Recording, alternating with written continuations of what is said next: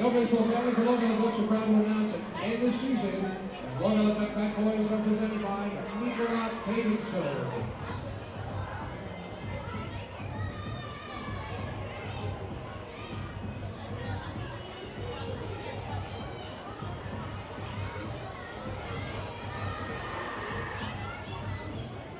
New York area's #1 sports mascot, that's the Long Island Ducks Cracker Jack. Of course, it's sponsored by MSC Industrial Supply.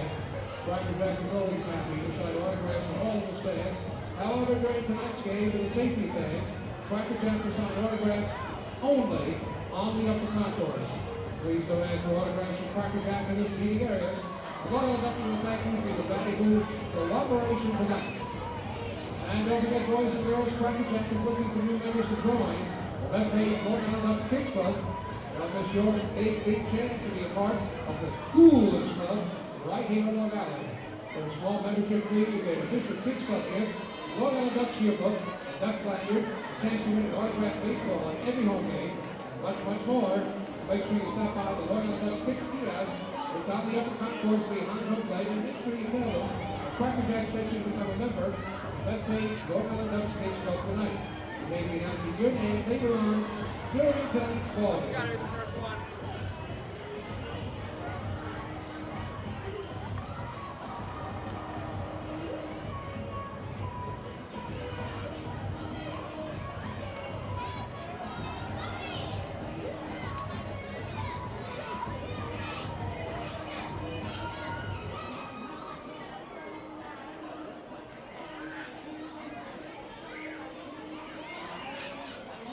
Short physical therapy of each side from the West License is accomplished physical therapy in the Rehabilitation Conditioning Center for orthopedic and sportsman injuries.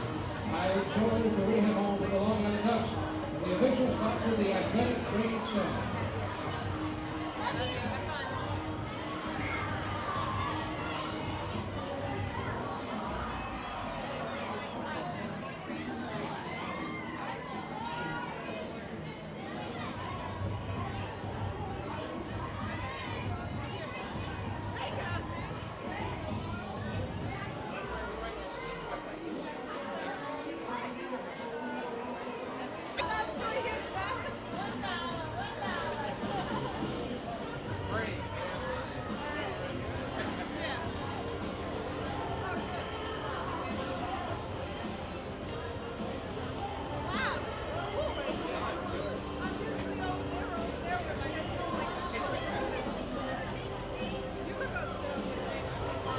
Second presentation will go to a historic award winner, and I'm going to turn the microphone over to Atlantic League President Rick White to tell us a little bit about this award.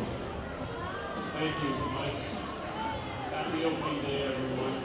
I am delighted to share with you that for the first time in the history of the Atlantic League, the Rawlings Sporting Goods Company has determined to award our best defensive player an annual Rawlings Gold Glove Award. The 2015 recipient of that award, elected unanimously by a vote of his peers in all of our clubs, is Dan Lyons. Dan, will you join us, please?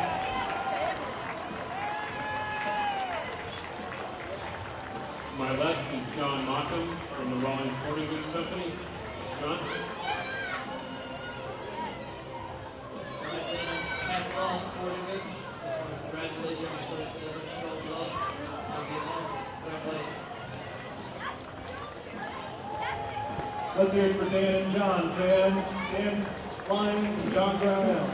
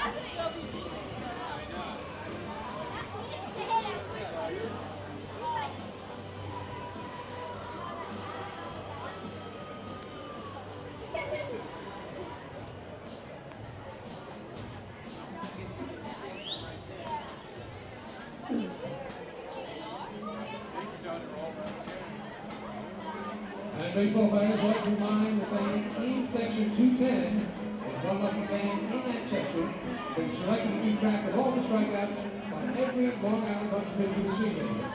Every time the Ducks pitcher strikes out in Southern Maryland Avenue this evening, that lucky fan from number K on the Cradle Aviation keyboard located along the right rear line in section 210. That's the Cradle Aviation. It's located in Garden City near the Nassau Veterans Memorial Coliseum.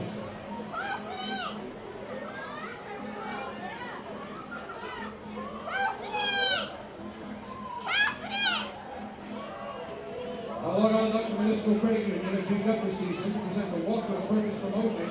Every time the Long Island Ducks player walks here at home, the Municipal Credit Union will make a donation to the Quacker Jack Foundation, the charitable arm of the Long Island Ducks. That's Municipal Credit Union, serving members since 1916.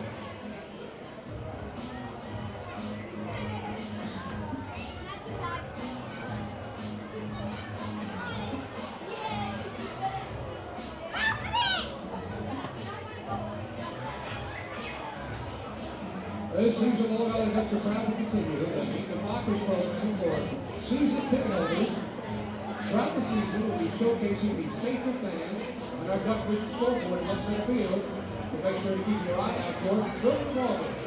And don't forget, if you'd like more information on how you can become a season ticket holder, head on over to the Long Island Ducks ticket kiosk, the upper concourse, beyond home plate, to get more valuable information.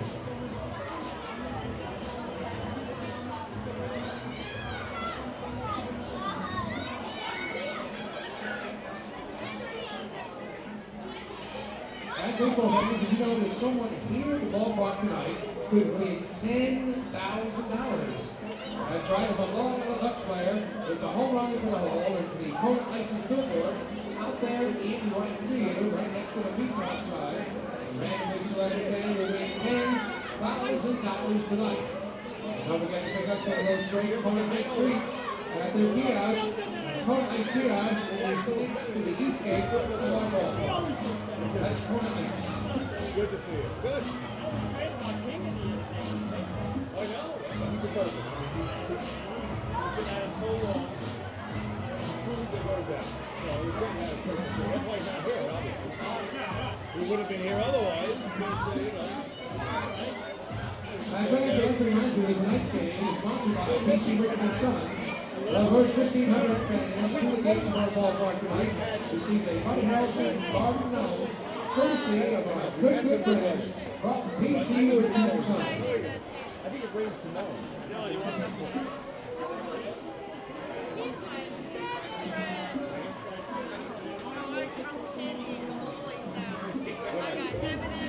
Listen, when I took the weather, I knew I was somewhere. Now I don't know.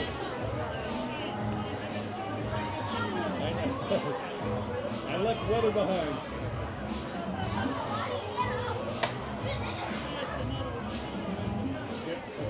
That's all it is. We're pushing doctors here.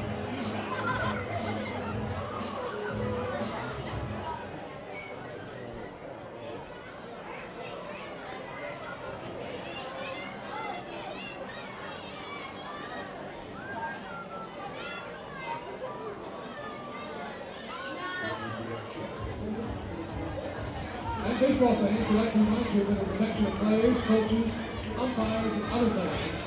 And in the spirit of good sportsmanship, the Long Island Ducks ask that you refrain from crossing any objects onto the field. Please do not stand, climb to the left, on top, or the backstop netting. Laser pointers are prohibited here at Pet Bank Ballpark. I'd also like to remind you that any spectator going onto the field or interrupting play in any manner will be ejected and subject to arrest. Also, the Long Island Ducks are happy to have fans keep any batted or thrown ball that goes into the stands tonight. And remember now, in the spirit of safety, the Long Island Ducks would like to remind you to stay alert at all times because thrown or batted objects may be very, very dangerous.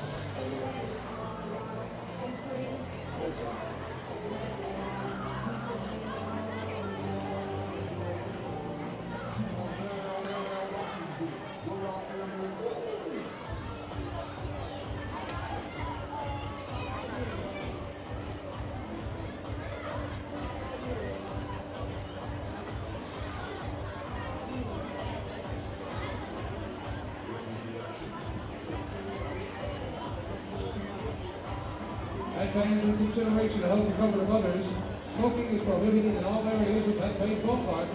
If you need to smoke, please take off the street double doors located on the upper concourse behind home plate. Barricade attendant will assist you. The Long Island Ducks thank you for not smoking here at Bethpage Ballpark, making our ballpark smoke-free. And join the Long Island Ducks in the team spirit by being responsible about alcohol consumption. Please take a look at the Duck Mission scoreboard at left center field. Here's a word from Long Island Ducks coach Buddy Harrison.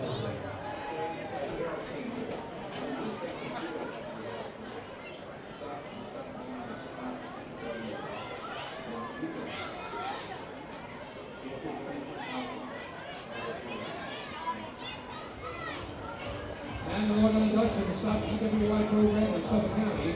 Hope you enjoyed tonight's ball game. And want to remind you, please have a plan to get home safely. If you've been drinking, don't drive. By all means, get a ride.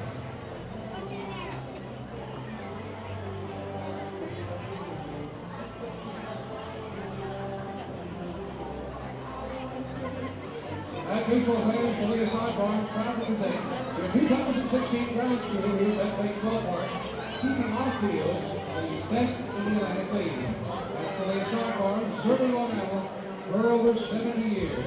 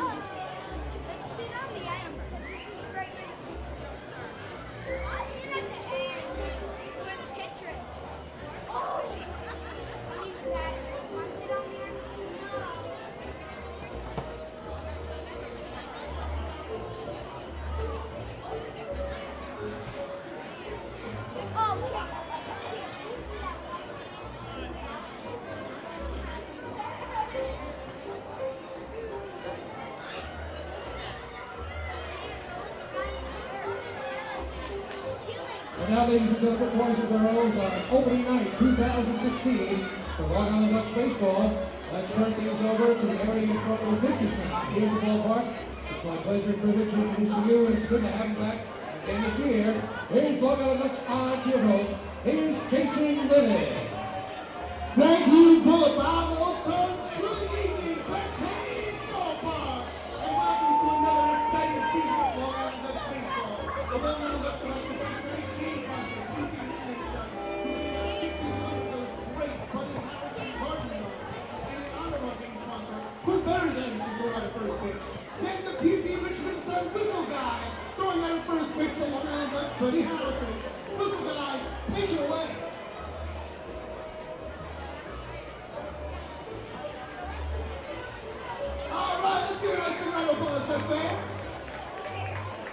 And our second first pitch for the evening, with the Junior Ducks, here is George Law throwing out a first pitch to Buddy Harrison.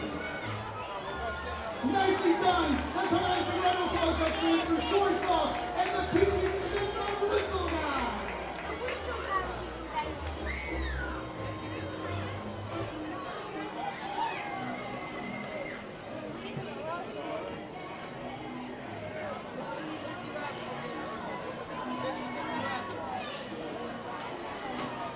Baseball fans, we'd like to remind you that our first fireworks extravaganza, presented by the Burton family, is coming up this Saturday night. When the Long Island Ducks host the Southern Maryland Blue Crab once again.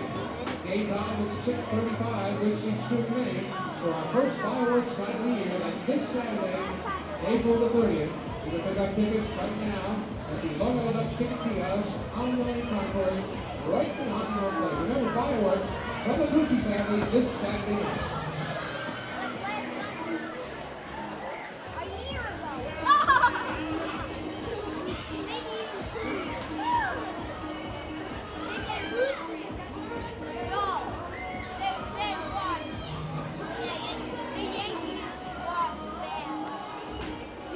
baseball fans, don't forget again this year, there's time to purchase some tickets for our 50-50 raffle. We'll be announcing the winner later on tonight at the end of the seventh inning, and you must be present to redeem your prize.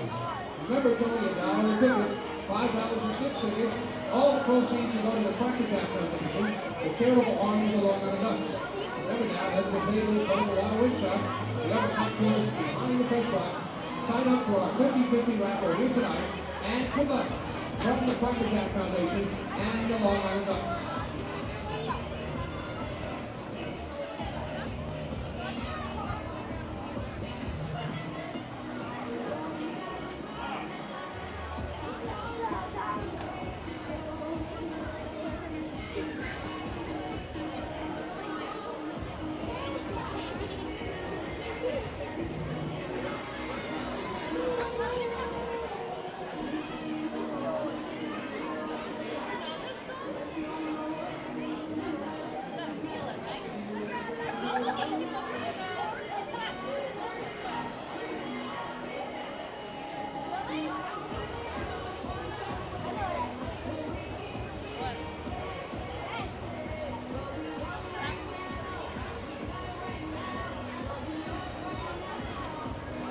And friends, don't forget tonight while you're here at the ballpark to check out one of our newest attractions. It's the brand new beer garden located in the Smoking Out Party Deck area. This brand new beer is such popular breweries as Blue Point, Chop Top, and Goose Island. And then stay and watch the game out of the drink rail or on our special Long Island Ducks furniture. Now remember, that's an exclusive area tonight. That's the beer garden located in the Smoking Out Party Deck area, located down the third base line. Chase, look.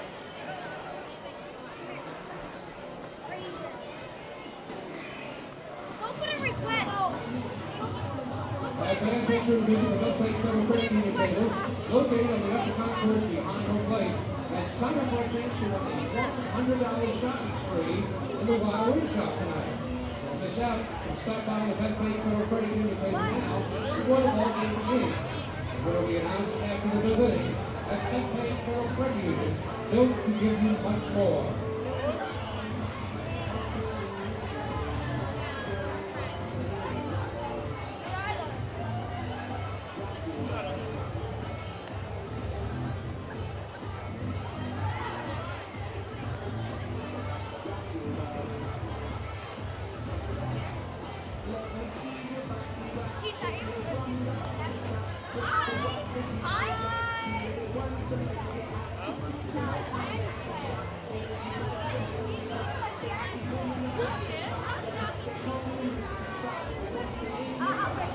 You can also warm up with a hot cup of Anthony Coffee Company Gourmet Coffee. It's available right now at our concession stands, regular and retail. Anthony Coffee is the preferred coffee of the Long Island Ducks. Visit AnthonyCoffeeCompany.com, AnthonyCoffeeCompany.com, or visit their page located in the Hamptons.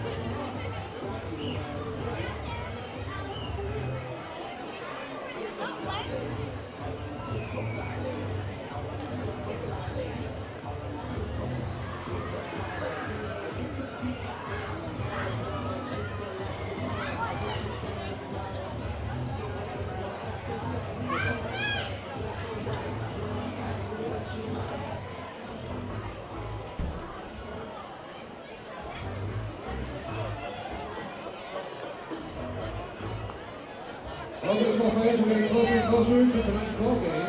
We bring the club our local fans to do one of the Ducks. The umpires are home plate. Rays to be exchanged tonight, of course, and it's meet tonight in the blue. Calling balls to strikes and home plate is Frank De Jesus. Covering first base, John Grosso. And over there at the hot corner, otherwise known as third base here at Red Base Ballpark this evening, it's Chris Astrand. The umpires are out of blue for tonight's ball game. It's the center part of the blue crowd. And go Long Island Ducks.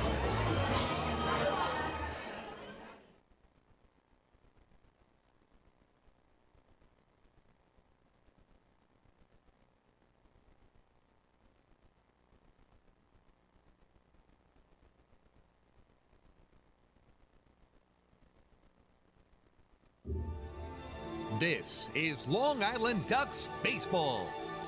Justin Davies at the plate, the winning run at third. Crowd going nuts. Swung on, bouncing ball left side, off the mitt, up third baseman Brad Strauss. Here comes Willie Rodriguez. Justin Davies has done it again. The Ducks are one quack away from the championship. Jason Johnson makes the catch. He makes the catch, and the Long Island Ducks have swept the Camden River Sharks. They are the 2004 Atlantic League champions. Line butts up the third baseline. Esquivel charging in. They're not going to have a play, and the Ducks are the champions of the Atlantic League here in 2012. Going back is Adam Bailey. He settles under it. He makes the catch. Adam Bailey makes the catch. And for a second straight year, the Atlantic League trophy will reside on Long Island. The Ducks are the Atlantic League champions. And now it's time for the Long Island Ducks Northwell Health Southside Hospital pregame show. We are live here at Bethpage Ballpark in Central Islip, New York. It is time once again for Long Island Ducks baseball. And tonight it's the 2016 home opener here at the Duck Pond as the Long Island Ducks begin their 70-game home schedule, and they take on the Southern Maryland Blue Crabs in the first of 4 from Central Islip, New York. Well, good evening, everybody. My name is Michael Pollock, joined by David Weiss here in the broadcast booth behind home plate at Bethpage Ballpark. Thank you so much for tuning in to the Ducks Game of the Week here on 103.9 FM, LI News Radio, the flagship radio station for Ducks baseball, and online as well via the Ducks official YouTube channel, youtube.com/DucksBaseball. David, a terrific night as always. Great to have you back here in the broadcast booth, our 7th season working together, and it is always a pleasure to be calling Ducks games with you as the Ducks look to start getting back on the winning track here at home.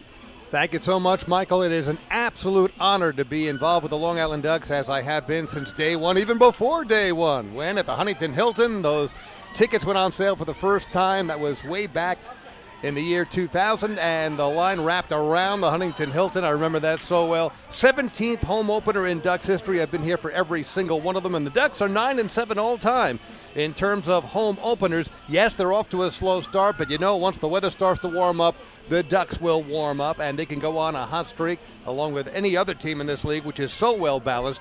Not an easy way to start the 2016 campaign against the defending champion Somerset Patriots, who are off to a 7-0 start. The Ducks are 1-6, but you can feel a hot streak just around the corner. And the Ducks were in many of those games on the opening road trip. Wasn't like they were blown out either. They were right there in every game, and just 1/10 of the way through the first half of the season. So much too early to start panicking or questioning anything like that. But the Ducks are hoping to get some home cooking back here at Bethpage Ballpark, a place where they won more games than any other team in the Atlantic League last year.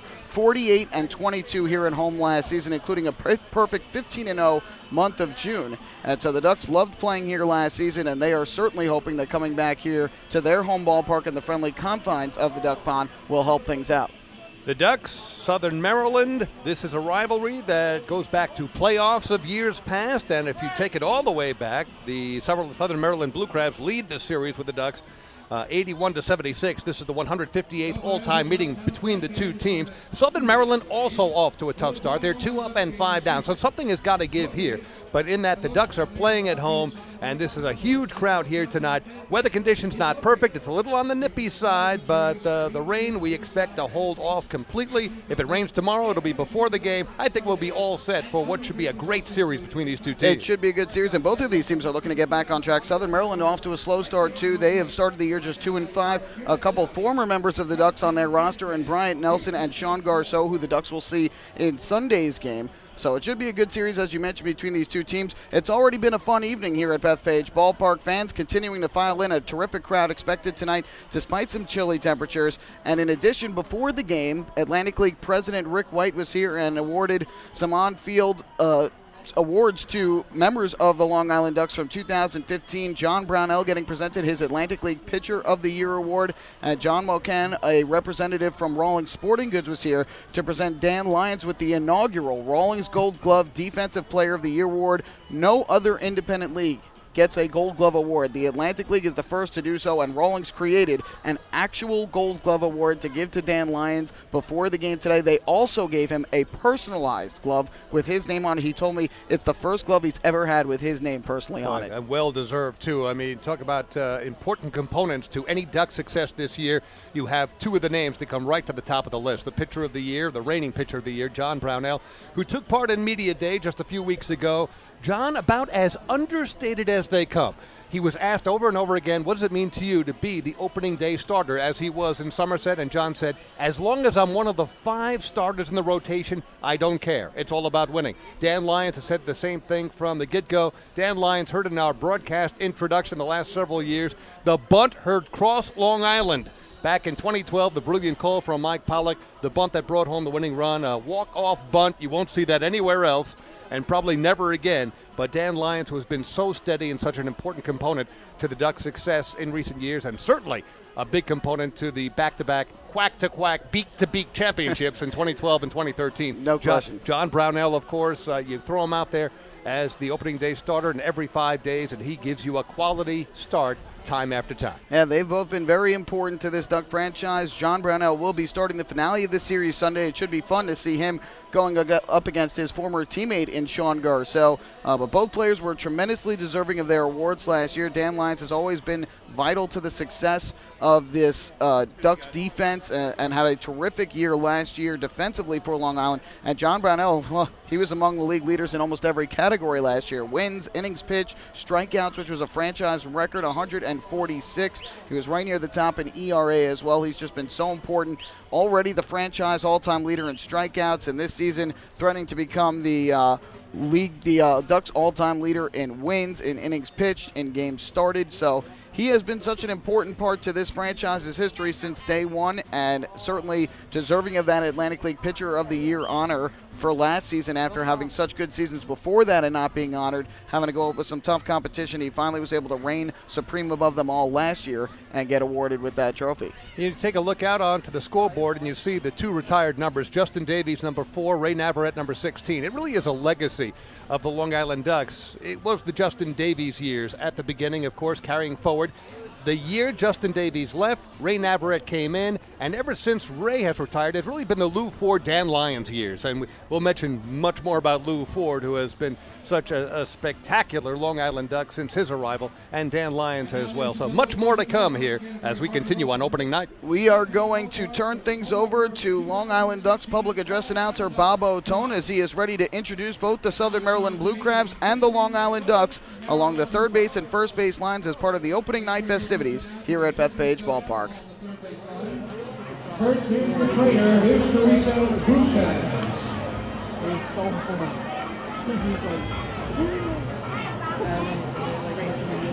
First base coach, Joe Walsh. It is Jake Opitz. Southern Maryland Blue Crabs coach Bill Bliss, who is in the District bullpen at the end of the left field line. And the manager of the Southern Maryland Blue Crabs, number 25, Jeremy Owen.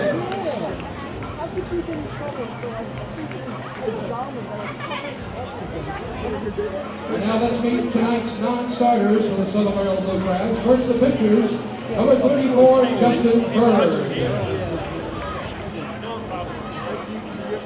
Number 12, Ryan Burris.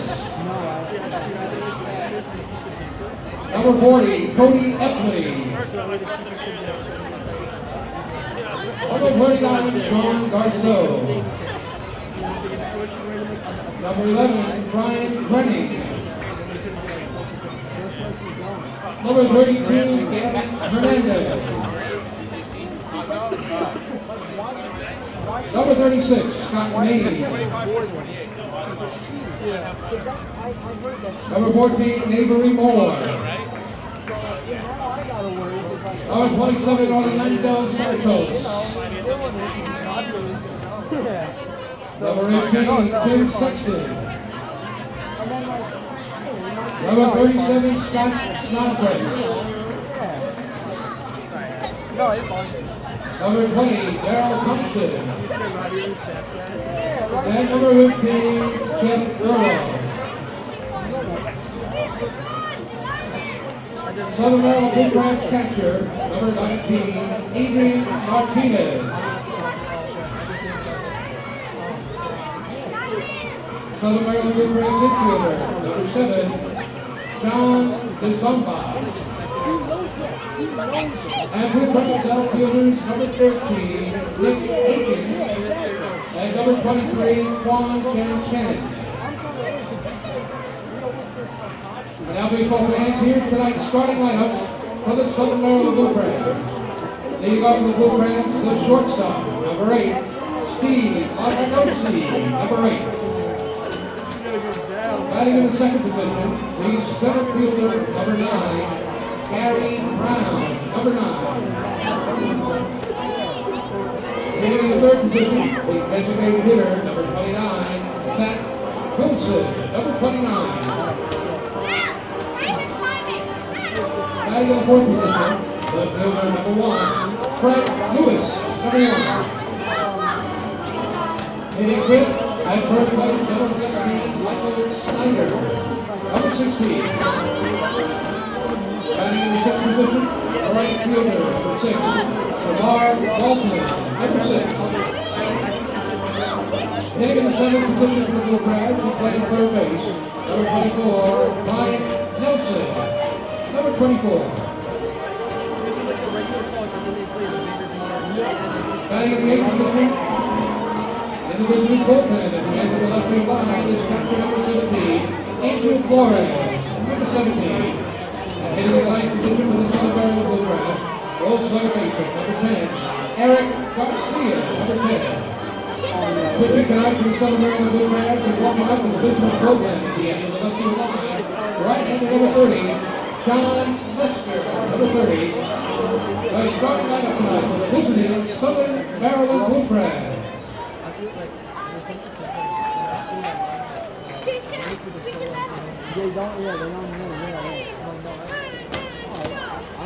Now, baseball fans, here's the starting lineup tonight and the roster and the team introduction for your 2016 Long Island Ducks. First Long Island Ducks clubhouse manager, Emil Vaquero. Long Island Ducks head trainer, Donnie Pittsburgh. What? Bullpen captain number 19, Greg Bahama. Oh, really? Good.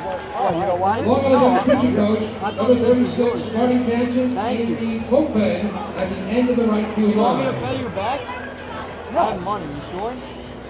Long Island Ducks first base coach, Buddy Harrelson. Don't worry, I'm going to get it out. Number 10, Kevin Baez, number 10. I'm sure I'll need to do something and I'll call you. Yeah. Thank And now baseball fans, here are the nine starters for the Long Island Ducks, starting with the pitchers. Number 49, Mark Blackmar. Number 49. Oh, yeah. That's the Suffolk County executive there. Guy number 35. Was you doing the opening? Long Island Ducks pitcher, Yes, he's number throwing 11, at the first Ryan pitch. Lewis, number 11.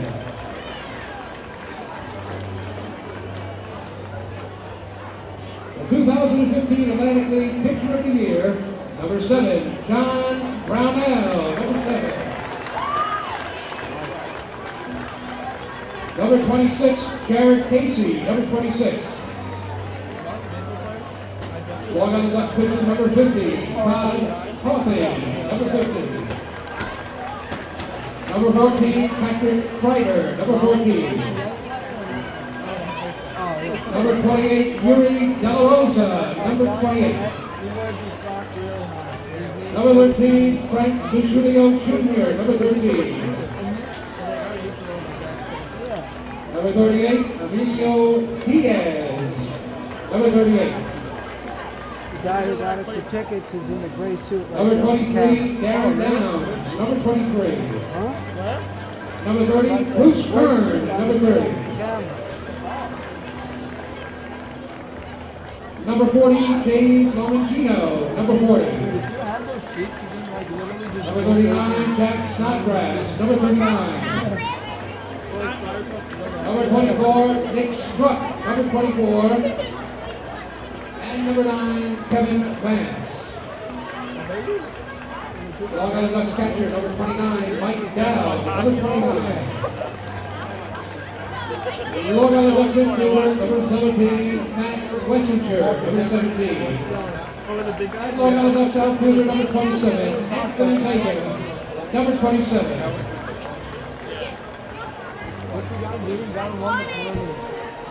Now we call fans, here we are, your 2016 Long Island Ducks starting lineup tonight. Leading off the Long Island Ducks, the right fielder, number 22, Leon Mangini, number 22. Batting second, left fielder, number 5, Delta Cleary Jr., number 5. Taking the third position for Long Island and playing center field, number 20, Lou Moore, number 20. Batting in the cleanup position, first place number 25, Sean Burrows, number 25. Taking in the fifth position, the designated hitter, number 6, Blake Jaconi, number 6. Batting in the sixth position, the shortstop, and the 2015 Rawlings Gold Glove Defensive Player of the Year, number 12, Dan Lyon, number 12. Hitting in the seventh position, the third baseman, number 2, Cody Puckett, number 2. Batting eighth for Long Island, catcher, number 21, Mike Blank, number 21.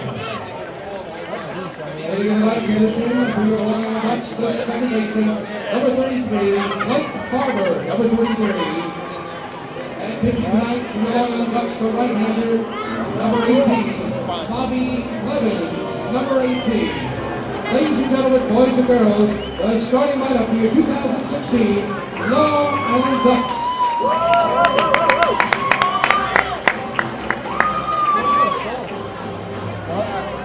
David, can you go with us?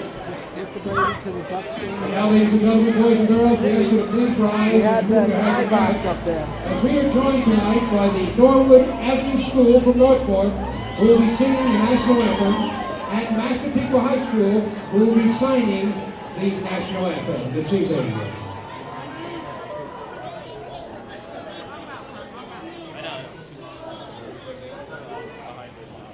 Sorry about that.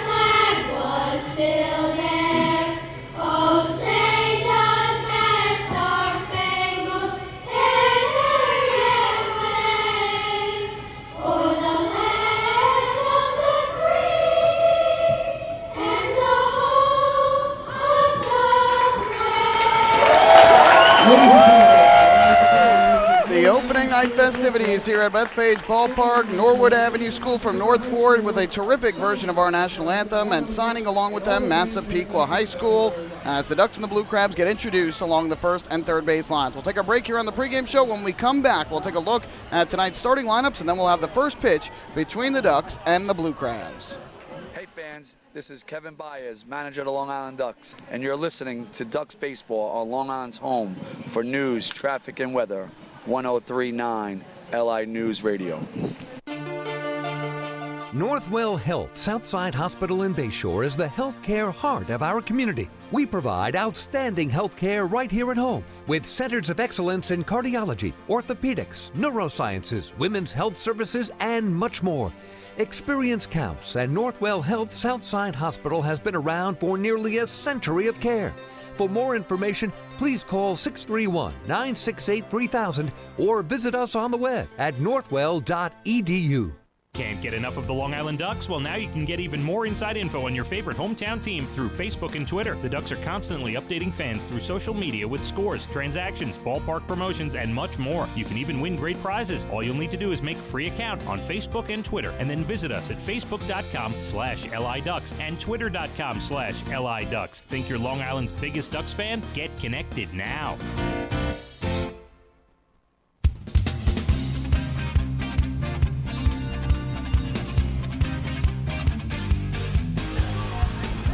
Back at Bethpage Ballpark, we are just about ready as the Ducks will take the field and face this Southern Maryland Blue Crabs team for the first home game of the 2016 season.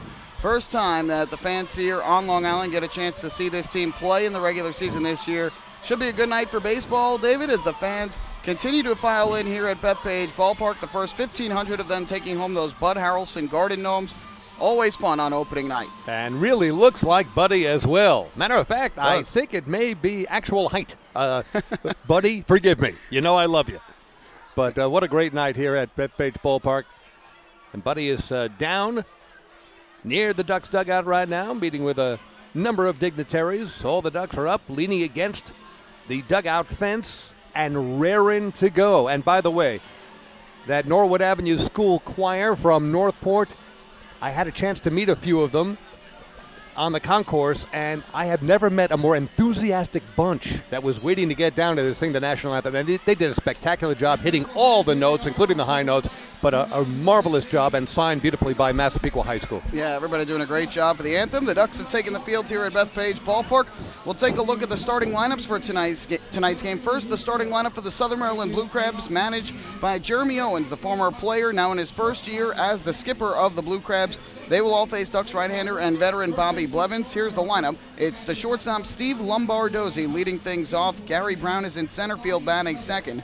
The designated hitter Zach Wilson hits third, and in the cleanup spot is the left fielder Fred Lewis. Michael Snyder is at first base. He will bat fifth, off to a hot start this year. Jamar Walton, the right fielder, will hit sixth. Former Long Island Duck Brian Nelson is the number 7 hitter, and he will play third base. Angel Flores will do the catching and bat eighth, and the second baseman rounding out the order is Eric Garcia. On the other side, for the Ducks, who are managed by Kevin Baez in his 6th year at the helm of this Ducks roster, they will all face right-hander John Lester, a former big leaguer, and it'll be Phelan Lentini leading things off in right field. Delta Cleary Jr. will bat second and play left field. Lou Ford is the center fielder this evening, and he will hit third, and in the cleanup spot is first baseman Sean Burrows. Batting fifth, the designated hitter is Blake T. Cody, back in the lineup after a day off yesterday. Dan Lyons, the shortstop, will hit sixth. Cody Puckett is at third base, batting seventh. Mike Blank will do the catching and hit eighth. And rounding out the order for the Ducks is second baseman Blake Barber. So there are the starting lineups for tonight's game. The umpires for this evening's contest, Fred DeJesus behind home plate with John Grasso around at first and Chris Engstrand over at third. About to have a dignitary first pitch here today. Suffolk County Executive Steve Ballone, a Long Island Ducks fan who has frequently visited here at Bethpage Ballpark, out on the mound right now and about set to fire a first pitch off to Bud Harrelson. Steve Ballone, former Town of Babylon supervisor many years ago. And he's ready to throw it into Buddy Harrelson, who's standing in front of home plate. We'll let you know if it's a little outside or right in the zone. So Malone out there on the mound, a left-hander too. Yeah, southpaw. We've got a couple southpaws set to go tomorrow, very similar in name too. Scott Snodgrass for the Blue Crabs and Jack Snodgrass for the Ducks. That should be a fun one. Yeah, we'll talk about that. Have a wide strike zone for the Suffolk County Executive, but well done. Yes. So as far as the weather tonight, the lights are on, cloud cover, but we don't see any threat of rain. It is a little on the breezy side, but not overly windy. And nippy. Temperatures, I would think, when public address announcer Bob Battone announces it, should be no better than the high 50s and will drop a bit from there. But nothing can take away from the excitement of a home opener for Long Island Ducks baseball. So many memories come back of so many great home openers, including the one on April 28, 2000, when the Ducks faced the dearly departed Nashua Pride. And on the mound for the Long Island Ducks, Bobby Blevins, the right-hander, does not have a record, but does have a start. Blevins, 4 innings pitched thus far this year, 3 earned runs and 7 hits surrendered. He has struck out 3, walked none, ERA of 6 3/4, but it's early. And Blevins, another important component on this 5-man rotation for the Ducks. Definitely is, and in his first outing of the year, went through some struggles, but overall he said afterwards that he was happy with the progress that he had in his outing, did a lot of things that he wanted to do, the way he threw the baseball, and so that was most important, was that he was able to be happy with his results at the end. Ultimately, the Ducks ended up having a chance to win that game. That was that extra inning affair in Somerset, in which the Ducks were right there in that game all the way through, and they had a couple leads, but ultimately were not able to hold on, and ultimately fell by a final score of 6-5. That was the 10-inning loss. There would be another extra inning loss in New Britain to the Bees, 2-1 in 11 innings. So 2 extra inning losses thus far for the Ducks, and they are looking forward to turning that around as the season progresses. So we are ready for baseball here with a big crowd on hand for the home opener for 2016. David Weiss along with Michael Pollock, the 2016 home opener for the Long Island Ducks. Southern Maryland sending Steve Lombardozzi, the shortstop, at the plate. He is hitting from the left side, and he is up there among the league leaders early on in terms of hitting. And the first pitch, off-speed pitch, nips the outside corner by Blevins, 0-1, a good start. 6:45. So we begin at 6:45 tonight after the pregame ceremonies for opening night. We'll get the temperature in a moment. Pitch is wide, 1-1. The official Suffolk Transportation Services temperature of tonight's game, 52 degrees. 52. So I was optimistic by saying it was upper 50s. 52, and should drop a few degrees from here. 1-1 pitch on the way to Lombardozzi. Swings, fouls it over everything to the left side. 1 ball and 2 strikes to Lombardozzi. Early in the season, he is 12 for his first 26. Second in hitting in the Atlantic League at .462. Has not hit a homer. Has driven in 3. Important to keep him off the base paths. He's quite a table setter. Off to a great start. 1-2 pitch on the way. Just missing. The outside corner. Home plate umpire Fred De Jesus taking a long look at it. It was framed by catcher Mike Blank, but no call except for a ball just outside. 2 balls and 2 strikes. Blevins kicks and deals. The pitch to Lombardozzi, and he slices it left field, but right at Delta Cleary Jr., who makes the catch for the first out here in the top of the first. Good start for Bobby Blevins. He was able to get ahead in the count and use a little bit more of the zone. Got Lombardozzi to pop one out to left. And want to get off to a good start here if you're Bobby Blevins and give your offense an opportunity to get cooking here at home. The Ducks offense has struggled out of the gate, and they certainly want the opportunity to play either with the game tied or with the game close, but don't want to fall into too big of an early hole. Gary Brown, center fielder, batting from the right side against the righty Bobby Blevins, takes outside and low, 1-0. Brown on the season is batting at .164 for his first 25. No homers, no RBIs yet. Stands up on the plate. 1-0 pitch right down Carlton Avenue for a strike. 1 ball and 1 strike. Setting the Ducks defensively quickly for you. Sean Burrows at first base, Blake Barber at second, Dan Lyons the shortstop, Cody Puckett at third, Delta Cleary Jr. in left, Lou Ford in center, Phelan Lentini right fielder, and this one's driven down the left field line. It's one hop against the wall, taken by Delta Cleary Jr. Gary Brown will streak into second base and slide safely with a great arm from Delta Cleary Jr. That play at second base was closer than it probably should have been, but Brown is in with a sliding double down the left field line, hit it hard, and he's in scoring position with 1 down. You mentioned that hard line drive. Pitch was up in the zone a bit, and a good swing put on it by Gary Brown. You mentioned he has gotten off to a little bit of a slow start this year, but ultimately was able to get a good swing on that pitch, and even with Cleary Jr. speed, too far for him to get to the baseball. Here's Zach Wilson, the DH for the Blue Crabs here tonight. Deep in the box, slightly open stance. Gary Brown dancing off second base, and a fake pickoff by Bobby Blevins. It fooled Brown, who scrambled back to the bag. Dan Lyons was sneaking in behind him, but there was no pickoff throw. They'll be looking to keep Brown as close as possible. He is 1 for 1 early on here in the stolen base department. Pitch on the way to Wilson is a little tight. 1 ball and no strikes. Wilson also off to a slow start. He is just 1 for his first 23, and that is an average of .043. Oh my God, that was a great hitter in the league last year. Next pitch is a good slider, nipping the outside corner for a strike. 1-1 to Wilson, the left fielder Fred Lewis, waiting on deck. Blevins doesn't waste a whole lot of time. Looks into Mike Blank, battery mate, catcher for the Ducks. And the 1-1 pitch, swing and a miss. Another good off-speed pitch from Blevins who had Wilson fooled. It's 1-2. He's got that slider working, diving down and away early on here, and Wilson didn't have much of a good swing at that one. Just tried to pull a pitch that was off the outside corner. That usually does not yield good results. Gary Brown takes a pretty good lead at second base. Dan Lyons again fakes, coming in behind him. The 1-2 pitch to Wilson. Call strike 3.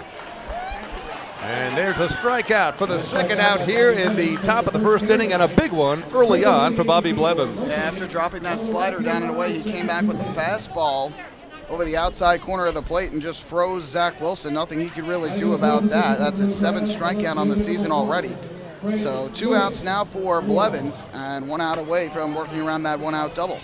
And the dangerous Fred Lewis stands in, cleanup man for the Blue Crabs, the left fielder. He's at .278, already a couple of homers and 4 RBIs. First pitch is inside with a fastball. A nice save by Mike Blank. Nearly a wild pitch. 1 ball and no strikes to Fred Lewis, the Mississippi native, at 6'2", listed at 210. His 15th season in professional baseball. Batting for the left side, pitch from the righty Blevins, ground ball, short hop, beautifully by Sean Burrows at first base. He'll take it unassisted, and that will do it. Nice short hop snag by Burrows, and that will do it for the Blue Crabs side. Retired in the inning, no runs, a hit, and a man left. We finished a half inning of play here at Bethpage Ballpark in the 2016 home opener. The score, Southern Maryland nothing, the Ducks coming up. Hey fans, this is outfielder and bench coach Lou Ford, and you're listening to Ducks Baseball on Long Island's home for news, traffic, and weather, 1039 LI News Radio. Oh, I love it. The color of my new Nicolat patio is so vibrant. It's unlike anything I've ever seen. You're welcome. I'm just going to go finish that Nicolat walkway now. Make your pavers vivid Nicolat pavers. The best looking, most vibrant pavers with the most 3-color blends in the industry. Featuring Nicolat's exclusive paver shield and color blending technology. With color throughout and guaranteed not to fade. Live life in color with Nicolat. Visit Nicolat.com.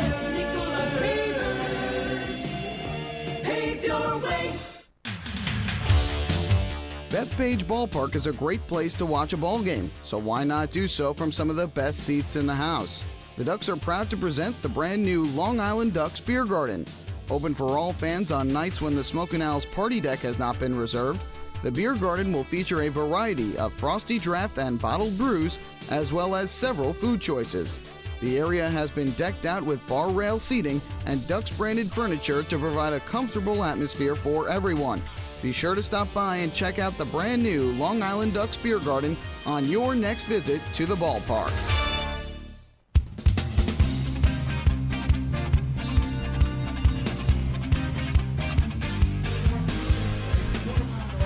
The Ducks and Municipal Credit Union have teamed up again this season to present the Walks with a Purpose promotion. Every time a Long Island Ducks batter walks, Municipal Credit Union will make a donation to the Quacker Jack Foundation. Municipal Credit Union serving members since 1916. So a good start for Bobby Blevins. He allows just a double to Gary Brown, able to retire the next 2. And now the Ducks will try and get to work early against right-hander John Lester. And I will tell you this, Michael Pollock, if I was starting a ball club and I wanted a prototypical leadoff man, Phelan Lentini is the man. And we'll explain that more in depth as we go along. The right fielder for the Ducks stands in, righty-righty matchup. Lester's first pitch right down the pike. For a strike, no balls and 1 strike. It was 2 seasons ago in 2014. He was perfect on the base paths. Was it 41 for 41 or more than? 46 or 46, actually. I'm shortchanging him. Next pitch is inside. He rejoined the Ducks in the middle of last season. Big impact, 291 average, 3 homers, 21 RBIs, 31 runs scored, 9 stolen bases. 1-1 pitch to Lentini. Downstairs, 2 balls and 1 strike. You do not want to walk Phelan. He certainly has the great speed. He got off to such a hot start this year in Somerset, had back-to-back 3-hit games to open the season, but cooled off quite a bit in New Britain, so hoping to heat up now back here at home.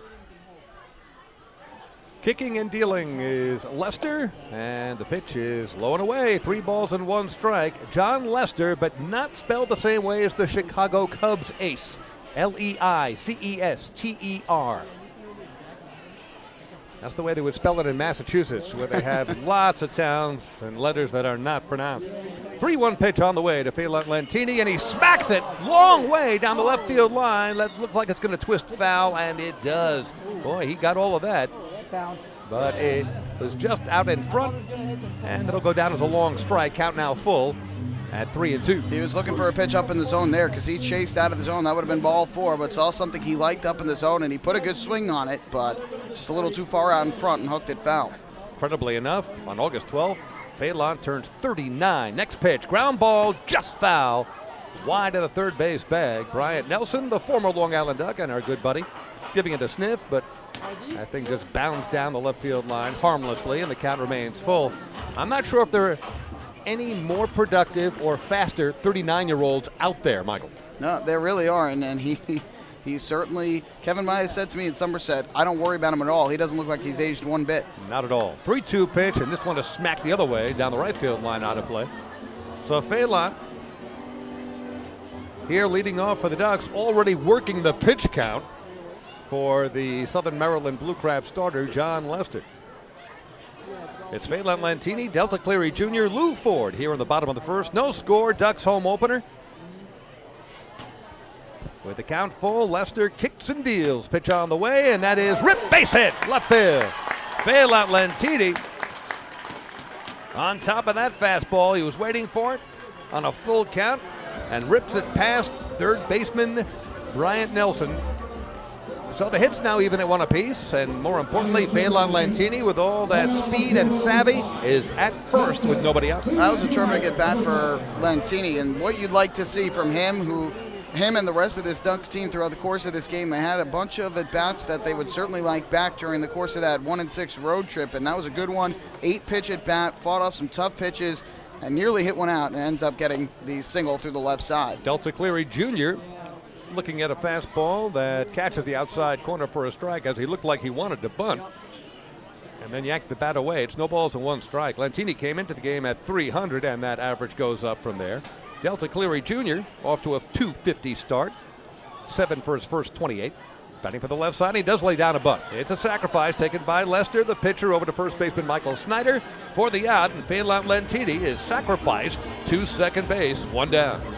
Oh, no surprise there. We saw that so many times last year from Delta Cleary Jr., who led the team by far in sacrifice bunts. And it seemed like every time Lentini got on in front of him, he would sacrifice Lentini over to second. You want to get the speedy runner into scoring position with 1 out and get 2 cracks at a base hit to take the 1-0 lead. And you've got one of the best hitters in the history of the Atlantic League, Lou Ford, at the plate now for the Long Island Ducks, a center fielder, slightly closed stance, batting for the right side against the righty Lester. Lentini at second base as Lou takes well outside. 1 ball and no strikes. His 7th season as a Long Island Duck, his 3rd as player coach. Spent the majority of last season with Long Island. 75 games, a .364 average, 8 homers, 63 RBIs, 47 runs scored, 28 doubles. Next pitch, just missing. 2 balls and no strikes. That's all. Sorry, that's all with missing 2 months with the Ducks. .432 on base percent. You can go on and on here. And we have another 39-year-old who belies his age. It's incredible. It really is incredible how he continues to be such a strong player for this team despite continually going up in age. 2-0 pitch, squirts away from catcher Angel Flores, and jogging to third base on what will probably go down as a pass ball is Phelan Lentini. So he is now just 90 feet away from scoring the Ducks' first run with only 1 down. A pass ball charged to catcher Angel Flores. And already the catcher Flores goes out to have a quick chat with the right-hander Lester. I don't know if this is, I think it's just to go over signals, because Fred DeJesus, the home plate umpire, put his hands out in the safe motion to say that that did not count as a defensive timeout, which teams are limited to just 3 over the first 9 innings. And so that was just to go over some signals. Seemed to be a cross up there, because I think Flores was expecting something outside, got something inner half of the plate and not the pitch he wanted, and that's why it hit off of the heel of his glove. I think you're right. 3-0 pitch to Lou Ford. He's taken all the way, and it misses. A slider outside, so Lou is aboard with a 1-out walk. Lentini at third. And we have runners at the corners for the Long Island Ducks. And fans, here at home, that's our first home Municipal Credit Union walk with a purpose. Every time a Ducks batter walks, the Quackerjack Foundation wins. So the Ducks with a good start here with runners at first and third and only one out. Now a fly ball from Burrows with Lantini's speed should get the run home. And Long Island looking to strike first here in their first home game of the season and take the early lead. And the dangerous Sean Burrows at the plate, batting to the left side. He wanted to pull the trigger but held up. 1 ball and no strikes on a fastball that was high. Burrows on the season early on at .222, 6 for his first 27. No homers, has knocked in 2. Home run power and can hit to all fields. Infield is playing straight away. Another fastball missing outside. So Leicester having trouble here in the bottom of the first, getting ahead of the Duck hitters, and it's 2-0 on Sean Burrows again. Runners at the corners. Ducks trying to break the ice here at Bethpage Ballpark. Phelan Lantini led off with a single to left, sacrificed to second, a pass ball. He landed at third, and Lou Ford has walked. That's where we stand. Pitch to Burrows. The 2-0 is ripped, base hit, and dropped by Fred Lewis. Run scores. That is coming home, Phelan Lantini. Lou Ford is second, and Sean Burrows is at first base. We'll see if that's judged an error or not. That was a sinking line drive off the bat of Sean Burrows. Fred Lewis got a glove on it. In any case, the Ducks have taken an early 1-0 lead. That's going to be an error on the left fielder, Fred Lewis. It was hit well, but hit right at Lewis, and he just kind of misjudged that. Ended up getting the glove on it and just didn't keep it in the glove. It frankly just was dropped on the line drive right to him and fell on the turf. So the Ducks will get the run any way they can, but it's an unearned run, and Long Island, or as of now, an unearned run, and Long Island leads 1-0. Blake Ticati at the plate, and he takes just outside. 1 ball and no strikes.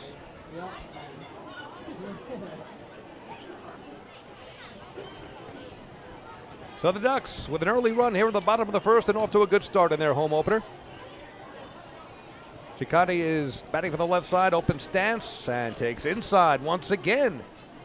Leicester falling behind on a Ducks batter, and it's 2-0 to Blake.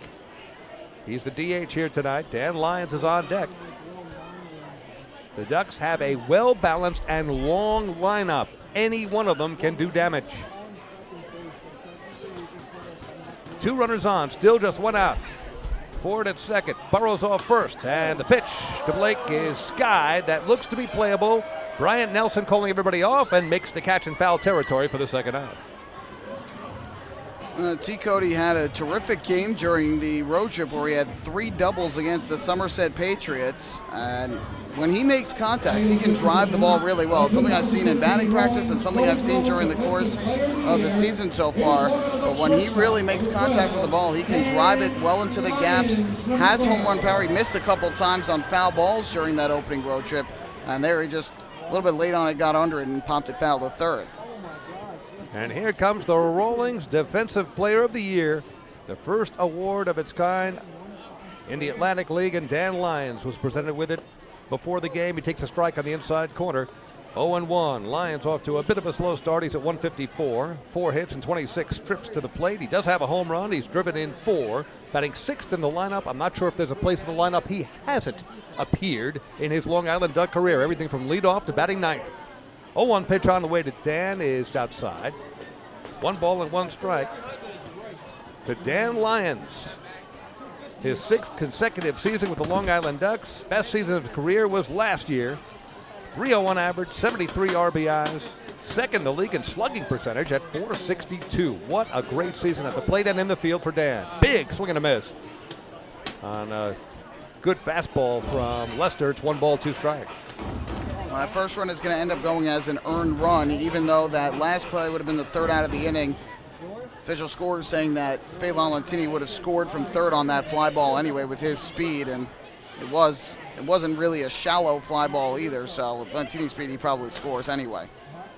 1-2 pitch on the way. There's a ground ball left side taken by Bryant Nelson, and he will step on 3rd for the force unassisted.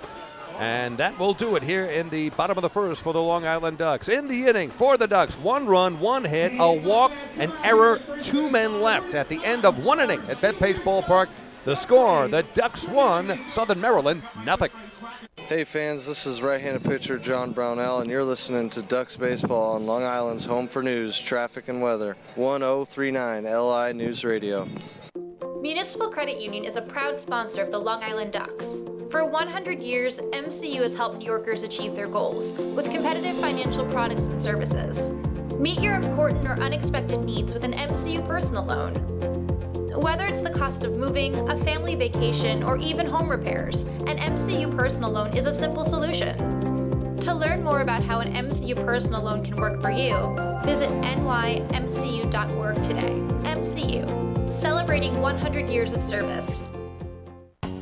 M&V Limousines is the official bus company of the Long Island Ducks. Family owned and operated, they've been in the business for over 23 years. M&V Limousines offers coach buses with Wi-Fi and restrooms, party buses, exotic limousines, and so much more. Whether you're looking for transportation for weddings, proms, corporate outings, or long-distance trips, they've got the right vehicle for you. Visit their showroom in Comac or check them out online at mvlimo.com. M&V Limousines, the official bus company of the Long Island Ducks.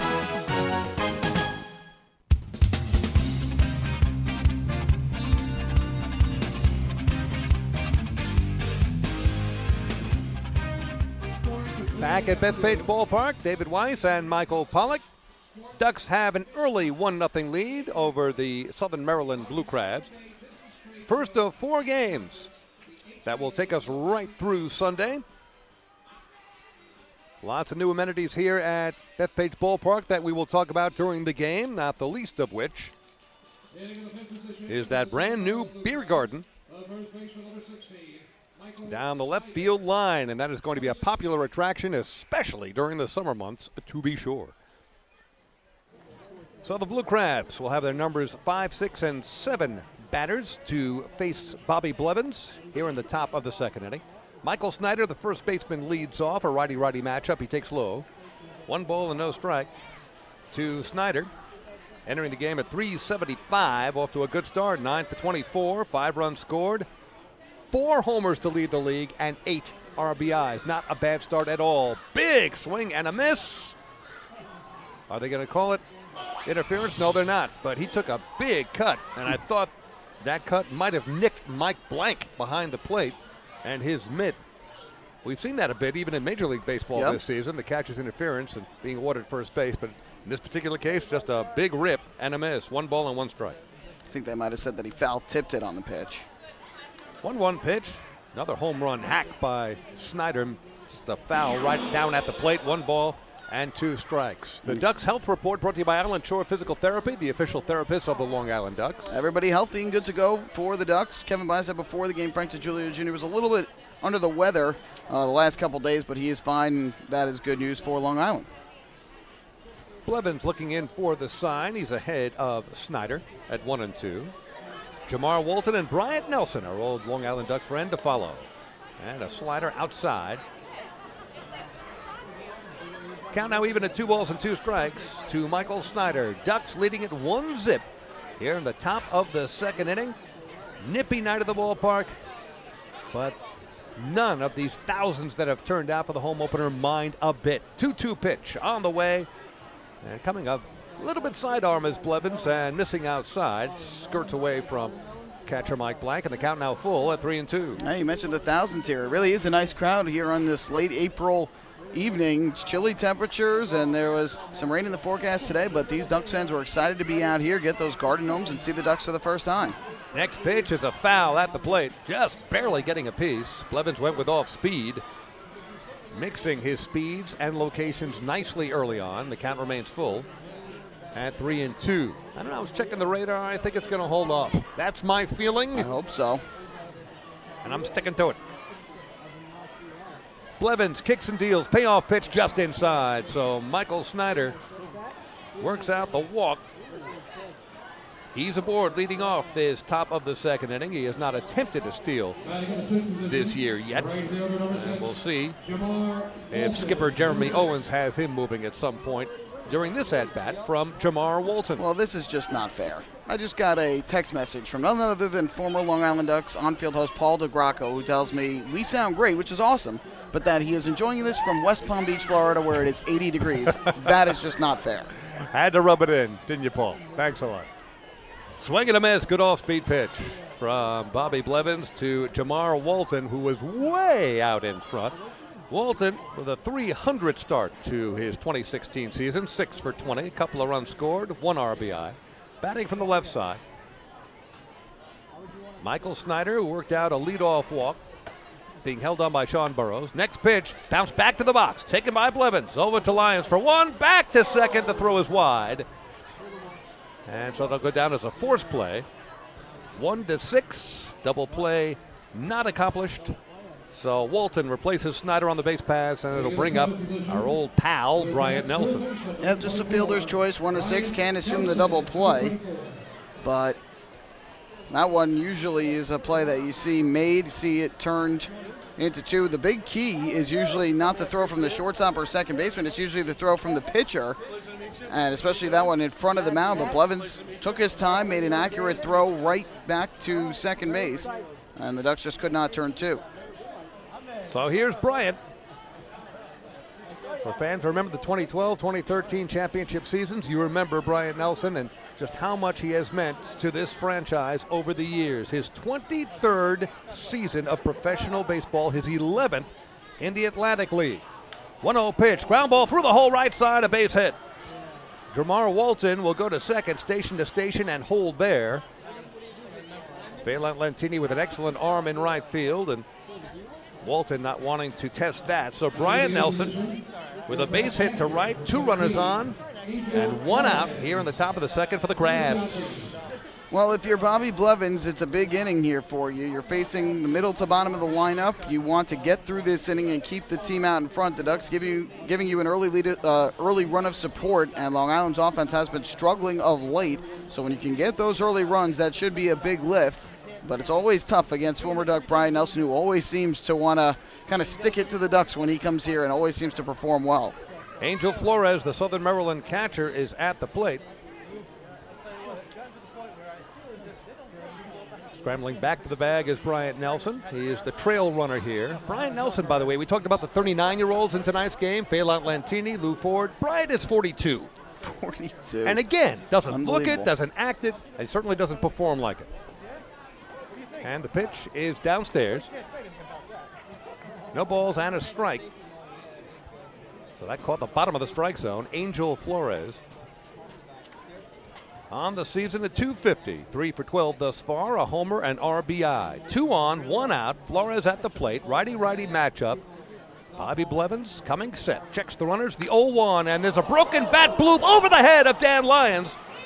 Streaking over to third base is Jerome Walton, and he will hold there. Bryant Nelson is at second. Angel Flores with a broken bat base hit. He was fooled on the pitch. It was off speed, and Flores got just enough of it over the leaping attempt from Dan Lyons, and the bases are loaded up for the Blue Crabs with 1 out, and the number 9 hitter in the order, Eric Garcia, is coming to the plate. Tough luck for Bobby Blevins, again, who had Flores fooled, and that bat was just sawed in half. I believe he's holding one part of it, another part just fell to the ground, not too far from Blevins. So Walton at third, Nelson at second, Flores at first, the bases loaded. Eric Garcia is at the plate. He has just won for his first 15. Pitch from Blevins is down low in the dirt, blocked nicely by Blank. 1 ball and no strikes. Yeah, Blevins having a tough go of it with the bottom part of this order. Nelson and Flores, the 7-8 hitters with back-to-back singles. This Blue Crab team has also had some struggles offensively, and now it's looming even larger that the Ducks weren't unable to turn that double play with Walton at the plate. Garcia stands in and takes a half swing. Fooled again by Blevins, who evens the count on Garcia. 1 ball and 1 strike. So the Ducks with a 1-0 lead, but that lead here early is in jeopardy. Blevins with some work to do to wiggle out of this one. And with the struggles of Garcia and the hot-hitting Lombardozzi waiting on deck, this is a guy you absolutely need to get out if you're Blevins. No doubt about it. There's a bouncing ball taken by second baseman Blake Barber to Dan Lyons. The throw across not in time. So the run will score. Nearly a double play. Great play by Blake Barber, kind of a backhand flip out of the glove to Dan Lyons at second, but the throw just not good enough to get Eric Garcia at first, so the run scores and we're tied at 1. And again, that's where you go back to that double play originally that wasn't converted. That would have been the third out of the inning, and just a tough one for Long Island because they made a great play on it. You talked about that good flip out of the glove by Barber. That was the only way he could get it to Lyons potentially quick enough, but Garcia just had enough speed to beat it out. And so the Blue Crabs immediately answer back and tie up the game at 1. And the dangerous Steve Lombardozzi is at the plate with runners on the corners, but now 2 down. And a big overhand sweeping curveball lands right in the middle of the plate. Lombardozzi fooled by that. It's no balls and a strike. Lombardozzi flied to left, leading off the game at about 6:45 this evening, which was the starting time. So Brian Nelson leading off third base. Eric Garcia off first. There's a swing and a miss. Good pitch by Blevins. A lot of heat there. On the inside portion of the plate, Garcia swinging and missing. It's no balls and 2 strikes with 2 down, 2 on. We're in the top of inning number 2, and there are 2 runs up on the board, 1 for each team. So the deuces are fairly wild here. Coming set, Blevins. Pitch to Lombardozzi, spoils it, fouls it out of play to the left side. And he stays alive. Count remains 0-2. Always feels like the Ducks in Southern Maryland engage in these back and forth tooth and nail battles. Whether it's playoffs, early, second half, doesn't make a difference. It was so surprising then when the Ducks won 14 of the 20 meetings last year, although a couple of them were very close ball games. Pitch to Lombardozzi again. Line drive, left side. Well, that screams into the stands, into the second section. If you're coming to a ball game, bring your mitt. Everything is in play. Keep your eye on the ball. Nothing better than Bethpage Ballpark, where you're right up against the action. Not a bad seat in the house. Eric Garcia leading off first base. Brian Nelson off third. And the pitch. Little flare that will make it into the stands near the Southern Maryland Blue Crab dugout. So the count remains no balls and 2 strikes.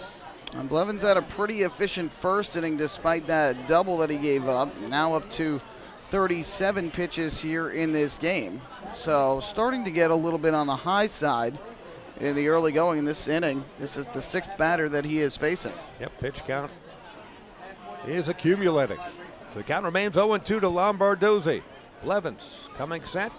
Long look in. Here's the pitch, and he fists it. Lombardozzi to the infield, playable, and taken by Dan Lyons on the second base side of the second base bag. So a big out for Bobby Blevins. Some damage, but could have been worse.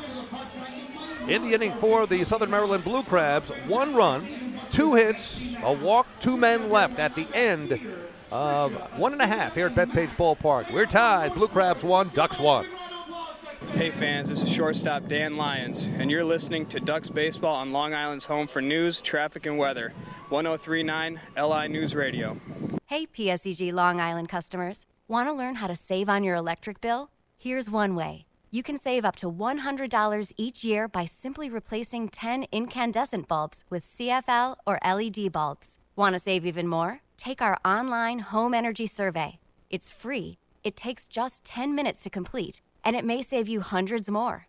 Find out about our energy efficiency programs at www.psegliny.com/savemoney.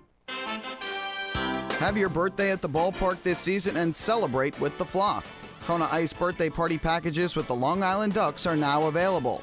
Each package includes 10 box seats, a commemorative birthday t-shirt and autographed baseball, a pizza and Kona Ice party in the Hebrew National Picnic area, and so much more. Best of all, the birthday child will stand on the dugout while the entire crowd sings happy birthday. Reserve your party today by calling the group sales department at 631-940-3825. Kona Ice birthday parties with the Long Island Ducks, a once-in-a-lifetime experience.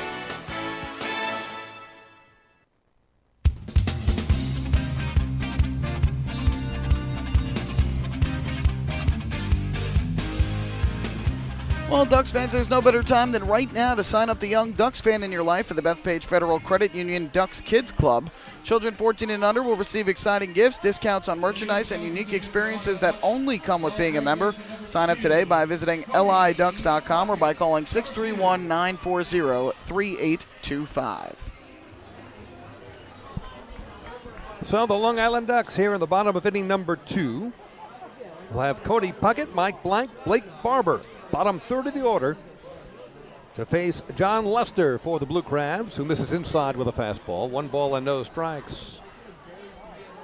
Puckett is off to a slow start this season. 2 for his first 25. Couple of runs scored, but does have a homer and a couple of ribbies.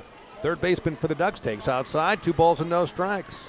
So once again, Lester falling behind on a Ducks batter, which has been his problem thus far in the first couple of innings. We've been talking about age so much. John Lester, the oldest pitcher on this Blue Crab staff, 37 years old. And there's a ground ball toward the hole and eluding Bryant Nelson, who leaned over, went just underneath his glove. So Cody Puckett with a leadoff single hit sharply to the left side. He is aboard with nobody out. Yeah, leadoff single there for Cody Puckett to the left of Nelson. Not an easy play, having to range to his left and try and get it. Just couldn't come up with it. So Puckett on to lead off, and for the second straight inning, the Ducks put the leadoff man on base. Good sign. And their catcher, Mike Blank, walking to the plate.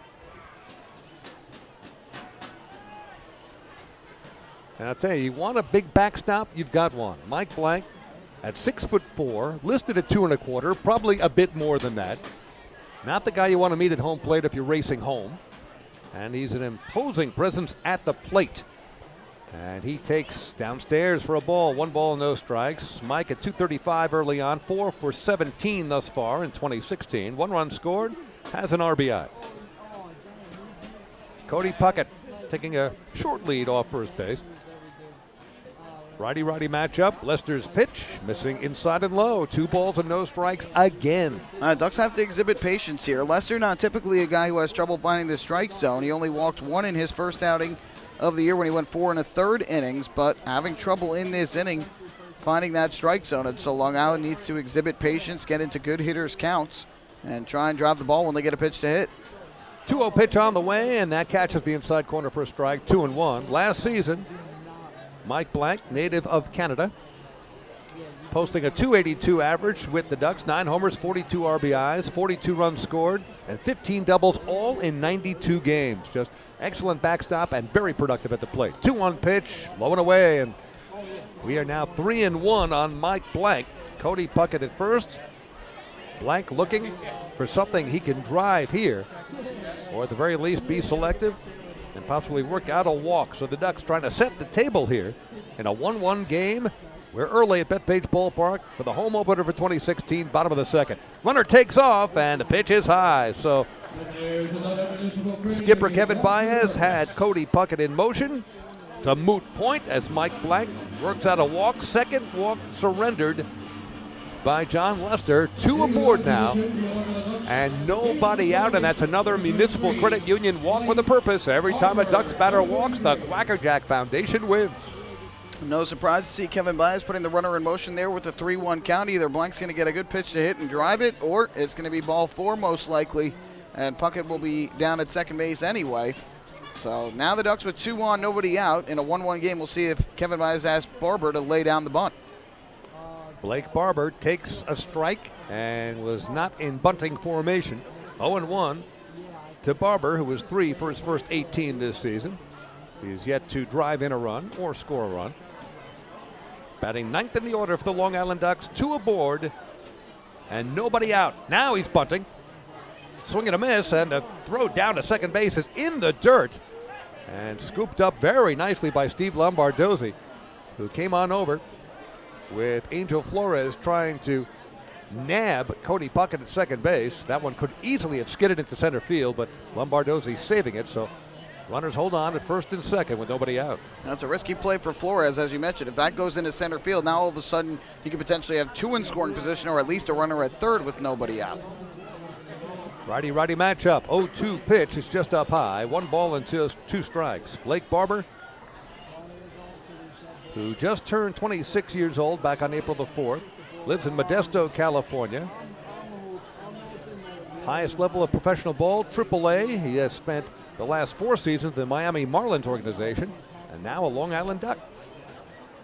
Pitch to Barber, hit in the air, mile high, center field. Gary Brown is camped under it, makes the catch. A fake tag from Cody Puckett at second base draws a throw, but there's one down. Runners hold on at first and second. So the Ducks selecting to have Barber swing away and ultimately got under one, didn't hit it deep enough to get Puckett to third. So Barber now just 3 of 19 on the young season. He was a late addition to this Ducks roster. Long Island had signed Mark Minikazi just before spring training. He was slated to be the Ducks' second baseman, but prior to the start of spring training, Minikazi got signed by a team in Mexico with Vaqueros Laguna in Mexico. And so Blake Barber ends up coming in as the Ducks' second baseman, and Long Island hoping that his offensive numbers will improve as the season continues to progress. Phelan Lantini at the plate, leadoff man for the Ducks, who singled his first time up, a smash single on the ground through the hole on the left side. So he is 1 for 1 with a run scored, and he takes a strike with a fastball. No balls and 1 strike to Lantini. So Phelan's average jumping up to 323 with that 1 for 1 in the first inning. Next pitch skids by Angel Flores, and both runners will move up. So that's as good as a butt. But now with 1 down, 2 runners in scoring position. So it works out well for the Long Island Ducks. Lantini now with 2 runners in scoring position here with just 1 down in the second. That'll go down as a wild pitch, that ball down in the dirt. And Flores will probably tell you he should have blocked it. And I think he probably could have. He just ultimately, pitch was a fastball. He kind of yanked down in the zone, and only so much the catcher can do. And it ended up skipping past him. And so, as you mentioned, David, almost as good as a bunt there for Barber now that the runners are at second and third with 1 man out. 1-1 the count to Lantini with 1 down. Puckett off third, Blank off second. Lester coming set, and the pitch is hit in the air. Playable left side, foul territory. Bryant Nelson nowhere near deep enough to score a run. So they're now 2 down and a big out for the Southern Maryland right-hander, John Lester. The Ducks struggling in this inning after getting the first 2 men on to get that timely hit and really put some extra pressure on this Blue Crabs team and on John Lester. On that season opening road trip for the Ducks hit just 200 with men in scoring position, 160 with runners in scoring position at 2 out, and a 174 with runners on base. That is certainly not good enough if this team wants to be a productive team this year. Delta Cleary Jr. at the plate, and the first pitch to him, Lester throwing it in the dirt, blocked nicely by Angel Flores behind the plate. No advance by either runner. It's 1 ball and no strike. So Cody Puckett still at third, Mike Blank at second. It's those situations even early on when you can't get a runner in from third with less than 2 outs. Sometimes you look back and say, that one hurt a bit. We'll see if it does come back to bite the Ducks later. 1-0 pitch on the way to Delta Cleary Jr. Hits the outside corner for a strike, 1-1. You definitely want to do it, especially early in this game when you have a chance to put pressure on John Lester, who is not pitching with the greatest of ease to this point, now at 40 pitches in this ball game. Next pitch on the way, and that is stroked toward the gap, right center field. That's going to go all the way to the wall. 1 run is scored. Puckett scores. Mike Blank comes on in. Stand up. 2-run double for DC Delta Cleary Jr. Ducks have taken a 3-1 lead. And there's the 2-out hit with runners in scoring position. Long Island desperately needed a great swing by Cleary Jr. on a breaking ball from Lester right into the gap in between the center fielder Brown, the right fielder Walton. Easy for both Blank and Puckett to score, and Cleary Jr. with his first 2 runs batted in of the season has put the Ducks back on top 3-1. It's also his second double of the year. And this brings up Lou Ford at the plate with a runner in scoring position and 2 down. Lou walked his first time up. So John Lester pitching from behind, base runners galore in this inning, and wasn't able to work out of his jam. And the Ducks have scored twice, broken the 1-1 tie, and now lead by 2. Ford at the plate. First pitch is a big curveball that lands low in the mitt of Angel Flores. 1 ball and no strikes to Lou Ford. Ford has been heating up of late. He drew a walk his first time up. extending his on-base streak to 7 consecutive games. Now trying to extend the hit streak as well. Yeah, a 6-game hitting streak for Lou Ford. That after going 0 for 4 on opening night in Somerset. Next pitch on the way, a smash into the ground taken by Bryant Nelson. He gets the worm burner and throws across. Wide throw to Michael Snyder, but reaches out, makes the stretch, and retires Lou Ford for the final out here in the second inning. However, for the Long Island Ducks, 2 runs, 2 hits, a walk, and a man left at the end of 2 here at Bethpage Ballpark. The Ducks 3, the Blue Crabs 1. Hey fans, it's infielder Sean Burrows, and you're listening to Ducks Baseball on Long Island's home for news, traffic, and weather. 1039 LI News Radio.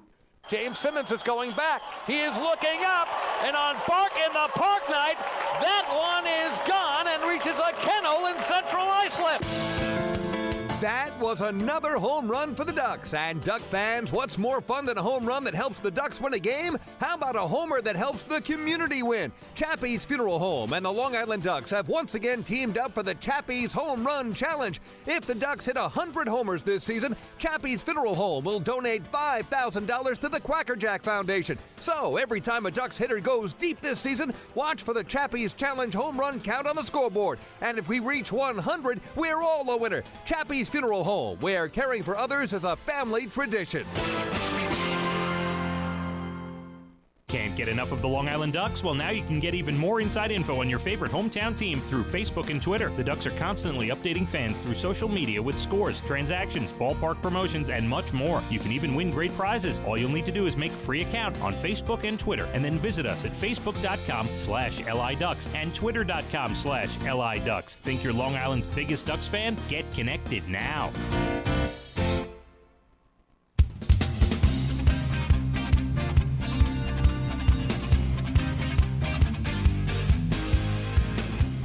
Back at Bethpage Ballpark, David Weiss along with Michael Pollock, the home opener for 2016. So glad you could join us. And we're having a ball so far. A lot of action early on. 2 innings played. And we have had, except for 1 half inning, a run in every other half inning.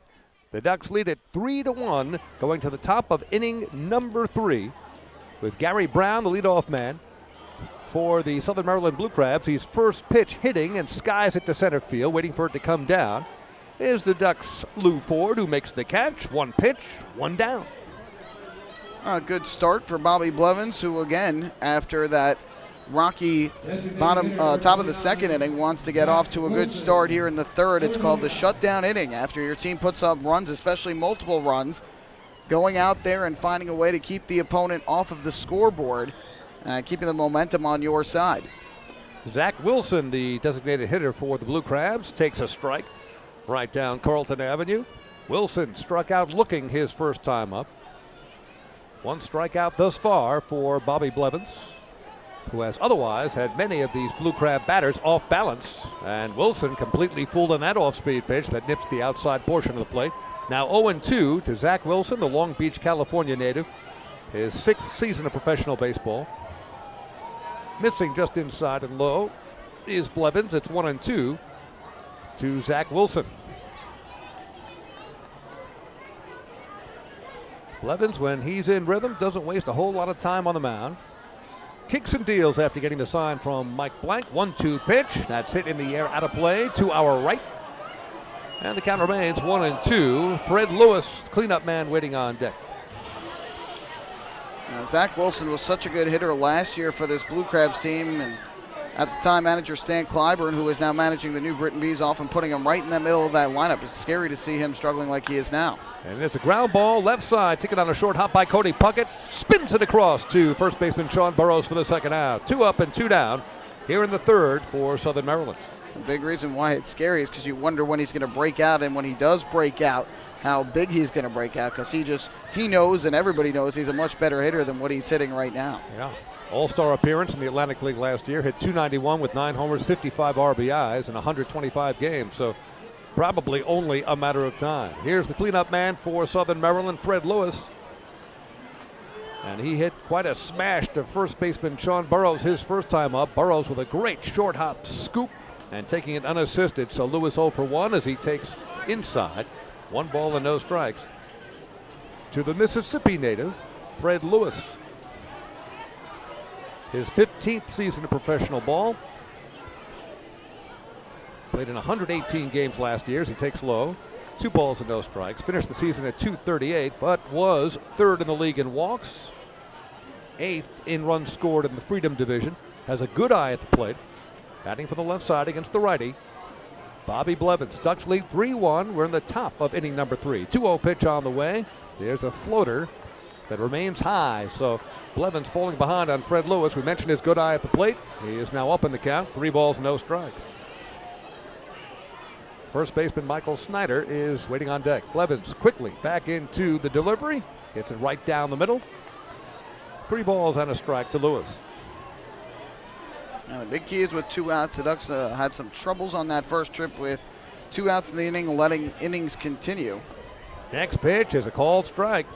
Lewis looked like he wanted to swing, but just couldn't pull the trigger, and the count now full at 3-2 with 2 down. And as Michael said, a shutdown inning, now just a strike away. 3-2 pitch is spoiled, a foul ball left side. All the way up to the luxury boxes above us, and the count remains full. So Blevins doing a good job battling back from falling behind 3-0, and now wants to find a way to get Lewis here for a quick 1-2-3 inning. That won't happen, though. It won't. His pitch off speed, high and away. So Fred Lewis with a 2-out walk. And that is the second walk surrendered by Bobby Blevins. First baseman number 16, Michael Snyder. Lewis has not attempted a steal thus far this year. With 2 outs, we'll see if skipper Jeremy Owens puts anything on.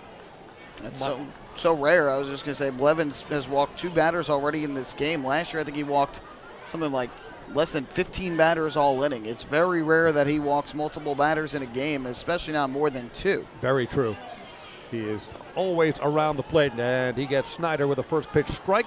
Good fastball, 0-1 to Snyder, who walked his first time up. So the Ducks leading by 2. The tying run is at the plate. Lewis not taking a big lead at first base, being held on by Sean Burrows. And Lions playing Snyder a bit to pull at shortstop. The 0-1 pitch is down and away. 1 ball and 1 strike. The other thing that 2-out walk does is it now forces Blevins to throw more pitches. Already not the most efficient in this game at over 50 pitches in the 3rd inning.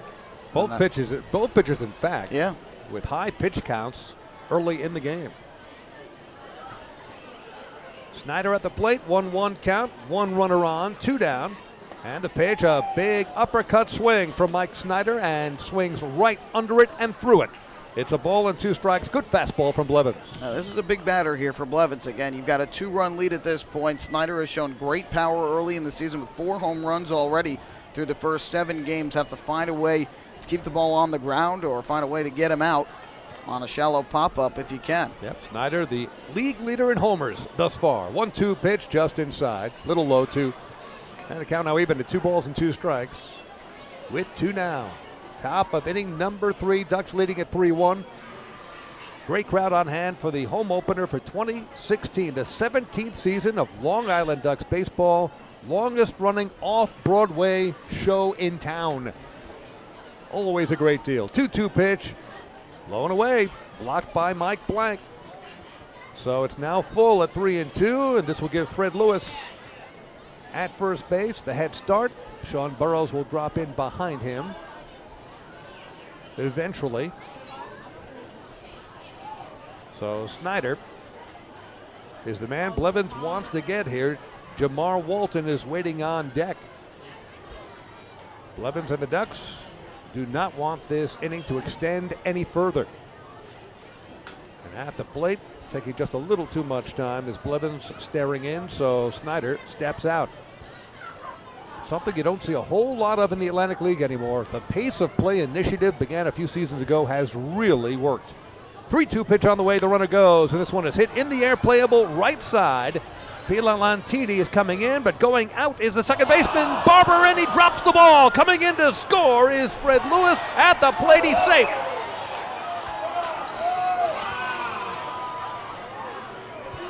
Wow, that throw was right on time, and Blank looked like he had applied the tag, but Fred DeJesus says safe. And the Ducks not out arguing here, but that's going to be an error on Blake Barber. Sean Burrows, the first baseman, had no idea where that ball was. And so Blake Barber had to go back out to try and get it. It was too shallow for Lentini to come in. Barber had gotten to the spot. He just could not hang on to that baseball. And Lewis, who was off and running on that pitch, was able to score all the way from first base on the two-base error. And just an ugly play with 2 outs for Long Island. Yeah, that was hit in the Bermuda Triangle between Burrows, Barber, and Lentini. First base, second base, and right field, respectively. And this one skids away from catcher Mike Blank. And we'll see how that's scored, but jogging over to third base is Mike Snyder. That's going to be a wild pitch on Blevins. Ball down in the dirt, kicks away from Blank. Blevins can't let himself get frustrated with this now. Obviously not happy. It's going to be an unearned run, obviously, with the error. But the Ducks just getting sloppy here in the third inning with 2 outs to walk by Blevins. Now the error, now a wild pitch. And the Blue Crabs have a good opportunity to tie up this game. Jamar Walton ahead in the count. Blevins falls behind, 2 balls and no strikes. So the run cuts the Ducks lead to 1. It's 3-2 with run coming across here in the top of the third. Next pitch just inside. Now 3 balls and no strikes. We talked about this being a shutdown inning. And with a full count on Michael Snyder, Bobby Blevins was 1 strike away from just finishing off the inning. It was not to be. Pitch to Walton. Right down the middle for a strike. 3 balls, 1 strike to Jamar Walton. 1 run in, still 1 runner on at third base. Michael Snyder. 3-1 pitch on the way, and this one is skied out of play left side. And the count full again at 3 balls and 2 strikes. Blevins got to 2 outs in the inning. He's gone to 3-2 on each of the last 3 hitters, so that is driving up his pitch count greatly. In one instance, he's at fault because of the walk. The other instance, his defense did not help him out. He's got to find a way at this point to take both out of the equation. And there's a base hit, right field, and the game will be tied. Jamar Walton just golfing it to right. Picked up by Lentini. The throw back into second base. Coming in to score, Michael Snyder. And we are tied up at 3. A second run comes across. Marty Jansen going to come out of the dugout. He's got to calm down his right-hander here, who clearly is struggling with 2 outs in the inning. And all of these runs unearned. So Blevins won't have it affect his ERA, but that doesn't matter. The bottom line is this Ducks team, which has struggled so badly for offense in the early going of this season.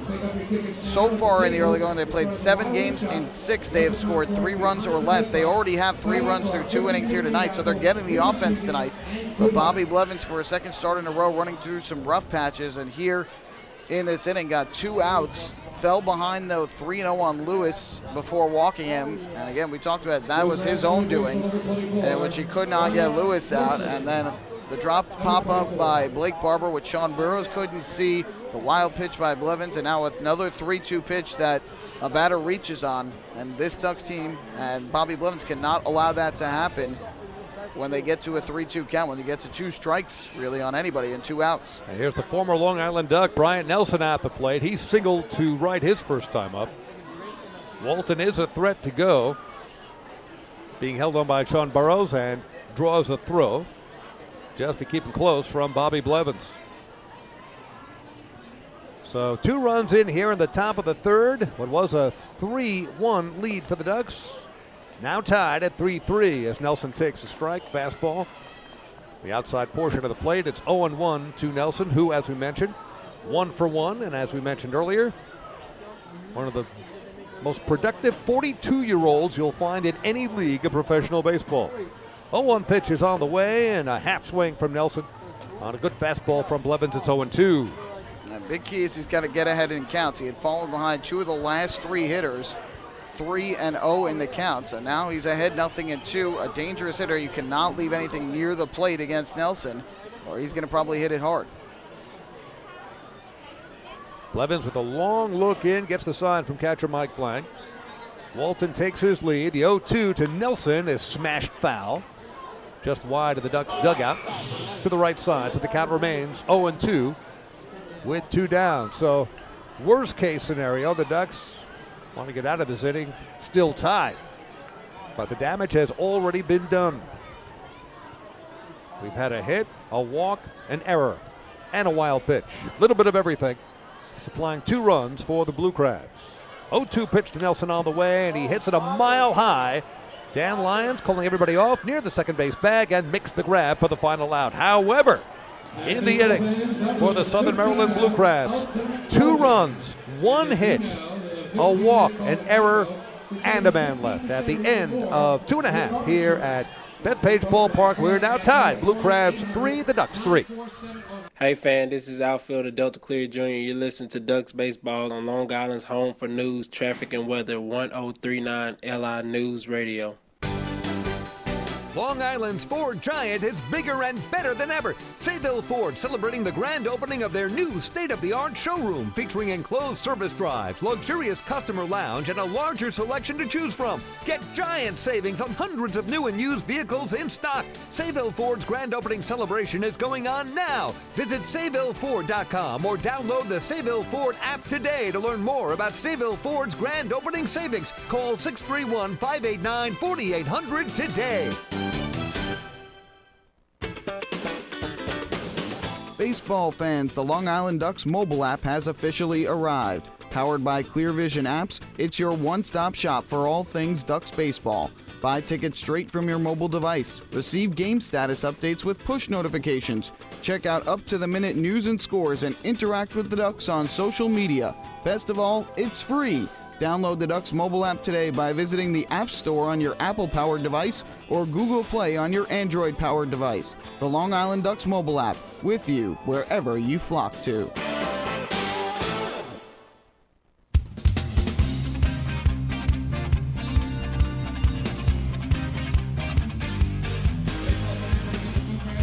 When Brian Nelson popped up to shortstop to end the top half of the 3rd inning, that was the 15th out of tonight's ball game.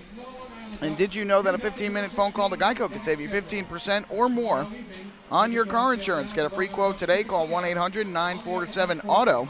That's 1-800-947-AUTO or visit geico.com. So for the Long Island Ducks, now in a 3-3 tie with the Southern Maryland Blue Crabs. They'll be sending up their cleanup man, Sean Burrows, Blake Cicotti, and Dan Lyons, numbers 4, 5, and 6 in the order. First pitch to Burrows on the way, outside corner for a strike. 0-1. Burrows reached on an error. Charge to the left fielder, Fred Lewis. He hit a sinking, slicing line drive that Lewis could not handle his first time up, so officially 0 for 1. 0-1 the count to Burrows, who steps out. Ducks traded for Sean Burrows back in August of last year. Trade with the Bridgeport Bluefish, sending away popular native Long Island outfielder Brian Sabatella. And Burrows was very, very productive. And he grounds out to second base for the first out here in the bottom of inning number 3. Burrows, in just 37 games for the Ducks, 366, just 1 homer, 24 RBIs, 11 runs scored, 7 doubles. In the postseason, he batted .444. So Burrows had a very big impact last year, and the Ducks are very tickled to have him for an entire season, hopefully this year. Blake Cicotti at the plate, 1 ball and no strikes. Am I pronouncing that right? Cicotti, Blake Cicotti. Cicotti. I have given it 4 different pronunciations so far tonight. Got to apologize to Blake afterwards. And he hits one way up in the air. Center fielder Gary Brown's going to have a long wait. Nope, it's going to be second baseman Eric Garcia. Hit so high we didn't know where it was going to come down, and second baseman Garcia makes the catch. So very quickly in this inning, John Lester keeping the pitch count down, which is good news for him. 2 up and 2 down. First baseman Michael Snyder had no idea where that one was either, and he's fortunate that the second baseman Eric Garcia was able to make that catch.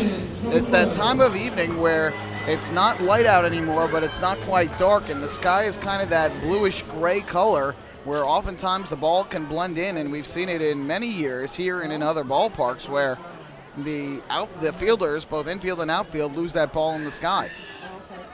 Here comes Dan Lyons, who hit into a force play. The third baseman Brian Nelson, his first time up, and he takes a ball. 1 ball and no strikes to Danny. Off to a bit of a slow start here in 2016. John Lester on the mound. The 1-0 pitch is on the way. Big curveball low. 2 balls and no strikes to Dan Lyons. Cody Puckett is waiting his turn on deck. So far, Blue Crabs 3 runs, 4 hits, 1 error. Ducks 3 runs, 3 hits, 1 error. Bottom of the third, we are tied at 3. The 2-0 to Dan Lyons, inside corner for a strike. Fastball 2-1. Lyons also a guy who really wants to start improving his numbers offensively, hitting just 148 to this point after that career year last year. And again, it's so early that you have a couple good games in a row. All of a sudden, those numbers can jump. 2-1 pitch on the way, and it's up high. 3 balls and 1 strike. You and I both know when Dan came to the Long Island Ducks, he was known as a great glove and not known as much for his stick. That has totally turned around and allowed Kevin Baez to do everything with Dan, from leadoff to batting ninth, clean up at times. I mean, he's been all over the lineup and productive no matter where he is. 3-1 pitch, inside corner for a strike. Lyons took a stride toward first base, thinking that was inside, but home plate umpire Freddie De Jesus disagrees. The count is full. 2011 showed some good average ability to get on base. His numbers kind of tailed off the last few years, but last year hitting .301 and was just spectacular for the Ducks. Payoff pitch, and Lyons spoiling it. Just reaching out and hits a flare out of play to our right. And the count remains full at 3-2 with 2 down. He's always been a number 9 hitter pretty much for the Ducks ever since he got here, especially the way his batting average was going. He hit so well last year. Kevin Baez moved him up in the lineup and kept him there. He was at 5th and now at 6th in the order. So he's got to start picking it up if he wants to stay in that spot. And the next pitch, payoff pitch from Lester, nearly hits Lyons, well inside. Off-speed pitch, and Dan is aboard. That is another Municipal Credit Union walk with a purpose. Every time a Ducks batter walks, the Quackerjack Foundation wins. Lyons with good speed on the bases. Cody Puckett with a good bat at the plate. Kevin Baez has some options here with 2 down in a tie game. Last year, Lester faced the Ducks twice and walked 4 total batters in 27 2/3 innings. Tonight, 3 walks so far in 2 2/3. First pitch to Puckett, in there for a strike with a fastball. 0-1 to Cody, who singled his first time up to left field and would eventually come around to score on a 2-run double from Delta Cleary Jr. Coming set Lester. Pitch to Cody, and he hits it in the air to the right side. That might be playable, racing in foul territory and just out of the reach. First baseman Michael Snyder. Eric Garcia, the second baseman, also sprinting down the right field line, but nobody able to catch up to it. So Cody's still alive. It's 0-2. Just out of the reach of Snyder. That's not an easy play at all. Had to range a long way to try and get it. Now that was like an Odell Beckham Jr. type grab he would have had to make over his shoulder. Kind of a go pattern, fly route down the right side. 0-2 the count. Leading off first is Dan Lyons. Coming set Lester. The pitch to Puckett just downstairs, 1-2. A good eye there from Puckett, and the Ducks getting a 2-out walk here from Dan Lyons. We'll see if they can make John Lester pay like the Blue Crabs did last inning for Bobby Blevins walking Fred Lewis with 2 men out. The 2015 All-Star Cody Puckett at the plate. 1-2 pitch again in the dirt and wide. And the count now even, 2 balls and 2 strikes. With 2 down and 1 on here in the bottom of the third of a 3-3 game. Ducks home opener. David Weiss and Michael Pollack very happy to bring it to you, and we are thrilled to be a part of Ducks baseball for the 17th spectacular season, or should we say spectacular. Long look in from John Lester. Blue Crabs righty, and the pitch to Puckett is smashed on the ground. Big hop for the shortstop Steve Lombardozzi, and the throw across to Michael Snyder at first is in time. So in the inning for the Long Island Ducks, no runs, a walk, and a man left. We have finished 3 at Bethpage Ballpark, and we remain tied. Southern Maryland 3, Long Island 3. Hey fans, this is infielder Cody Puckett, and you're listening to Ducks Baseball on Long Island's home for news, traffic, and weather. 1039 LI News Radio. Few places on earth offer the charm and excitement of Fire Island. At Fire Island Ferries, located conveniently at 99 Maple Avenue in Bay Shore, they offer convenient travel to Fire Island 7 days a week. Fire Island is quickly becoming a top destination for families of all ages. Experience the informal, carefree communities, the dazzling night scene, enjoy fine dining, or climb to the top of one of the tallest lighthouses in the United States. But there's only one way to get there, by calling Fire Island Ferries at 631-665-3600 today. For fare and scheduling information, please visit fireislandferries.com. Hey Ducks fans, stay up to date with Long Island's hometown team by visiting Quack of the Bat, the official blog of the Long Island Ducks. Quack of the Bat will bring Ducks fans beyond the headlines with in-depth feature articles, breaking news stories, game previews, post-game wrap-ups, and so much more. Interact with the team during the entire season through quotes directly from the players and coaches, as well as exclusive video clips and photos. Check out the blog today at quackofthebat.wordpress.com. Quack of the Bat, the official blog of the Long Island Ducks.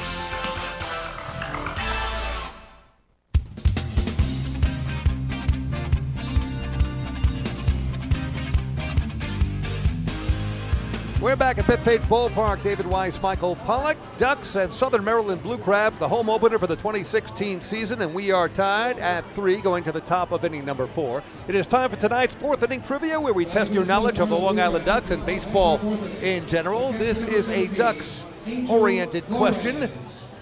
As we start another season, who holds the record for the Long Island Ducks in one season for official at-bats? Most official at-bats in one season. Hint, he is a Long Island Duck who is in the lineup tonight. Now, for the next 4 innings, carry along, here's Michael Pollock. Oh, thank you very much, David Weiss. I think I do know the answer to that question, but since most people can probably find that in the Long Island Ducks media guide, of which I am an editor of, I will refrain from answering that question and leave it up to the fans to think about it. I would tell you this, I would not have guessed this guy, but you know, it could be any one of a number of Ducks who have been with the team a number of seasons. Well, first pitch taken for a called strike, 0-1. And here Flores cranks one in the air to deep left field, but this is going to hook foul to the left of the pole. Flores hitting that ball well after picking up a 2-out single 2 innings ago. Or took that a 1-out single 2 innings ago, and the count 0-2. Yeah, Flores just trying to time one of Levin's off-speed pitches. If you're looking for it and you're not off balance, you can crank it a long way, but he was out in front. So now it'll be an 0-2 from Blevins. Kicks and fires, and this breaking ball down to the dirt. Flores able to take that pitch, and now the count goes to 1-2. Began his Atlantic League career in 2011 with the Lancaster Barnstormers. Since then has played with the Bridgeport Bluefish in 2012, the York Revolution in 2014, and now with his 4th Atlantic League team in Southern Maryland. Here he takes a breaking ball just off the outside corner.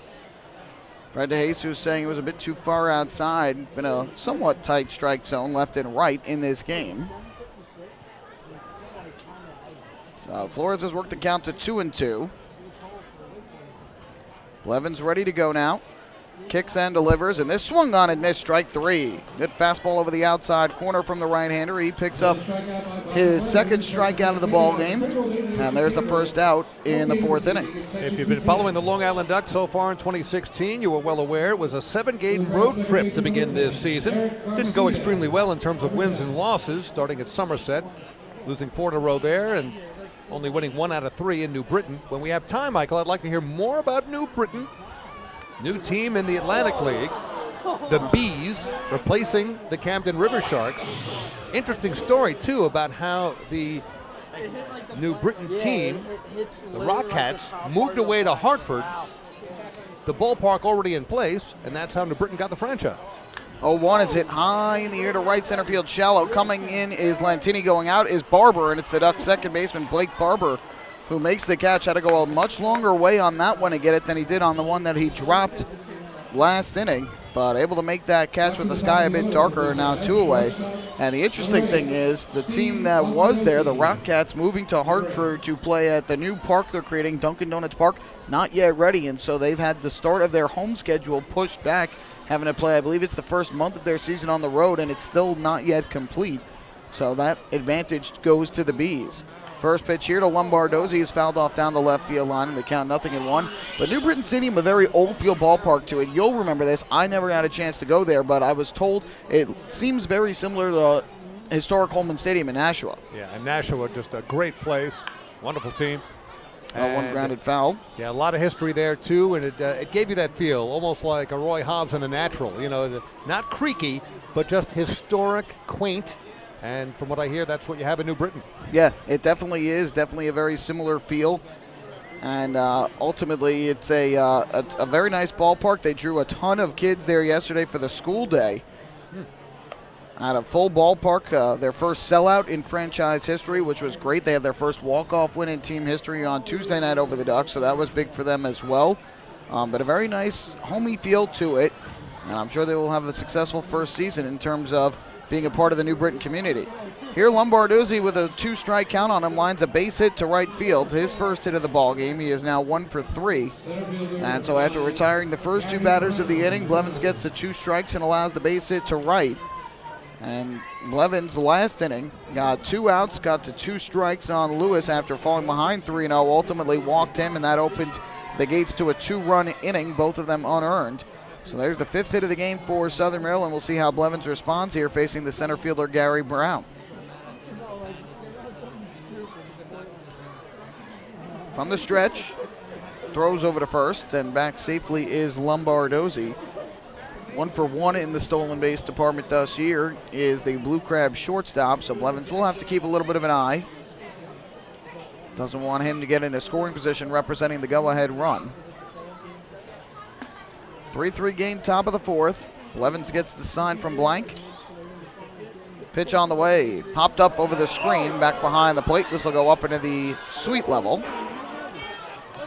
You know, we talked about the Rockcats in New Britain moving to Hartford. They had an online vote to pick a new nickname for that team. Among the nominees, Screech Owls, Hound Dogs, Blue Frogs, Choppers, Hedgehogs, even the Praying Mantis. What won? The Yard Goats.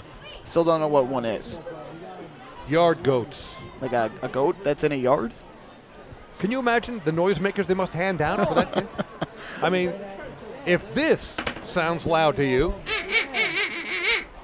imagine the bleating of a goat multiplied by a few thousand. I'll take a hard pass on that one, David. Hard pass. Brown fouled one back again. He's now behind in the count 0-2. And again, Blevins 1 strike away from getting out of the inning. Trying to keep the ball game tied at 3. Lombardozzi leads at first. Blevins getting the sign, coming set. Glove out in front of his chest. And the 0-2 pitch. Breaking ball down and away. Not chasing that one was Brown.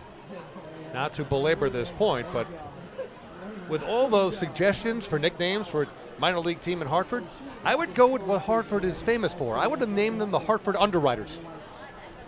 That's just seems fair. Yep, there you go. Seems fair. Yep. Or maybe the Hartford Crickets, which is what you usually hear when I tell a joke. And the New Britain Bees, of course, a reference to the city seal, right, which talks about work being part of the hive. A ground ball up the middle. That's going to get through into center field. A base hit around second base. Lombardozzi. He will go to third. Was running on the pitch. Again, Blevins ahead in the count 1-2. Allows a 2-strike, 2-out single. New Britain cooking again in the 4th. Runners at first and third. And that'll bring up the DH, Zach Wilson. Isn't that incredible how Blevins can just cruise through the first 2 batters of an inning and then have trouble closing it down? Back-to-back singles now. And the Blue Crabs threatening to break this tie here in the 4th. Well, Long Island had a marvelous season a year ago, going 80-59, the second most wins in team history. If there was one flaw they had, it was that, having trouble at times getting out of innings, getting 2 strikes and 2 outs, and then having trouble getting that batter out. And Blevins having those struggles again here tonight. 6 hits now for the Blue Crabs. First pitch on the way to Wilson. Swing and a miss. Chasing down and away the count 0-1. You talked about Wilson's struggles. He's now 1 of 25 on the year. But you cannot go into this at bat with that mindset that he is struggling. He is still a dangerous hitter. And if you make a mistake out over the plate, he'll make you pay. So Blevins has to be careful. The runners lead, now the 0-1. Long look into the plate. Now deals runner from first goes. This one hit weakly past him out to the shortstop side. Lines, charges, fields, throws to first, and it is in time for the out. Big play for Blevins and a nice throw by Lions to get the out and get out of the inning. So for the Blue Crabs, no runs, 2 hits with 2 outs, but they strand a pair. Have left 6 on through the first 4. We head at the bottom of the 4th. Ducks and the Blue Crabs, tied at 3. Hey fans, this is pitcher Darren Downs, and you're listening to Ducks Baseball on Long Island's home for news, traffic, and weather, 1039 LI News Radio. Hey, Ducks fans, the official hotel of the Long Island Ducks is the Upsky Long Island Hotel in Hauppauge. It's centrally located on the north shore of Long Island and offers a home away from home for both business and leisure guests. The Upsky Long Island Hotel features an indoor pool, 24-hour business center, a fitness center, and complimentary Wi-Fi in all guest rooms. Enjoy the contemporary American cuisine at the Fountain Grill restaurant or grab a quick bite to eat at Cafe Pronto. Best of all, it's only minutes from Bethpage Ballpark. The Upsky Long Island Hotel, the official hotel of the Long Island Ducks. Call 231-1100 today. That's 631-231-1100. Family fun every time. Beautiful evening for baseball. Big action every time. He reaches up, it's gone! Great value every time. And the Ducks have won it 7-1. The Ducks schedule is loaded with new promotions this season, and with an average ticket price of just $10 and free parking, there is no better value on Long Island. For game times and tickets, visit liducks.com. Long Island Ducks baseball. Good times every time.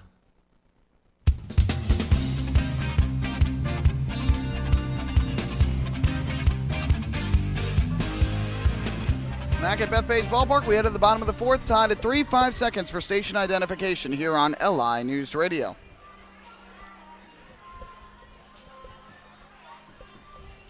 Batting for the Long Island Ducks in the bottom of the 4th inning. 3-3 game as Mike Blank will lead off. And I believe as we go to the bottom of the 4th also, it's also time for the answer to today's 4th inning trivia, which David Weiss will give us after the first pitch to the Ducks catcher. John Lester back to the mound for his 4th inning tonight, and the first pitch on the way is taken low, ball 1. Testing your knowledge of the Ducks and baseball in general, which Long Island Duck, who is in the lineup here tonight, holds the record for most at-bats by a Long Island Duck in a single season? Answer. That would be Phelan Lentini 2 years ago. Absolutely right. 593 trips to the plate.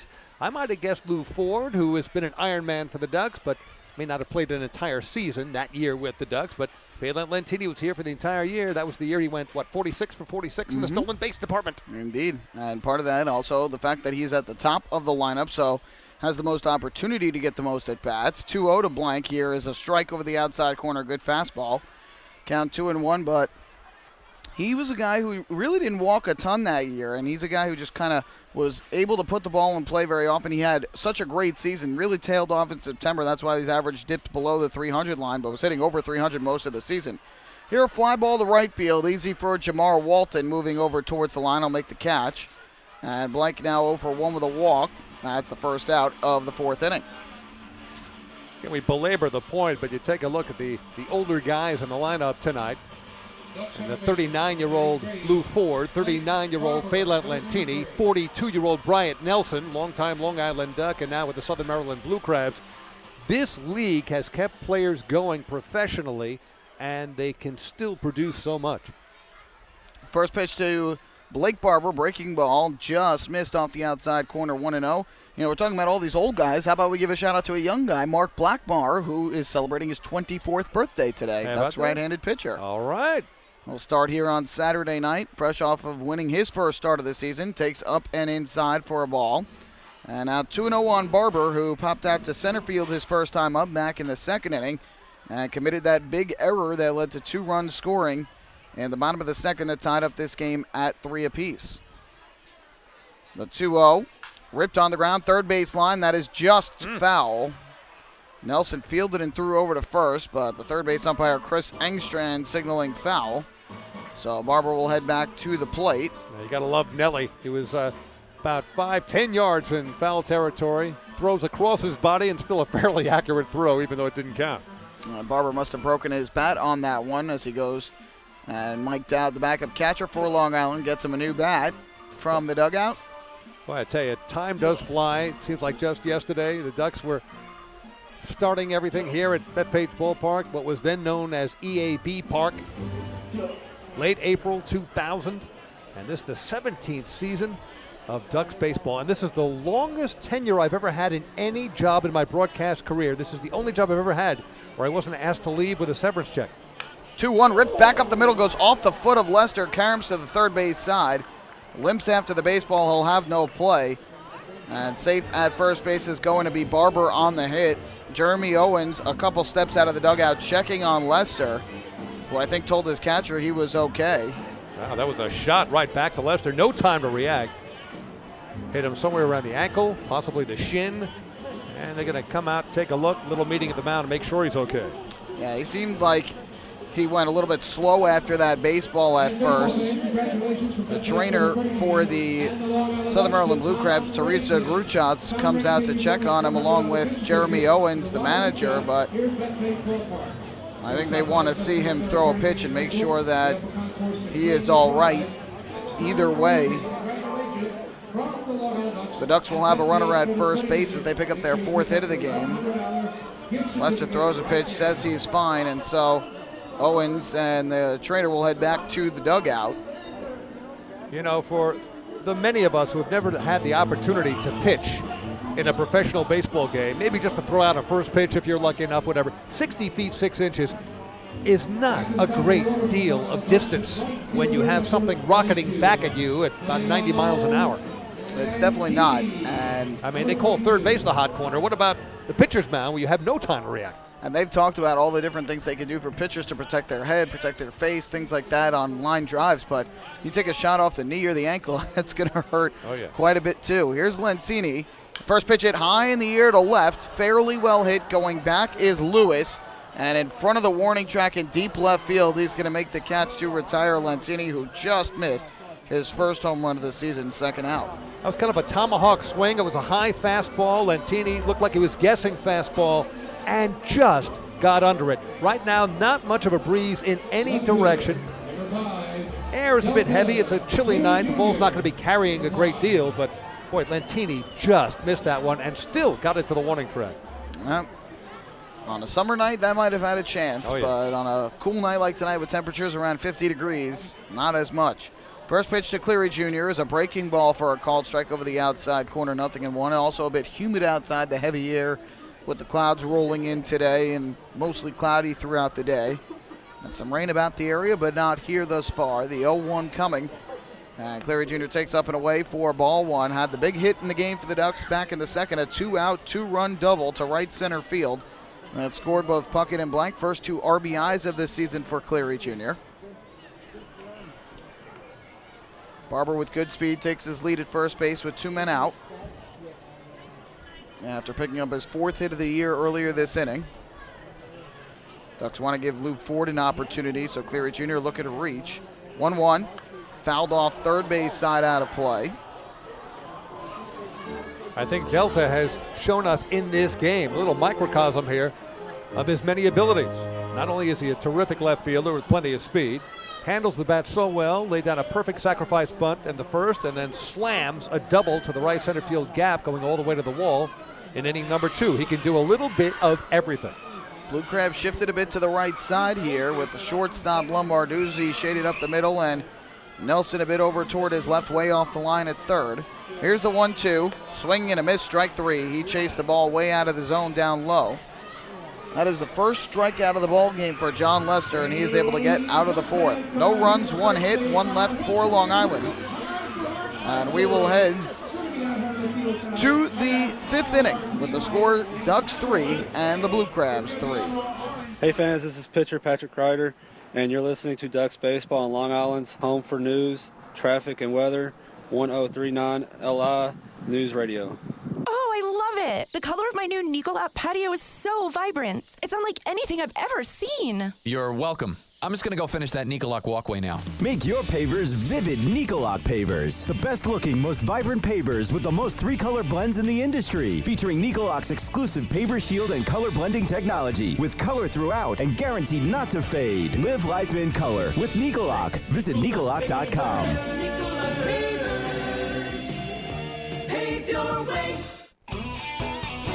Enjoy the ultimate VIP fan experience at Bethpage Ballpark this season by taking in a Ducks game from the exclusive Trouttown Fan Can. Presented by Roscoe Beer Company, the Fan Can is available for rental at all Ducks home games. It features 12 Dream Seat theater-style padded seats, beverage holders, an air-conditioned atmosphere, and an incredible view of the game. Packages are now available with food and beverage included. To reserve your Fan Can outing today, call the Ducks Group Sales Department at 631-940-3825. The Trouttown Fan Can at Bethpage Ballpark. Your VIP experience awaits.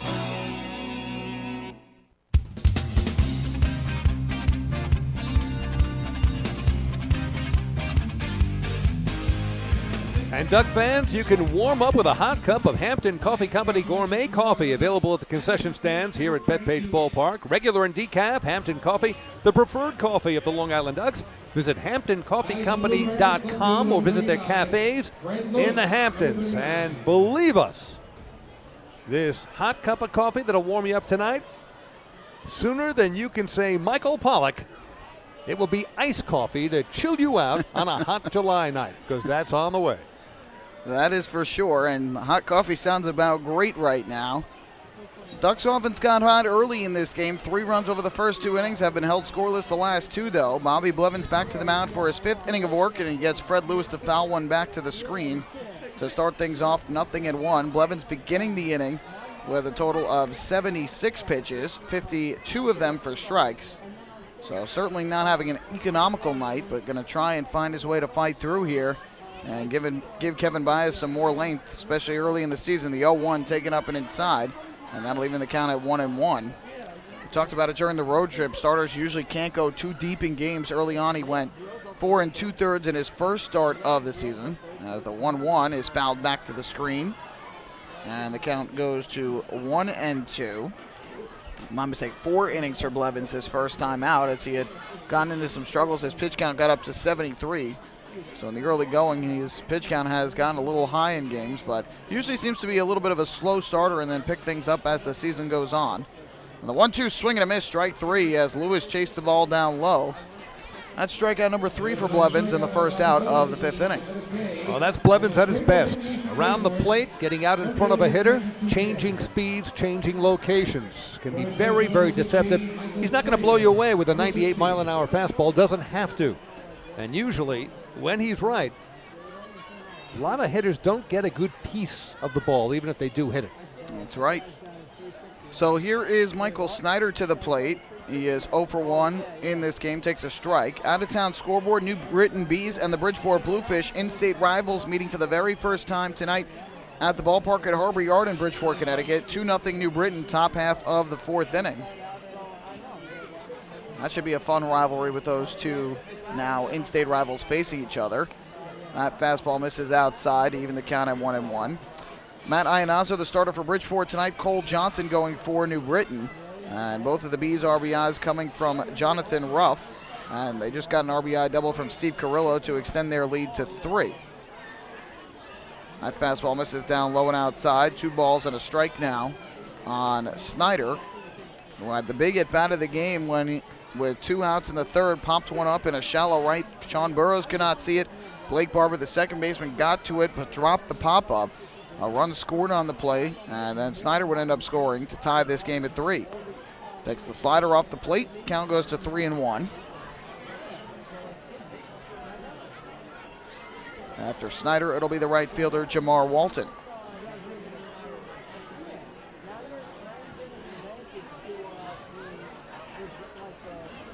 From the windup, Blevins kicks and deals, and this swung on and ripped. Diving stop at third by Puckett. To his feet to throw to first in time for the out. Oh, what a play by Cody Puckett. Full extension dive into the third base hole. Makes the stop, throws out Snyder at first. What a play by the Ducks' third baseman. Puckett closing the Union gap, if you will. Diving all out and then quickly getting right back to his feet. And a very strong sidearm throw to Sean Burrows. You won't see a better play by a third baseman going to his left. What a play. So with 2 down now and the base is empty, that'll bring Jamar Walton to the plate, a lefty hitter. First pitch on the way from Blevins, and he'll swing and pop this one up. Near second, the shortstop Dan Lyons backing up on it, To his left, he'll make the catch. And a very easy, very efficient 1-2-3. Top of the 5th inning for Bobby Blevins. We're halfway through here in the first home game of the 2016 season for the Ducks. And they are tied 3-3 with the Blue Crabs. Hey fans, this is catcher Mike Blank, and you're listening to Ducks Baseball on Long Island's home for news, traffic, and weather, 1039 LI News Radio. Municipal Credit Union is a proud sponsor of the Long Island Ducks. For 100 years, MCU has helped New Yorkers achieve their goals with competitive financial products and services. Meet your important or unexpected needs with an MCU personal loan. Whether it's the cost of moving, a family vacation, or even home repairs, an MCU personal loan is a simple solution. To learn more about how an MCU personal loan can work for you, visit nymcu.org today. MCU, celebrating 100 years of service. Take your group out to the ball game this season and enjoy all the fun of Ducks baseball at discounted prices with the picnic area, luxury suites, the Smokin' Owls party deck, the Trout Town fan can, and so much more. Bringing your group to the game will be an unforgettable experience. The Ducks even offer opportunities to sing the national anthem, serve as the Ridgewood Savings Bank color guard, be the Nickalock Dream Team, put on a pregame performance, or shag fly balls during Ducks batting practice. To book your outing today, call 631-940-3825 and ask for the group sales department. Long Island Ducks Baseball. Good times every time.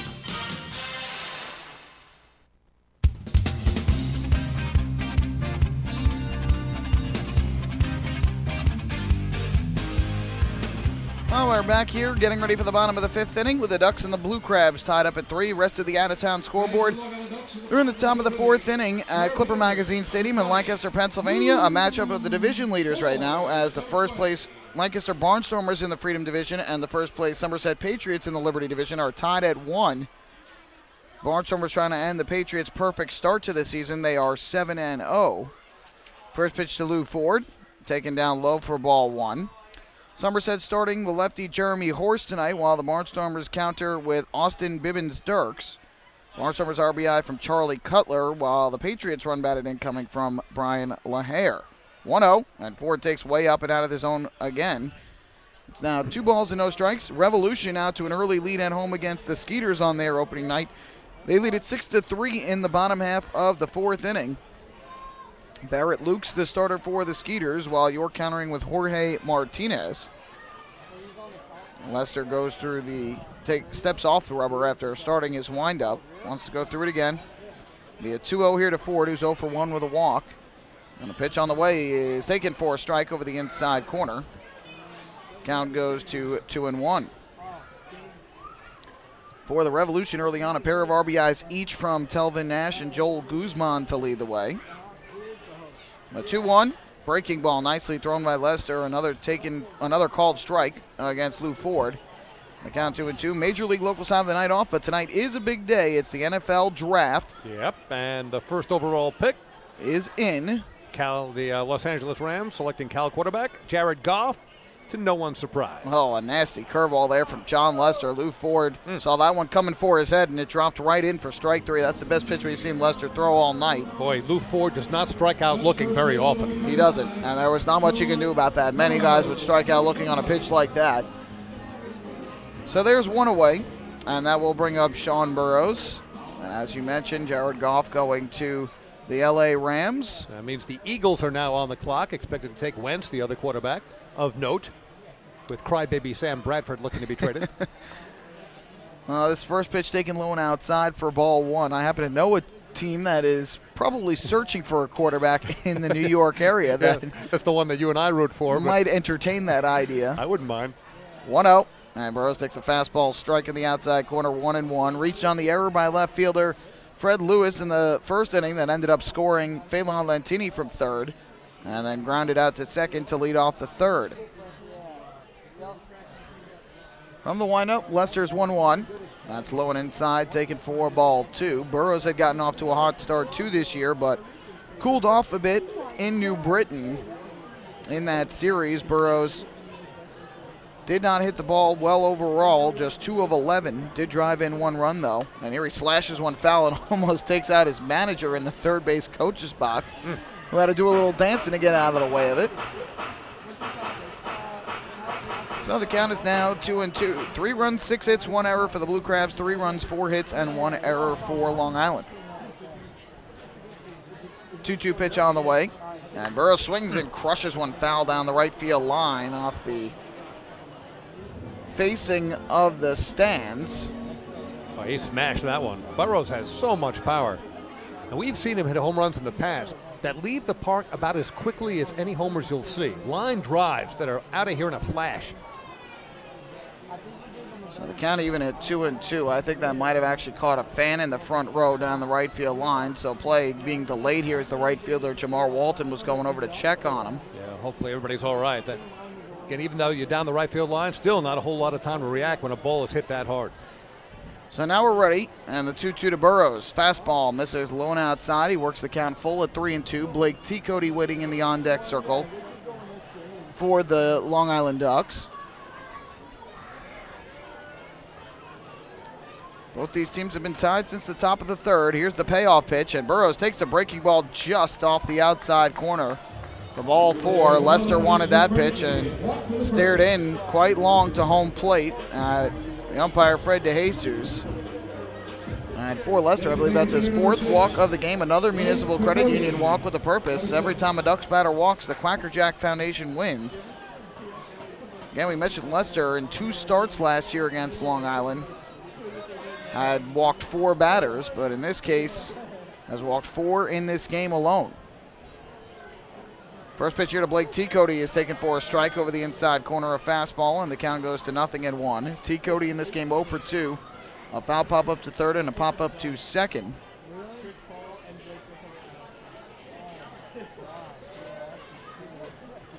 Burrows takes his lead. Lester comes set, the 0-1, and T. Cody fouls this one back to the screen off on the third base side. And it's quickly 0-2.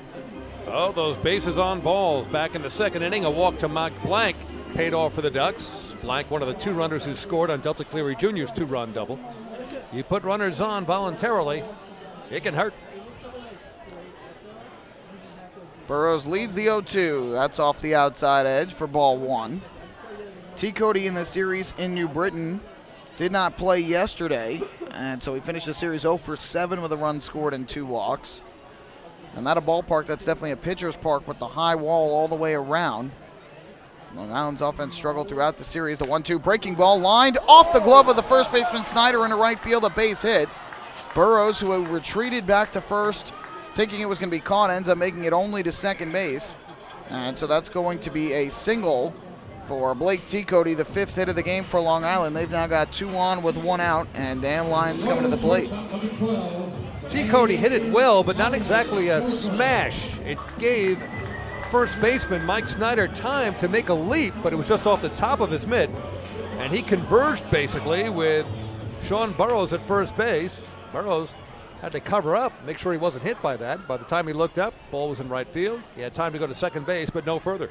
Snyder tried to climb the ladder, just missed. So now Burrows the runner at second, T. Cody the runner at first. T. Cody with the better speed of the 2. And the first pitch coming from Lester to Lyons. Pitch on the way is a big breaking ball that misses downstairs for a ball. Count goes to 1-0. Lyons 2 of 9 in the series in New Britain with a couple doubles and 2 RBIs. He also drew a walk and was hit by a pitch twice in the same game. Tonight, grounded into a force out and drew a walk in the third. Here's the 1-0. Fastball on the outside corner taken for strike 1. Lions last year with the Ducks against the Blue Crabs. Hit the ball somewhat well. It was a .280 hitter with 2 home runs and led the team with 16 RBIs against Southern Maryland. 1-1 from Lester. Breaking ball, this one taken downstairs. Lester trying to get the Ducks to chase that off-speed pitch low in the zone. Lions would have none of that, and it's 2-1.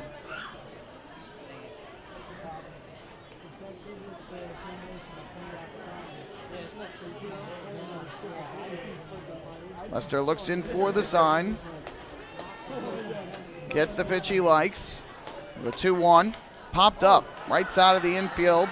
Along the line, infield fly rule is in effect as Michael Snyder will make the catch in foul territory. So Lyons is retired for the second out. And after getting 2 on base with 1 out, Lyons unable to get the job done, and that will leave it up to Cody Puckett. It's an off-speed pitch, and Lyons very upset with himself that he wasn't able to drive that ball somewhere, instead got under it, and it ended as a harmless foul out to the first baseman. So up to Puckett here with 2 down to get something done. Puckett 1 for 2 with a run scored. He had a base hit to left in the second, grounded to short in the third. Runners lead off first and second with 2 down, and the first pitch is swung on and bounced foul up the third base line. 0-1. Puckett was a terrific hitter against the Blue Crabs last year. .309 batting average, 2 home runs, 9 runs batted in. We mentioned Long Island won the season series 14-6 a year ago, their best year ever against Southern Maryland. Trying to get the early lead in the season series here and win their second game of 2016. It'll be an 0-1 from Lester. Kicks and turns back to second, but Burrow's not going anywhere. And after this game is archived on the Ducks YouTube channel, I implore you to go to the top of the 5th inning to see Michael Snyder's smash and what Cody Puckett did with a highlight play for the ages. 0-1, ground ball to the left side, past the diving try of Lombardozzi, base hit. Around third is Burrows, he's going to try to score. The throw is offline. Over to third is Blake Cody. It's a 2-out RBI single to left for Cody Puckett, and the Ducks go back in front 4-3 in the bottom of the 5th inning.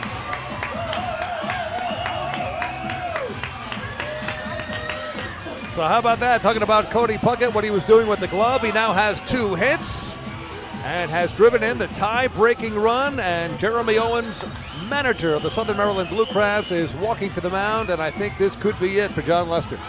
We'll see. I don't know if he's made the signal to the bullpen just yet, but Lester running into the same problem that Blevins did, allowing the 2-out single to Cody Puckett after getting the big out against Stan Lyons. It will be all for Lester as the Ducks have taken the 4-3 lead with 2 down here in the bottom of the 5th. Runners at the corners for Long Island. Mike Blank coming to the plate will step aside here at Bethpage Ballpark. Hey fans, this is Kevin Byers, manager of the Long Island Ducks, and you're listening to Ducks Baseball on Long Island's home for news, traffic, and weather, 103.9 LI News Radio. Northwell Health Southside Hospital in Bayshore is the healthcare heart of our community. We provide outstanding healthcare right here at home with centers of excellence in cardiology, orthopedics, neurosciences, women's health services, and much more. Experience counts, and Northwell Health Southside Hospital has been around for nearly a century of care. For more information, please call 631-968-3000 or visit us on the web at northwell.edu. Few places on earth offer the charm and excitement of Fire Island. At Fire Island Ferries, located conveniently at 99 Maple Avenue in Bayshore, they offer convenient travel to Fire Island 7 days a week. Fire Island is quickly becoming a top destination for families of all ages. Experience the informal, carefree communities, the dazzling night scene, enjoy fine dining, or climb to the top of one of the tallest lighthouses in the United States. But there's only one way to get there, by calling Fire Island Ferries at 631-665-3600 today. For fare and scheduling information, please visit fireislandferries.com.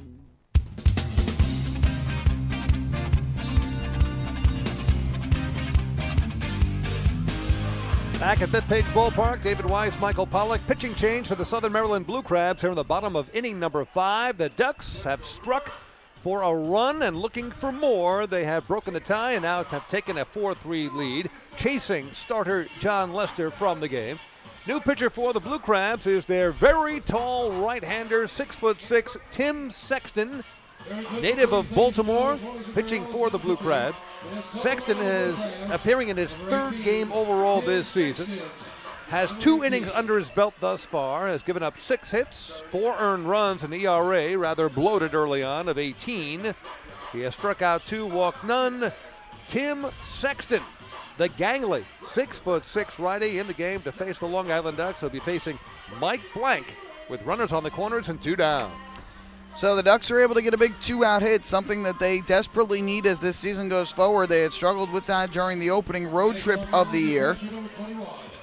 And so they come through for the second time in this game with a 2-out run-producing hit. Earlier in the game was the 2-run double by Delta Cleary Jr. Here the RBI single just out of the reach of Lombardozzi from Cody Puckett, who is now 2 for 3. And here is Blank to the plate against Sexton, who deals a first pitch ball low and outside, gets away from the catcher enough for Cody Puckett to take second, but not for T. Cody to score from third, and a wild pitch from Tim Sexton on his first pitch out of the bullpen. So Blank now with a chance to drive in 2 with the base hit. Puckett has pretty good speed over at second base. And we'll get you the final line on John Lester once his line is complete, because he is responsible for both T. Cody at third and Puckett at second. 1-0. Sexton looks to second, deals to the plate, and Blank takes the fastball low. He's now ahead 2-0, a good hitter's count. Blank in the game 0 for 1 with a walk. He drew that walk back in the second and ended up scoring. Coming off of the series where he was 2 for 7 with an RBI and a run scored in New Britain against the Bees.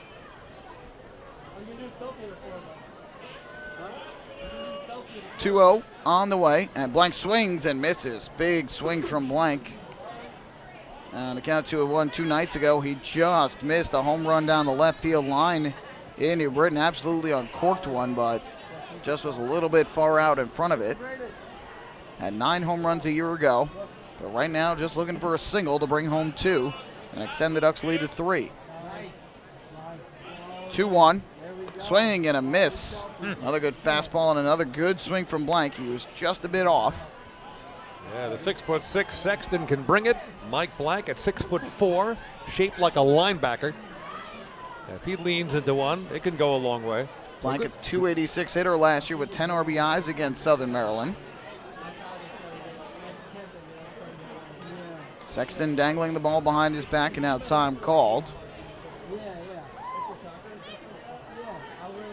T. Cody, the runner at third, who singled with 1 out, and Puckett, the runner at second, who drove in the run with a single and went to second on a wild pitch, all with 2 outs. Now it'll be a 2-2. Sexton looks to second, deals to the plate, and Blank will check his swing on a breaking ball. The first base umpire, John Grasso, says he did not go around. It was close, but Blank has worked the count full at 3-2. And if he is walked, that would load up the bases for the 9-hitter, Blake Barber. One thing about a check swing, to the naked eye, never looks like they go around. When you look at it in slow-mo, always looks like they went around. Very, very true. Thank you. So here comes the 3-2 from Sexton to Blank. Kicks, fires, and Blank will swing and tap this one to the left side. Charging in the shortstop, Lombardozzi. The off-balance throw to first. Not in time. Blank beat it out. It's an infield single for the Ducks. Catcher in to score from third is Blake T. Cody, and the Ducks have taken a 5-1 out here to argue with the first base umpire, John Grasso. He felt that the throw had beaten the runner. So Owens has a very quick chat, and now he is going to head back to the third base dugout. Back-to-back 2-out run-producing hits for the Ducks, and they're in front by 2. Yeah, some clutch hitting by the Long Island Ducks. And how about that Mike Blank, 6'4" catcher? He can motor. Got the wheels turning. He really busted it down the line.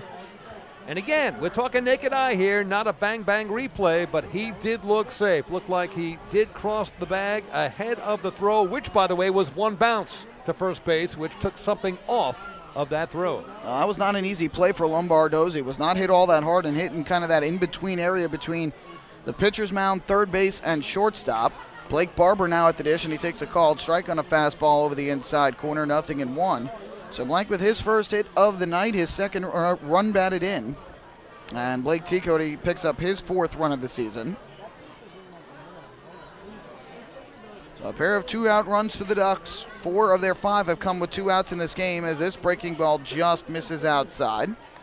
And then leaving the count at 1-1 on Barber, who's 1 for 2 with that infield single, the liner that hit off of the ankle, it appeared, or foot of John Lester last inning.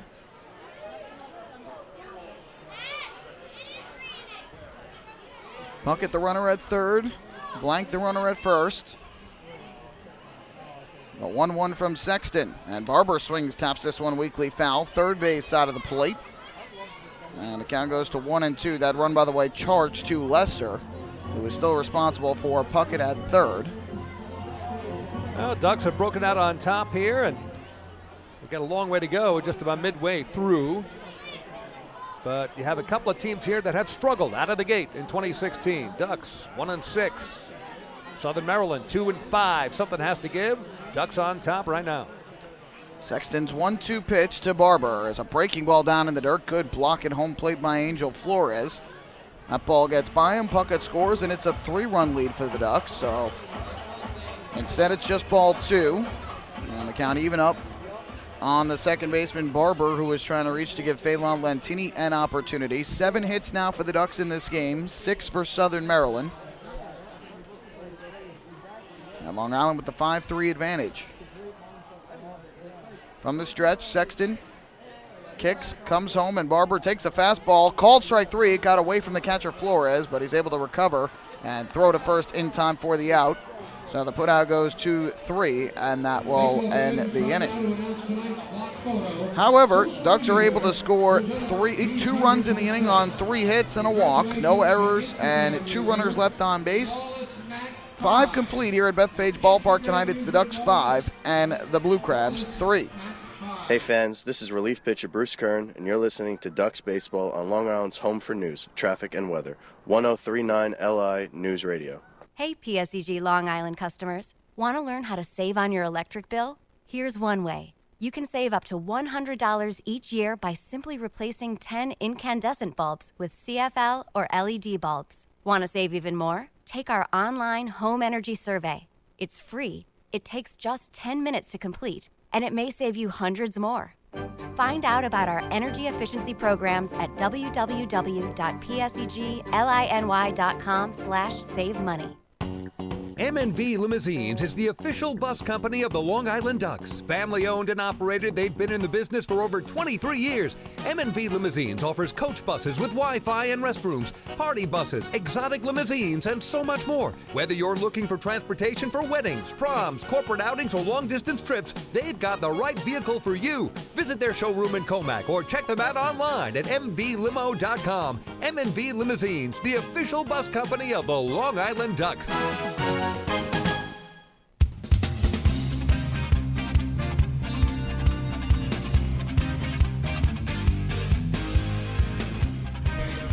Back at Bethpage Ballpark, David Weiss along with Michael Pollock, and we have a pitching change for the Long Island Ducks. Replacing starter Bobby Blevins, and the Ducks with a 5-3 lead going to the top of the 6th. New pitcher for the Long Island Ducks is their 6-foot left-hander from Owensboro, Kentucky, Patrick Kreider, who has already seen lots of action early on here in the 2016 season. Kreider, one of those middle relief men that Kevin Baez will be depending on. And here, the Ducks playing in their 8th game of the season. This is Kreider's 5th appearance already. 3 innings pitched. He has not surrendered an earned run. He has struck out 1, walked 2, an ERA, all zeros, which is what you love to see, even if it's early. Patrick Kreider, the lefty, to face the bottom 3rd of the Southern Maryland Blue Crab order as he comes in here in the top of inning 6. Oh, no surprise, Kevin Baez going back to his left-hander, who he entrusted last year in 60 different games. That was tied with teammate Amalio Diaz for the most in the Atlantic League. And so after Bobby Blevins throws 86 pitches over 5 innings, Kevin Baez elects to have his reliever come in to start fresh from the top of the inning. And with Nelson starting off, he turns him around to be a right-handed hitter instead of hitting from the left side, his stronger side, and he takes low for ball 1. Nelson 1 for 2 in the game with a single to right in the 2nd and popped to short to end the 3rd. Kreider is ready and is 1-0. Nelson squares and takes low and inside. Kreider behind in the count right away, 2-0. Kreider pitched in 11 games last year against Southern Maryland, had a 3.27 ERA out of the bullpen. From the stretch, the 2-0, and Nelson takes there's a fastball strike. You mentioned the good start Kreider has had to this season, obviously a good sign, and Kevin Baez likes to use him in those 6 and 7 inning situations depending on the matchups. 2-1, fouled right back to the screen behind home plate. And after Nelson, you have the righty swinging catcher Angel Flores, followed by the lefty swinging second baseman Eric Garcia. So switch hitter who is stronger from the left side, righty-lefty, and that's why Baez brings in the lefty Kreider. Now the 2-2. That's a fastball up high and outside.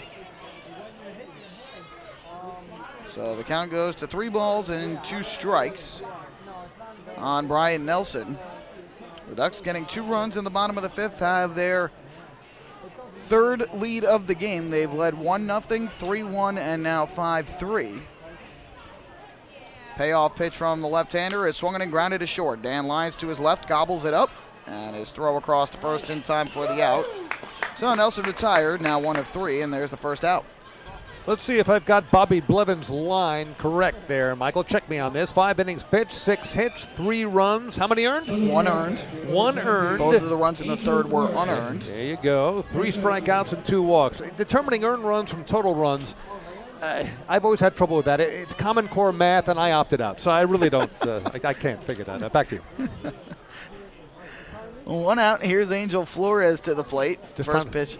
Trying to work in some current events. I hear you. Thank you. That's definitely caused an uproar, especially here on Long Island. It certainly has. And now here in the booth.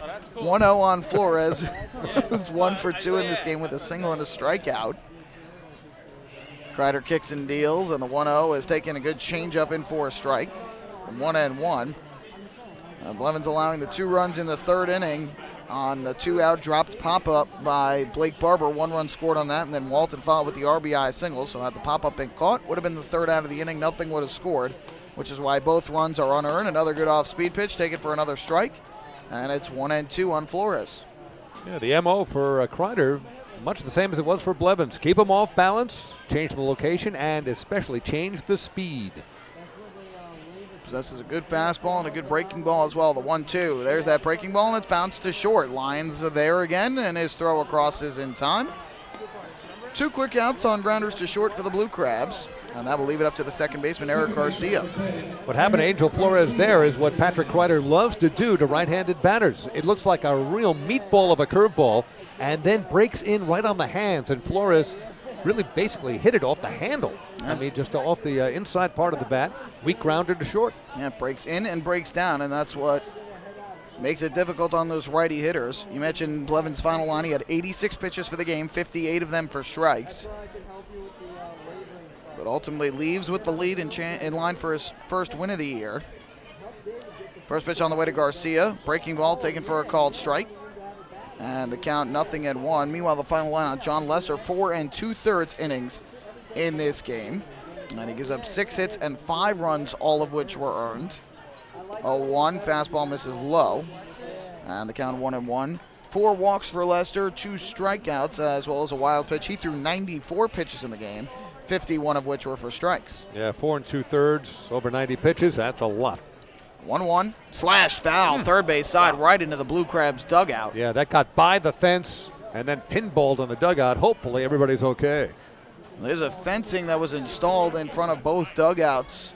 I think a few years after play was begun here at Bethpage Ballpark. Wasn't there initially, and that got over the top of the fence but under the top of the dugout. That small little window of space. The 1-2, breaking ball down in the dirt. Garcia would not chase. It's 2-2. Garcia 0 for 2 in this game, but did drive in a run in the second with that 4-6 fielder's choice that he just beat out at first. We talked about how Kreider can be very effective against right-handers, and he is just deadly against left-handers. You know, that curveball cuts diagonally across the plate. You're bailing out, and the thing is catching the outside corner. Looking for a 1-2-3 inning as his 2-2 is a fastball downstairs, ball 3. They don't want to walk the 9-hitter with Lombardozzi waiting on deck and bring the tying run to the plate, especially in a lefty-lefty matchup. Kreider wants to go through the signs again.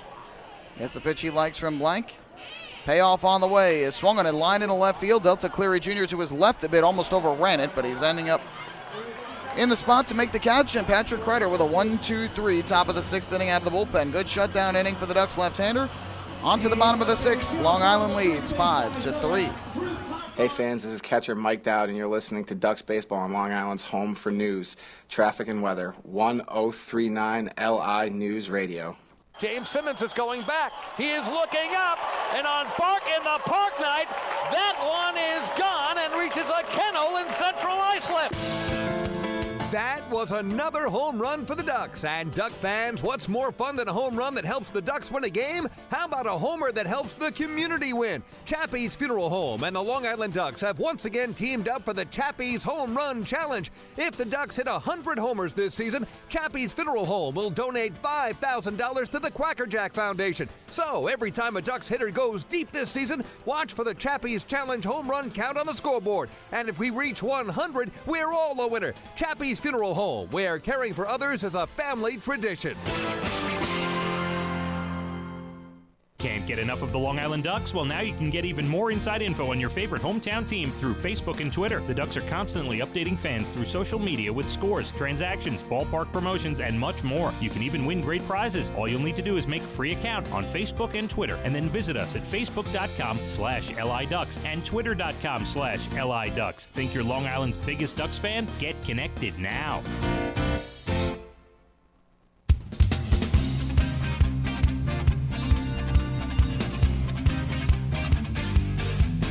At Bethpage Ballpark, David Weiss, Michael Pollack, Ducks leading the Southern Maryland Blue Crabs 5-3 as we go to the bottom of inning number 6. This is the first of a big 4-game opening weekend for the Long Island Ducks, a weekend that extends right through Sunday. Thursday night, that's tonight, home opener. Tomorrow night against the Southern Maryland Blue Crabs, 6:35 start.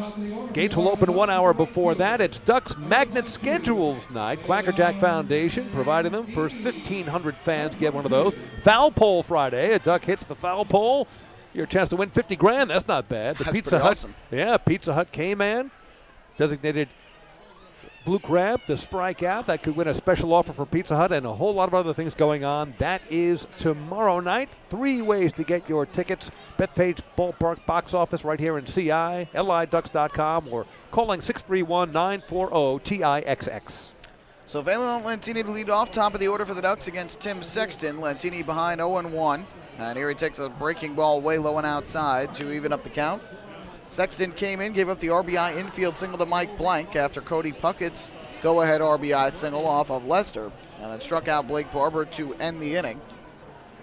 Lantini 1 of 3 in the game with a run scored. The 1-1 is swung and hit high in the air to left. Over towards the line is Fred Lewis, and he gets the spot to make the catch for the first out in the bottom of the 6th inning.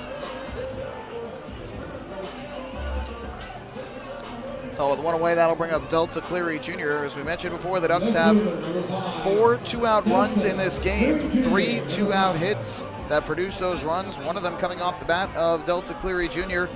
in the second. A 2-run double to the right center field gap that scored both Cody Puckett and Mike Blank. Yeah, and how happy does it make Kevin Baez to see 2-out clutch hitting like that? First pitch here misses downstairs for ball 1 to Cleary Jr., who was a spectacular hitter against Southern Maryland last year. .351 batting average with 8 runs batted in against the Blue Crabs. Here's the 1-0. And he'll swing and hit a high fly ball to left center, converging the center fielder Brown, the left fielder Lewis. In the gap, Lewis cannot make the catch, and neither can Brown. Cleary Jr. will make it to second. And he is going to stop right there with his second double of the night and third of the season. Well, that one hung up there long enough, but it was just perfectly placed between the outfielders. Fred Lewis in left, Gary Brown in center. One of them dived. I think it was Gary Brown with the attempted dive, and either went off his glove or just bounced up and hit his glove. In either case, DC Jr., Delta Cleary Jr., with his second 2-bagger. He's in scoring position with 1 down. For the Ducks, their 8th hit of the ball game. With the runner at second base. Nobody, and 1 out, excuse me. That is going to bring Delta Cleary Jr. to the plate. Bring Lou Ford to the plate. And the first pitch is taken for a ball. Count goes to 1-0.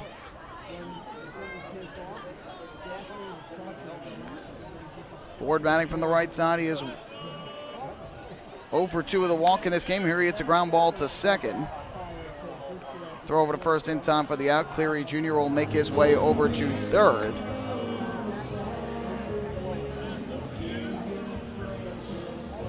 So now 2 outs, a runner at third base. And that will bring up the first baseman, Sean Burrows.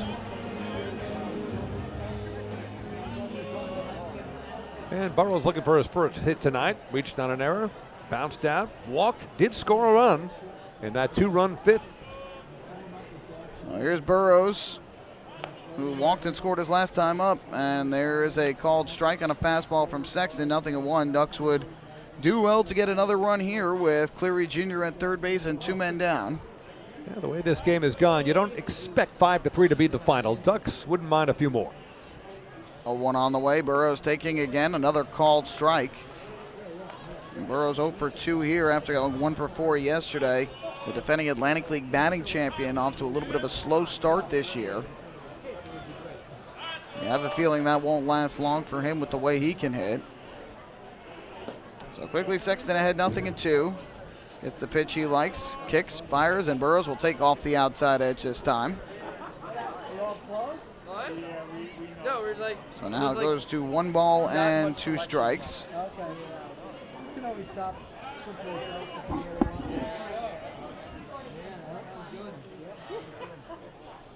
What were you trying to find? From the stretch, the 1-2. Burrow swings, lifts this one in the air to left. Fairly well hit, but playable for Lewis as he goes back. He'll make the catch. And that will retire this side. So the Delta Cleary Jr. double goes for naught, as he is stranded at third base for the Ducks in the inning. No runs, 1 hit, and they leave 1 on base. Ducks have left 8 to this point, 6 innings complete, and it is Long Island leading Southern Maryland by a count of 5-3. Hey fans, this is pitcher Jack Snodgrass, and you're listening to Ducks Baseball on Long Island's home for news, traffic, and weather, 1039 LI News Radio. Long Island's Ford Giant is bigger and better than ever. Sayville Ford celebrating the grand opening of their new state-of-the-art showroom featuring enclosed service drives, luxurious customer lounge, and a larger selection to choose from. Get giant savings on hundreds of new and used vehicles in stock. Sayville Ford's grand opening celebration is going on now. Visit SayvilleFord.com or download the Sayville Ford app today to learn more about Sayville Ford's grand opening savings. Call 631-589-4800 today. Have your birthday at the ballpark this season and celebrate with the flock. Kona Ice birthday party packages with the Long Island Ducks are now available. Each package includes 10 box seats, a commemorative birthday t-shirt and autographed baseball, a pizza and Kona Ice party in the Hebrew National Picnic area, and so much more. Best of all, the birthday child will stand on the dugout while the entire crowd sings happy birthday. Reserve your party today by calling the group sales department at 631-940-3825. Kona Ice birthday parties with the Long Island Ducks, a once-in-a-lifetime experience.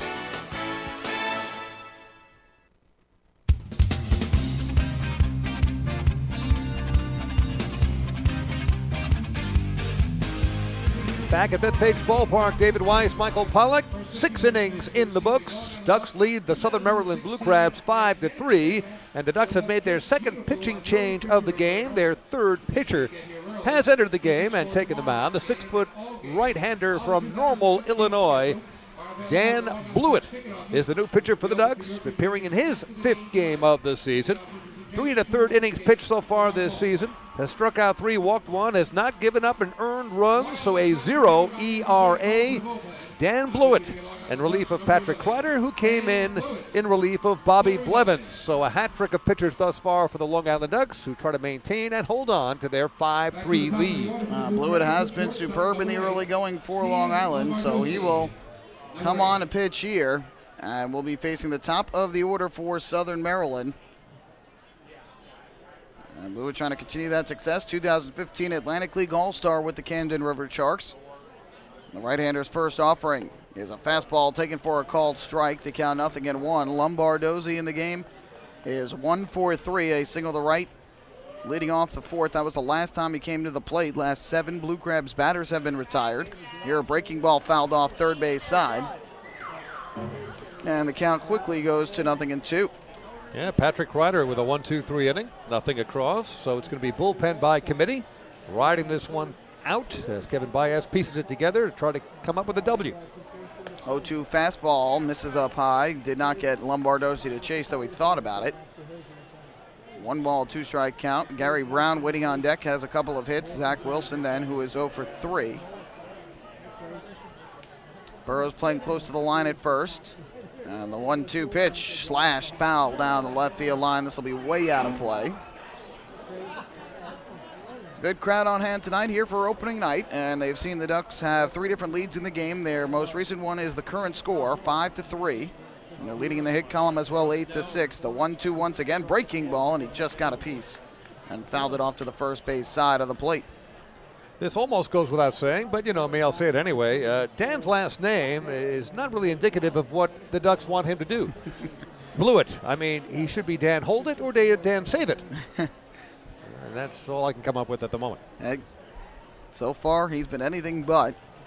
And the 1-2 fastball just misses up and outside. Count is 2-2. I remember last year he pitched in a game against the Ducks where he struggled a bit. And, of course, the headline in Newsday revolved around the last name, or at least the beginning of the story, the lead led around that. 2-2 fastball down in the dirt here. He's missed with 2 straight. Now 7 pitches in this at bat, and the count full at 3-2. Leading just by 2. Walking the leadoff man, not how you want to start things out. Blew it from the stretch, gets the sign from Blank. And his payoff pitch on the way is swung and tapped weakly here to third. Charging in is Cody Puckett, and he juggles the baseball, cannot come up with it. That was a tough play. Puckett tried to come up with it and throw on the run, but not easy. It's going to be an infield single for Steve Lombardozzi. And the leadoff man is on for Southern Maryland here in the top of the 7th. Yeah, one of the reasons Lombardozzi is off to such a good start. A little dribbler becomes an infield hit. A smash single the opposite way in the 4th. He's 2 for 4 tonight. Most importantly, leadoff man is aboard for the Crabs. Especially with Lombardozzi's speed, Puckett has to make that play and throw on the run to have a chance, and just kind of bounced up and rolled up his arm. So here's Gary Brown from the right side. Blew its first pitch. Fastball misses low and outside. 1-0 on Brown, who had a double to left in the first and a single to center in the 4th. Yeah, so far, first 2 batters in the Blue Crab order are combined 4 for 7. Brown with 2 hits himself. 1-0 pitch. Fastball misses up high. Bluewood having a little bit of trouble finding the strike zone, so it's 2-0. Burrows holding on the runner at first base, Lombardozzi, and 1 of 1 in the stolen base department this year. Good hitters count. Bluewood's 2-0. Fastball swung on and missed. Brown a good swing, but could not make contact in the count 2-1. Bluewood would do well to try and get a ground ball here, but just looking for at least 1 out. You got Zach Wilson 0 for 3 waiting on deck. Bluewood comes set and is 2-1. Swing and a miss. Another good fastball blown by Brown. And it's 2-2.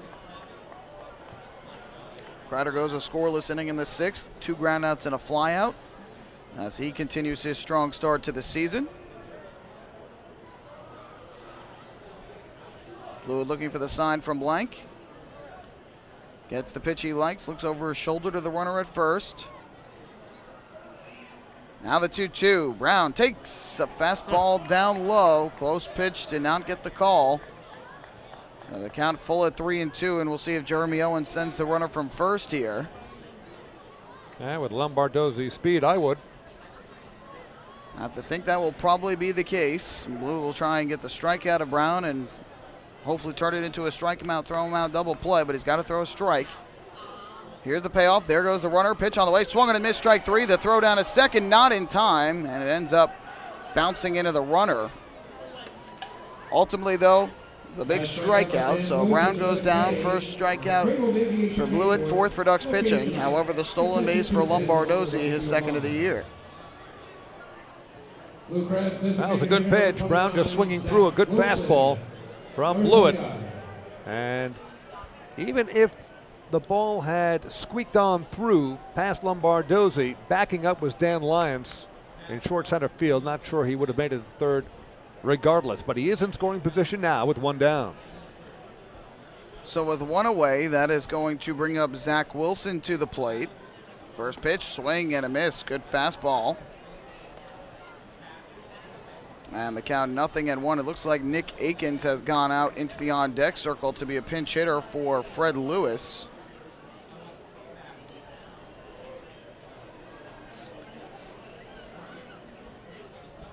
Looks to second the 0-1. Big curveball taken up and inside for a ball. That'll even things up at 1-1 on Wilson, who has struck out looking in the first, bounced to third in the third, and bounced to short in the fourth.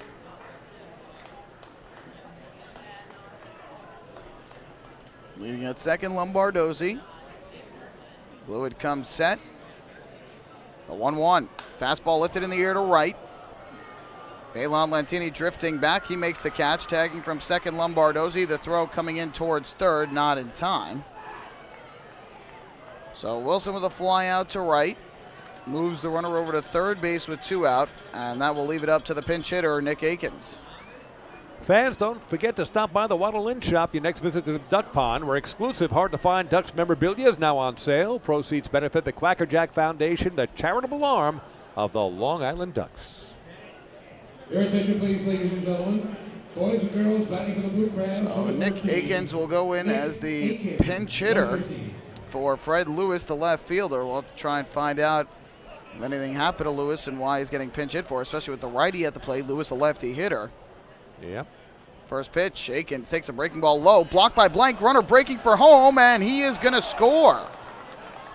So Blank had blocked it, but it went in front of him, and Blewett could not get there in time to flip it to the runner. It's going to be a wild pitch, a run scored, and all of a sudden the Ducks lead is 1. It's 5-4.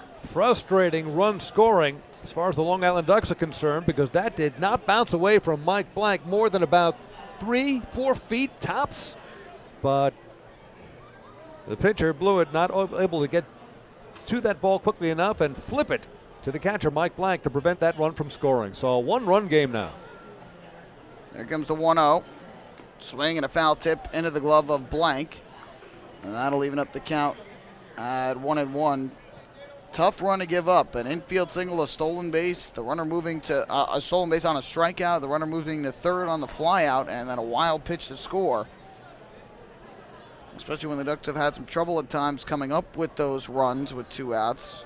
They haven't tonight, though. 1-1 is fastball in for a strike. So now a 1-run ball game here in the top of the 7th. First run of the year led up by Blewett. And the count 1-2 as he tries to retire Akins to end the inning. Yeah, that's why when a runner moves from second to third, it can be so important. You're just 90 feet away and anything can happen. Pass ball, wild pitch, anything. Blewett's 1-2. Breaking ball down to the dirt. Blocked there by the catcher, Blank. Again, we stressed that wasn't much of a wild pitch. It was blocked by Blank and wasn't more than just a couple of feet in front of the plate, but in a position where it allowed Lombardozzi to come streaking down the line and score. So the count is 2-2 here. Righty-righty matchup as Blewett trying to get through the 7th without allowing anything further. And now Tom called at home plate right as Blewett had come set and was about ready to deal to the plate. If Akins reaches, Michael Snyder would be next. Here's the 2-2. Fastball. Oh, that just missed the outside corner.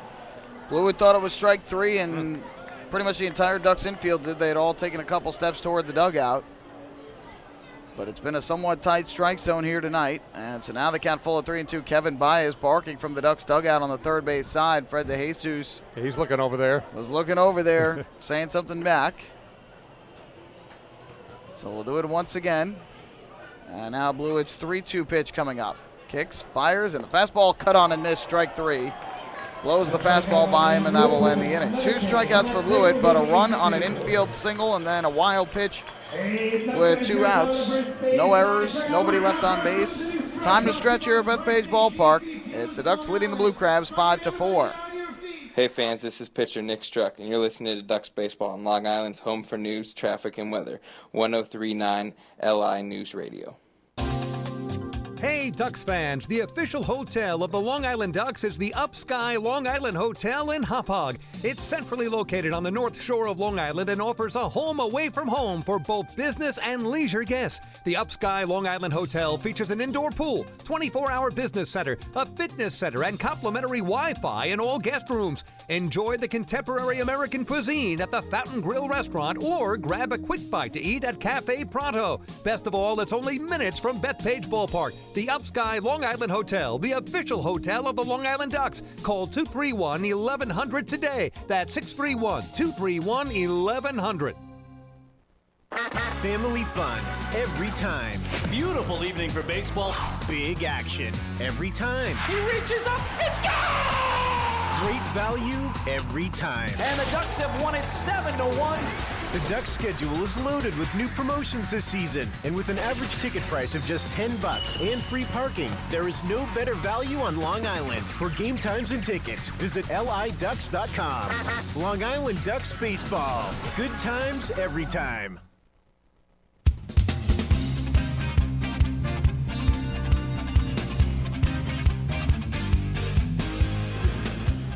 Ducks fans follow all season long as the Long Island Ducks try to meet the Chappie's Home Run Challenge. If the Ducks hit 100 home runs, Chappie's Funeral Homes will donate $5,000 to the Quacker Jack Foundation. Chappie's Funeral Homes, where caring for others is our family tradition.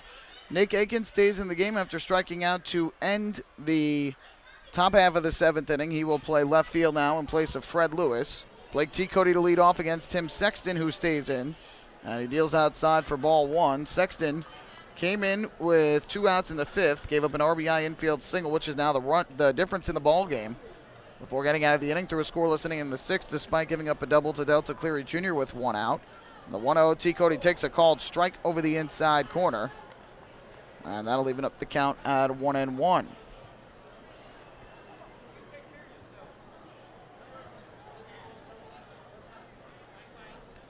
From the stretch, Sexton is set. Returner to the Blue Crabs from a year ago. The 1-1. T. Cody swings, pops it up foul, third base side. Chasing after it are Nelson and Flores near the dugout. Nelson reaches over the top of the railing and he makes the catch. Big out as Nelson still showing off the wheels and the glove at 42 years of age, and that's the first out of the bottom of the 7th inning. And Blake T. Cody is now 1 of 4 on the night.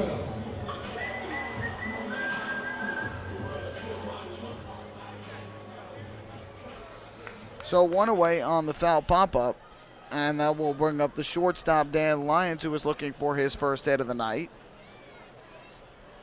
Lyons 0 for 2 with a walk to this point.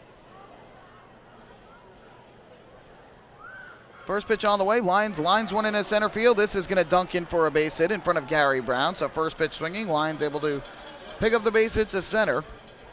And the Ducks shortstop and speedy base runner is on with 1 out in the 7th. That'll bring up Cody Puckett.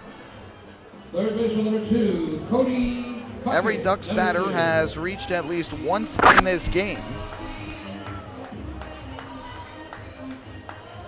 And every Duck has at least 1 hit with the exception of Ford and Burrows, who are both 0 for 3.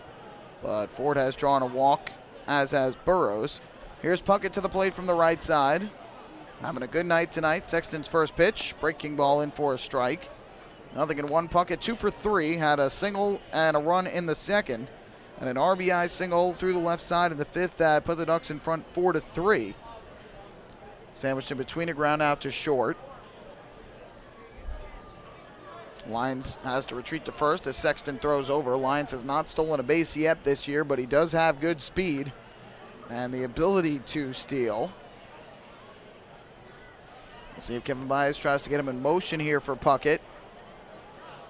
Ducks with 9 hits now. There he goes, the 0-1. Swung and grounded foul along the third base line. Ooh, Lyons had a great jump there. Lyons a great jump, and Kevin Baez knew it. He slapped his hand into his left fist after that one as he was hoping for some success with the hit and run, and Puckett just out in front of it, fouled it off. And of course, Lyons would have likely been at second base with a steal. Jeremy Owens, a quick hustle out of the dugout to the mound to talk things over with Sexton, and the catcher, Angel Flores, comes out to talk to him too. And now the first baseman, Michael Snyder, coming in for the conversation. So they're discussing some strategy here. I guess probably to try and make sure that Lyons does not get as good of a jump again. Ducks would surely love to get this run across. As the late, great Yogi Berra once said, it gets late early. And we're in the later innings now. The Ducks lead by a thin run. Would like to pad that right here. So after the first mound conference for the Blue Crabs, it'll be an 0-2 on the way to Cody Puckett. Sexton ready. Lyons does not go, and Puckett swings and misses strike 3, chasing the breaking ball down low and away. First time he has struck out tonight, and that is the second strikeout for Tim Sexton. And with 2 men out, that is going to leave it up to the catcher, Mike Blank. Give Blank lots of credit. Legged out an infield hit that turned into an RBI single back in the 5th. So Blank with a hit and a walk, an RBI and a run scored in this game. He takes a breaking ball at the knees for a called strike to count 0-1. Blank drew the walk and scored back in the 2nd inning, a fly out to right in the 4th, and then that RBI infield single in the 5th inning with 2 down. That currently is the difference in the ball game. Sexton's 0-1, throw over to first, and Lyons is back safely. And a chilly wind has picked up. Breeze blowing toward left field, which should help anything hit up in the air toward left. 0-1 the count. Runner goes from first. Sexton deals. Blank a swing and a miss for a strike. The throw to second not nearly in time. Lyons was sliding in safe before that throw even got to the second baseman Garcia. So the first stolen base of the year for Dan Lyons. And he is now in scoring position with 2 out, but the count 0-2 on Mike Blank. Think about Sexton at 6'6" and gangly. Even pitching from the stretch, when he kicks, it's a slower delivery. It's not exactly what you call your quick pitch, and that allowed Lyons lots of time to get a great jump. No problem with his first stolen base.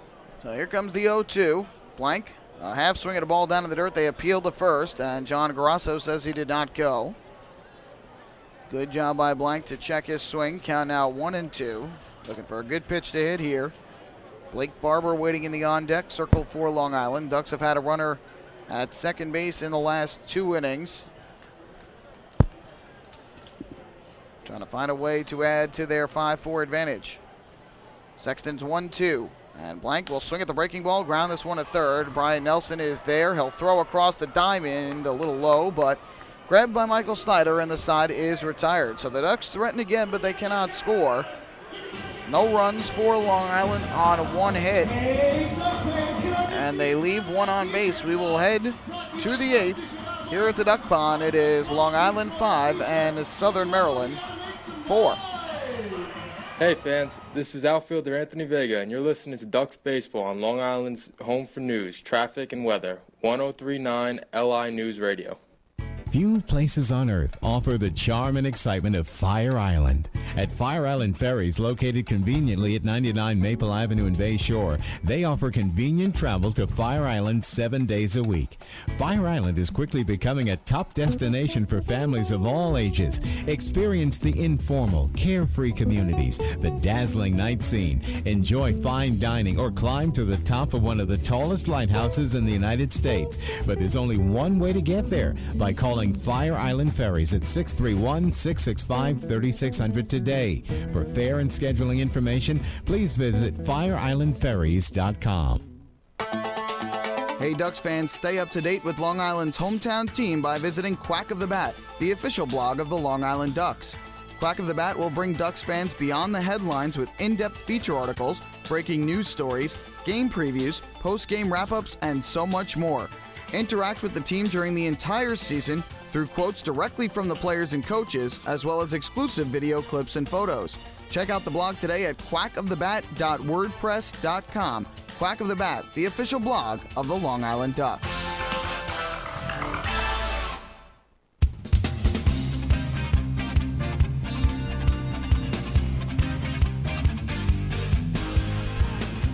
Well, we move to the 8th inning of this close ball game here on opening night at Bethpage Ballpark. Ducks have a 5-4 lead over Southern Maryland. Right-hander Amalio Diaz is the new pitcher.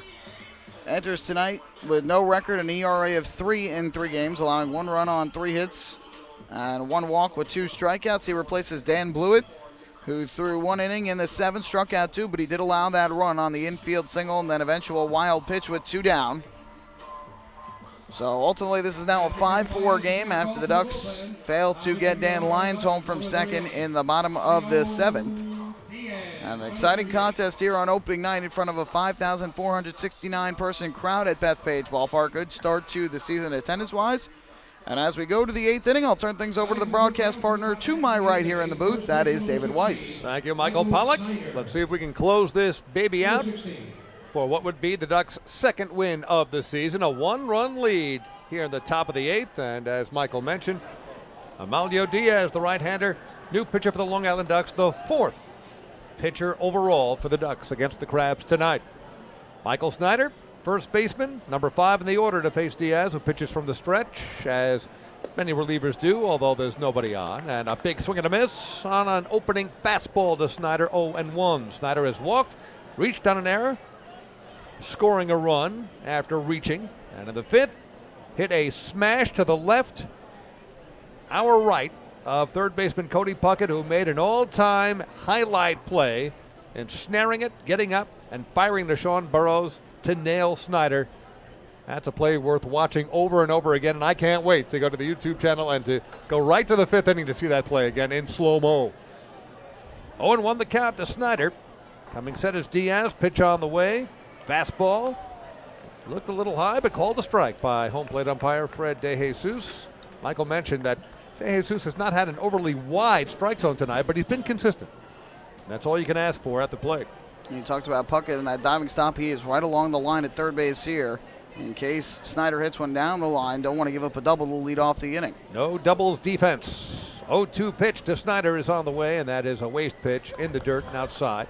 Blocked by Blank behind the plate. It's 1 ball and 2 strikes. Snyder to be followed by Jamar Walton and then Bryant Nelson. Here in the top of the 8th inning, the Ducks clinging to a 5-4 lead. 5 runs, 9 hits, 1 error for the Ducks. 4 runs, 7 hits, and an error for the Crabs. Diaz comes set. And the 1-2 is on the way to Michael Snyder. A swing and a miss as Snyder goes down on strikes swinging. 6th strikeout overall for Ducks pitching. And the first strikeout, obviously, for the new pitcher, Amalio Diaz. Diaz possesses 2 really good pitches, a hard fastball with some life to it, and he's got a nasty breaking ball that has terrific sharp bite, and when he's got both of those working, he can change them up well and keep the hitters off balance. And he had thrown the pitch before, a hard fastball to Snyder that he had taken for the ball, but it set up that next pitch was that sharp breaking ball down in the zone and got Snyder to chase it for the first out. Jamar Walton batting from the left side against the righty Diaz, who spins the fastball wide of the plate. It's 1 ball and no strikes to Walton, who has reached on a fielder's choice and scored back in the 2nd inning. RBI single in the 3rd and has also popped out. So he's 1 for 3 with 1 scored and 1 driven in. Diaz coming set. And the 1-0 to Walton is stroked for a base hit over the leaping Blake Barber at second base. So Walton is aboard with a 1-out single to right. And it brings up our old pal Bryant Nelson. Barber tried to climb the ladder there and make that grab just a little bit too high for him. He's not overly tall, and despite his best effort, that one ended up getting just over the head, and it looks like either Walton is having trouble getting his padding off here. I think that's what is taking so long. It looked like he hurt his hand a bit. He's shaking that left hand out. Might have just stung his hands a little bit after that single because it is so cold here tonight. I think that's just what the delay was as he was shaking his hands out. But Walton on as the tying run with that 1-out single over second. And now here is Nelson. Walton has not attempted a steal this season, but does have some speed. Bryant is 1 for 3, a single back in the 2nd inning. He's also popped out and bounced out. Switch hitting Nelson batting from the left side here as Diaz comes set. Walton being held on by Burrows. There's a ground ball toward the hole and past the diving Blake Barber at second base. Streaking to third base is Jamar Walton. The throw, the slide. He is out at third base. Great throw to nail Walton at third base. Brian Nelson with a single to right. Walton trying to stretch it to make it to third, but is gunned down, 2 down. I get why Walton would do that, to try and move to third with less than 2 outs and have an opportunity to end up scoring on a fly ball to tie the game. But boy, does that potentially take the Blue Crabs out of the inning. They would have had 2 on him. With Walton's speed, he could potentially score on a base hit from Flores, but ultimately tries to take the gamble on a guy like Lentini, who has a great arm and right, made a perfect 2-hop throw to Cody Puckett, who applied the tag for the out. A big out for Long Island. Yeah, they go 7-5. Walton is nailed. Nelson at first, now with 2 down. Angel Flores at the plate. Takes high and tight with a fastball. 1 ball and no strike. So back-to-back singles. Well, the Blue Crabs may have run themselves out of a potential tying run. Ducks lead it 5-4. Nelson being held on by Burrows at first base. Coming set, Diaz, and he will turn around and throw to first. Fairly close as Nelson has to dive back. So Flores at the plate, 1 ball and no strikes to count. Flores 1 for 3 tonight. A broken bat single to left. His first time out is also struck out and bounced to short. Nelson is now 2 for 4, and you have to watch out. He is an older guy, but he still does have some speed. He's a little guy, so he can fly a little bit. And you don't want him to get into scoring position with 2 down in an inning. You can still get the wheels turning at age 42. 1-0 pitch on the way. Well, it looked like it had the outside corner, but that's just outside for a ball. 2-0 to Angel Flores at the plate. The number 9 man in the order, Eric Garcia, is waiting on deck. Diaz, I was going to say, Diaz can't let that close call that didn't go his way frustrate him. He's got to come back here, especially with a good hitters count of 2-0. Absolutely. 2-0 the count. And the pitch to Flores is on the way, and there's a bounding ball, big 2-hopper to Dan Lyons over to second baseman Blake Barber in time, and that will do it on the 6-4 force play. So the Long Island Ducks do surrender 2 hits, but nothing else across, and just 1 man left at the end of 7.5. We go to the bottom of the 8th here at Bethpage Ballpark. Ducks still lead the Blue Crabs 5-4. Hey fans, this is pitcher Dan Blewett, and you're listening to Ducks Baseball on Long Island's home for news, traffic, and weather, 1039 LI News Radio. Oh, I love it. The color of my new Nicolat patio is so vibrant. It's unlike anything I've ever seen. You're welcome. I'm just going to go finish that Nicolak walkway now. Make your pavers vivid Nicolak pavers. The best looking, most vibrant pavers with the most 3-color blends in the industry. Featuring Nicolak's exclusive paver shield and color blending technology. With color throughout and guaranteed not to fade. Live life in color with Nicolak. Visit Nicolak.com. Pave your way. Bethpage Ballpark is a great place to watch a ball game, so why not do so from some of the best seats in the house? The Ducks are proud to present the brand new Long Island Ducks Beer Garden. Open for all fans on nights when the Smokin' Owls party deck has not been reserved, the Beer Garden will feature a variety of frosty draft and bottled brews, as well as several food choices. The area has been decked out with bar rail seating and Ducks branded furniture to provide a comfortable atmosphere for everyone. Be sure to stop by and check out the brand new Long Island Ducks Beer Garden on your next visit to the ballpark.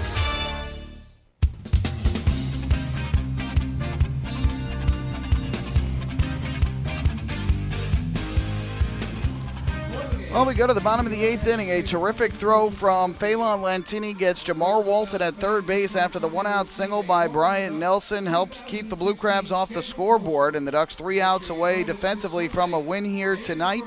They will likely go to their closer, Todd Coffey, for the 9th inning, but first the Ducks will have an opportunity to extend the lead here in the bottom of the 8th inning. And trying to see who the new pitcher is for Southern Maryland. It looks like it is Justin Berg. I cannot be 100% sure. I haven't seen the number yet. They're announcing it right now, and it is indeed Justin Berg. So the right-hander who returned to the Blue Crabs once again this season takes over for the returning right-hander Tim Sexton, who threw a very strong 2 1/3 innings out of the bullpen in relief of John Lester. And for the Ducks, they will be setting up 9, 1, and 2 in their order. It will be Blake Barber, Phelan Lantini, and Delta Cleary Jr. to the plate looking to get some insurance here in the bottom of the 8th. Yeah, the Ducks just with that 1-run lead. They'd like to give their closer, Todd Coffey, a little more to work with. So we'll see what happens here as Blake Barber steps to the plate. 1 for 3 tonight. Slide out. Infield single right back to the box, in which he hit the starter, John Lester, in the shin or ankle area. He stayed in the game. He's also struck out. No balls and 1 strike to Blake Barber. Righty-righty matchup here. Justin Berg on the mound. Next pitch is low and away. Count even, 1 ball and 1 strike. Berg, not that easy to pick up the release point. Kind of short arms the ball to the plate. pitching from the stretch. Count even, nobody on. Bottom of the 8th, Ducks with a 1-run lead. Pitch to Barber is smashed, base hit left field. So a good leadoff single for Blake Barber. He is aboard as the Ducks looking for some insurance in the bottom of inning 8. That's a good start to the inning, no question, David. And Barber, the 9-hitter, with his first multi-hit game as a Duck. He's got 2 singles on the night. Got a pitch up and inside from Berg and got out in front of it. Now the Ducks are going to pinch run at first base. They want to get a little bit more speed on the base pass, so they call on Anthony Vega, who had 2 stolen bases yesterday in his first start of the year in New Britain. So Long Island puts Vega on, and we'll see if that means Kevin Baez tries to get him in a scoring position with nobody out. In this bottom of the 8th inning, Kevin Baez knows how important an extra run could be in this game. And here's Phelan Lantini at the plate. But first, the throw over to the first base bag as Anthony Vega being held on by Michael Snyder. And the pitcher, Justin Berg, will try to keep Anthony Vega as close as possible. We expect that he'll be running at some point in this at-bat. Lantini tries to bunt, fouls it just to the left of the third base foul line.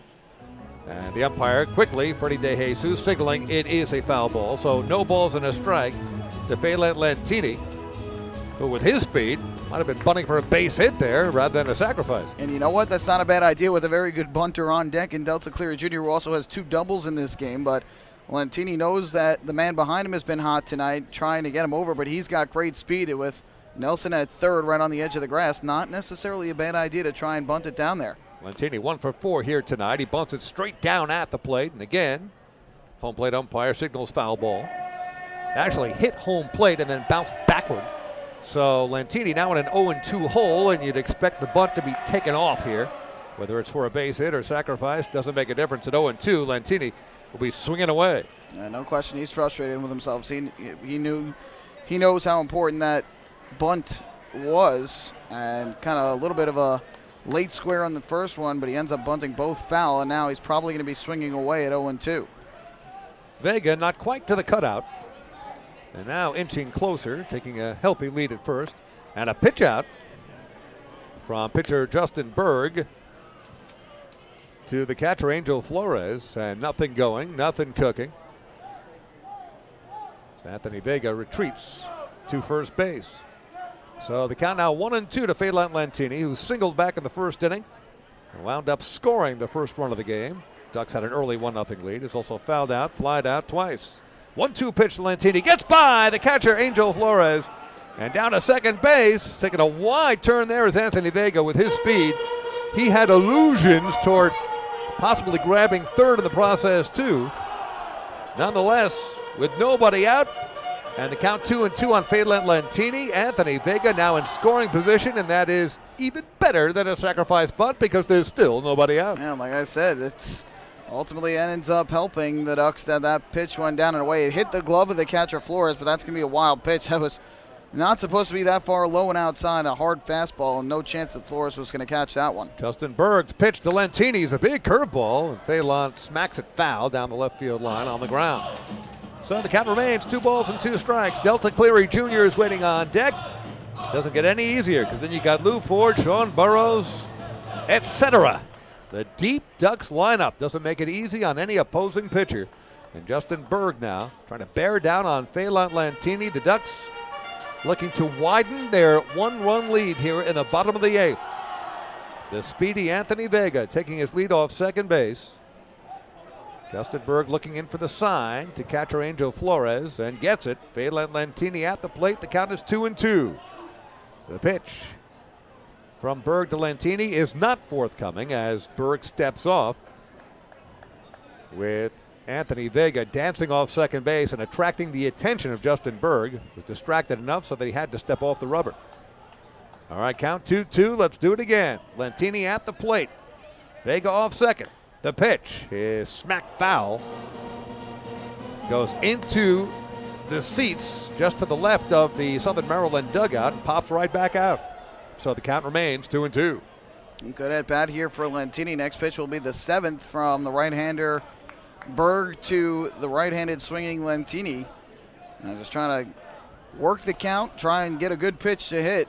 The Ducks with 3 opportunities here at a base hit that can get themselves an insurance run with Vega at second. Righty-righty matchup. Lantini stands well up on the plate. Pitch from Berg and smack foul. Just a little poke job from Lantini. Fouled into the stands to our right. So he stays alive. That was a good swing, defensive swing from Lantini just to foul it off and keep the at-bat going. Count remains 2-2. Yeah, wanted to protect the outside corner of the plate. Didn't want to be caught looking at strike 3. Might have chased a little out of the zone. But he ends up fighting off another one and continuing to run out the pitch count at Berg.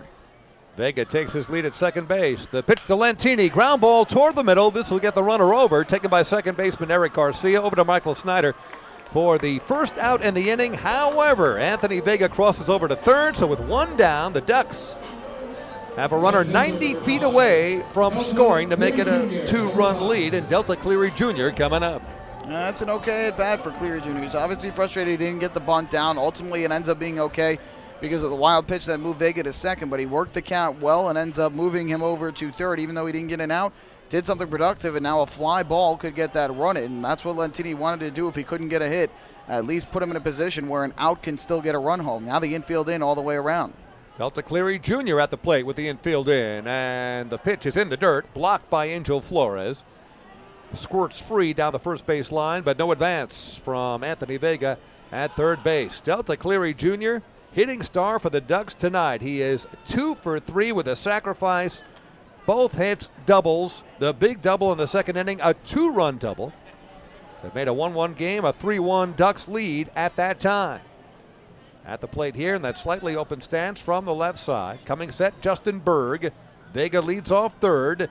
Pitch downstairs again. 2 balls and no strikes, and no doubt Justin Berg being extremely careful with Delta Cleary Jr., and that's fine. But who's on the on-deck circle? Lou Ford. You got a dangerous hitter, although Ford tonight has been held 0 for 3 with a walk. Either way, though, you don't want to put him in a position to add an insurance run. And Cleary Jr. now ahead 2-0 in the count. Good hitters count. Will certainly be looking for a good pitch to hit here and drive to the outfield. Cleary holds the bat high, and the 2-0 pitch is on the way, and he smacks it foul down the left field line. Like a screamer into the second section. Bounced off the dividing concourse area between the first and second sections, but everybody's okay. And the count now 2-1. If you put Cleary Jr. on, it sets up a righty-righty matchup, and it would put the double play possibility in order, but I don't think Justin Berg would want that situation. He'd rather get Cleary right here. It's 2-1 the count. Pitch to Delta, swing and a miss. That was a good off-speed pitch that actually looked to be a bit outside. Delta went chasing after it and missed it, so the count now even at 2-2. Yeah, a little late on both pitches. The 2-0 pitch that he fouled into the crowd, a good pitch to hit, and he just missed it, and this one he was late on, so now all of a sudden it's a 2-2 count, and Vega at third base. Again, the infield is up. Vega off third. Just 1 down. The pitch to Delta Cleary Jr. is fouled down the left field line. Giving it a long run is Nick Akins, but he's going to run out of room, and this thing back over the second section. And the count remains 2 balls and 2 strikes with 1 down. Ducks leading by 1. Bottom of the 8th.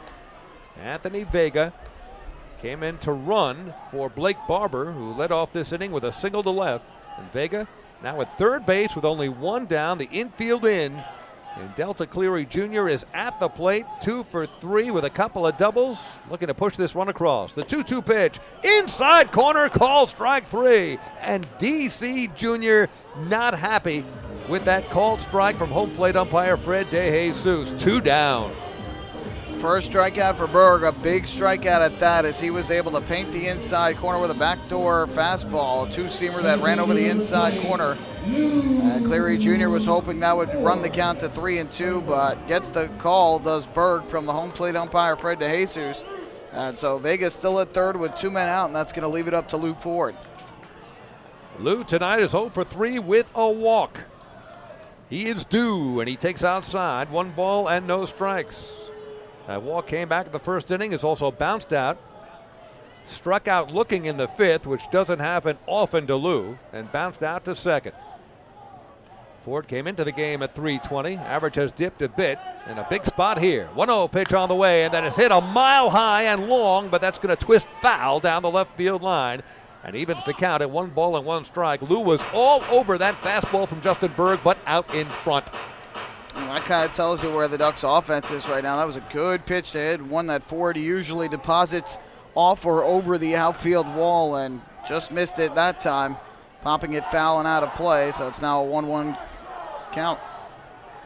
Ford does have a homer this season, and he holds up.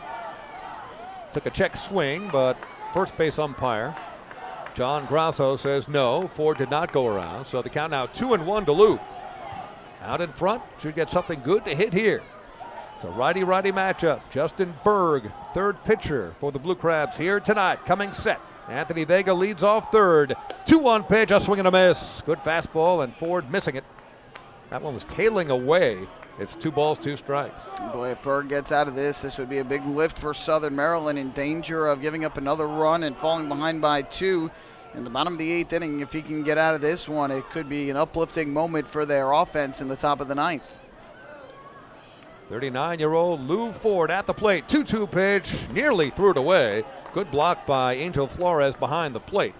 That was a hard slider that nearly skidded away from the catcher. So the count now full at 3-2 with 2 down. Infield, of course, with 2 outs, backs up to normal depth. Playing Lou straight away, the outfield straight away as well. Lou with power to all fields. Coming set, Justin Berg. And the payoff pitch on the way to Lou Ford. He holds up, and that is ball 4. So Lou with a good eye at the plate. That was another slider that just broke away at the last possible moment. Lou with his second walk of the game, and that is yet another Municipal Credit Union walk with a purpose. Every time a Ducks batter walks, the Quackerjack Foundation wins. And Sean Burrows, the defending batting champion of the Atlantic League, comes into the game and is at the plate, but before he can get a swing, we have a major summit meeting on the mound that includes the manager of the Southern Maryland Blue Crabs, Jeremy Owens. And I'm sure a lot of this is to talk strategy here with Sean Burrows at the plate, who certainly I would think in the mind of Jeremy Owens is a much more feared hitter than Blake T. Cody, who was in the on-deck circle. There's always the thought process you might intentionally walk Sean Burrows to load the bases for T. Cody and rather face T. Cody instead, though. Burrows tonight is over 3 with the walk. T. Cody 1 for 4. But it looks like they will pitch to Burrows here with runners at the corners and 2 men out. Again, it's a righty-lefty matchup. Burrows batting from the left side, and the pitch. It is a ground ball toward the hole. It's snared by the shortstop Lombardozzi. The throw across, not in time. And the Ducks have run number 6. Infield single from Sean Burrows. The Ducks lead it 6-4. Burrows busting it down the first baseline and beat it out. That one in the hole. Lombardozzi throwing against his body from the outfield grass. Burrows with not a whole lot of speed, but more than enough to beat that one out, and the Ducks get their insurance. I will tell you this, though, David. Give credit where credit's due. Lombardozzi made what was a tough play very close. Burrows running up the first base line. He only beat it by about a step and a half, maybe. It was not that far-fetched that throw might beat him. A good, strong throw, but Burrows beats it out, and the Ducks end up getting that big insurance run. And Blake T. Cody at the plate. He is 1 for 4 with a run scored. Batting from the left side against the righty Justin Berg. So the Ducks with a 6-4 lead now, pushing that 6th run across here. The insurance run on the bottom of the 8th. Burrows at first base. And there's a ground ball smack to the right side. And the throw across to Cody retired. 4-3, second to first. However, in the inning for the Long Island Ducks, 1 big insurance run, 1 hit. There was a walk, and Lou Ford and Sean Burrows both left on base. At the end of 8 complete, we'll see if we can close it out with the Ducks closer on his way in. The score as we go to the top of the 9th, Ducks 6, Southern Maryland 4. Hey fans, this is right-handed pitcher Frank DiGiulio, and you're listening to Ducks Baseball on Long Island's home for news, traffic, and weather, 1039 LI News Radio. Municipal Credit Union is a proud sponsor of the Long Island Ducks. For 100 years, MCU has helped New Yorkers achieve their goals with competitive financial products and services. Meet your important or unexpected needs with an MCU personal loan. Whether it's the cost of moving, a family vacation, or even home repairs, an MCU personal loan is a simple solution. To learn more about how an MCU personal loan can work for you, visit nymcu.org today. MCU, celebrating 100 years of service. M&V Limousines is the official bus company of the Long Island Ducks. Family owned and operated, they've been in the business for over 23 years. M&V Limousines offers coach buses with Wi-Fi and restrooms, party buses, exotic limousines, and so much more. Whether you're looking for transportation for weddings, proms, corporate outings, or long-distance trips, they've got the right vehicle for you. Visit their showroom in Comac or check them out online at mvlimo.com. M&V Limousines, the official bus company of the Long Island Ducks.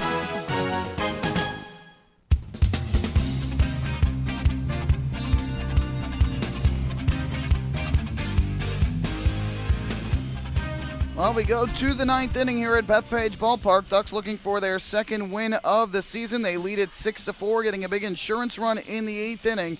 Amalio Diaz allowed 2 hits in the eighth, but ultimately no runs and struck out 1. And so now the closer, Todd Coffey, will come on trying to pick up his first save as a Long Island Duck.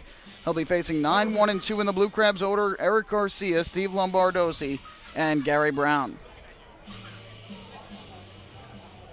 So Todd Coffey, who was one of several Long Island Ducks who met the media on Media Day just a few weeks ago. And one of the questions asked, why come to the Ducks? And he said the same thing that so many said, I've heard all about this organization and this league.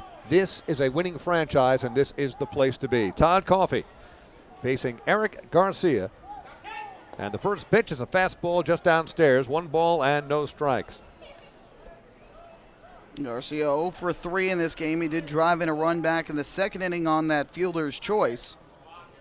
Meanwhile, Lombardozzi 2 for 4, as is Gary Brown. And those are the men waiting on deck and in the hole.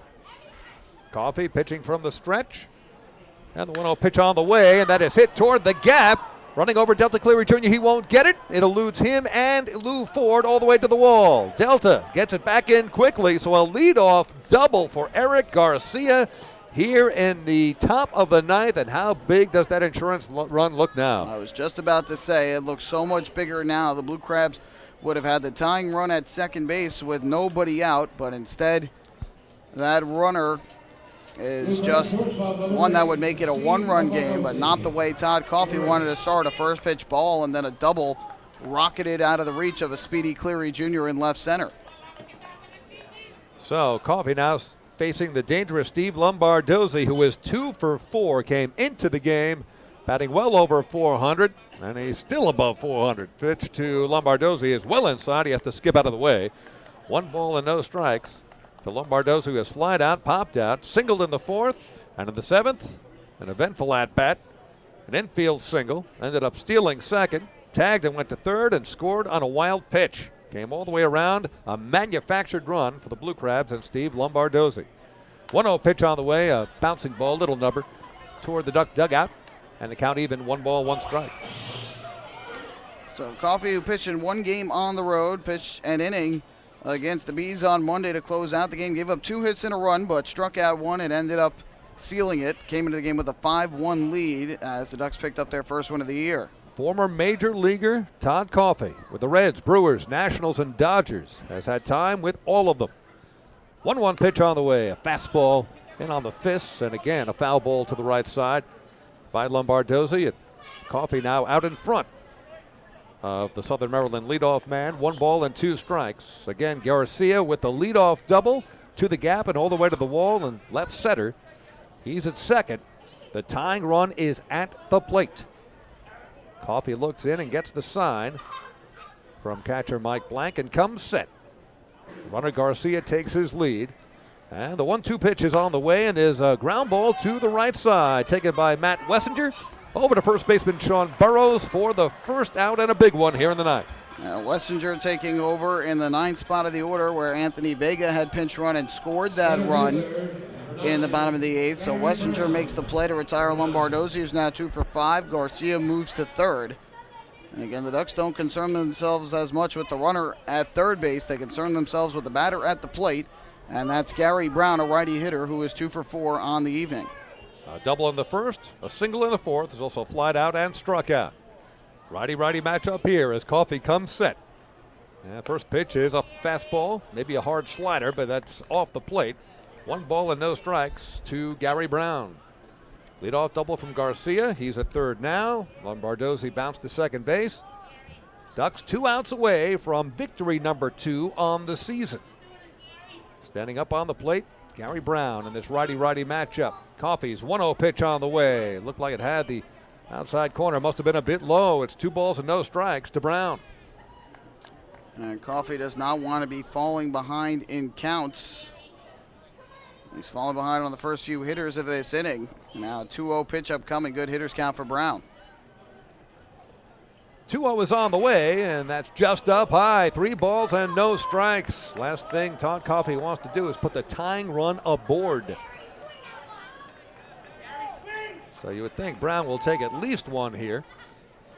Try to get himself on base for the man behind him in the on-deck circle, Zach Wilson. 3-0 pitch is off the plate, ball 4. 4-pitch walk to Gary Brown. He is aboard, and the tying runs now on base and on the corners for Wilson. That hurts Coffey. You didn't want to put the tying run on base here, especially with Brown. Now you have Wilson to the plate, who is 0 for 4 on the night, but Coffey falling behind with first pitch balls to the first 3 hitters of this inning. That's a little bit concerning. He's got to get ahead of hitters here and put the pressure on them.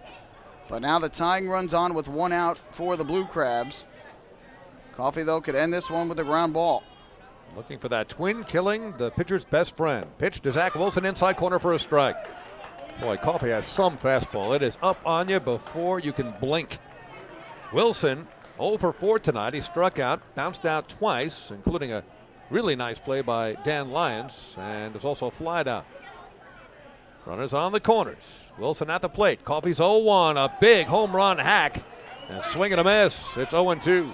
Pinch hitter in the on-deck circle right now for Southern Maryland, but I'm not sure who that is. It is number 38 for the Blue Crabs. I want to say maybe John DeZamba, but I don't know. He's a lefty batter, and I think that's the only other lefty batter that is on their bench.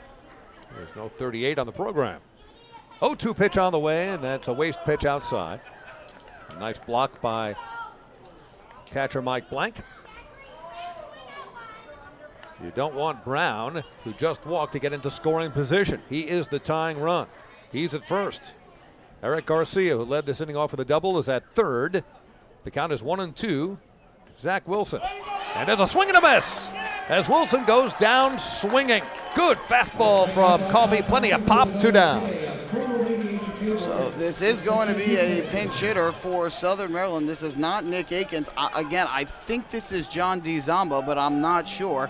He's normally number 7, but this is somebody else, and I don't know who it is. Kevin Byes was just told who it was. They're going to say it's Quan Jen Chen. Number 38. So Quan Jen Chen is going to be the pinch hitter. Jen Chen, who we were told was number 23, is apparently number 38. So he's pinch hitting for Nick Akins. Quan Jen Chen at the plate. Batting for the left side against Todd Coffey. There are 2 down, runners on the corners, and a strike outside corner to Jen Chen. 0-1. Fred Lewis began this game in the lead in the cleanup spot. He was replaced as a pinch hitter by Nick Akins, who struck out. Fred Lewis was 0 for 2 with a walk. And now Quan Jen Chen, pinch hitter. Last chance for Southern Maryland. There's a ground ball to the right side, taken by Sean Burrows. He will race to the bag, takes it himself, and that's it. Todd Coffey the save. The Long Island Ducks with the win. Nothing across in the 9th. 2 runners left. Ducks win it 6-4. Ducks win. Ducks win. Ducks win.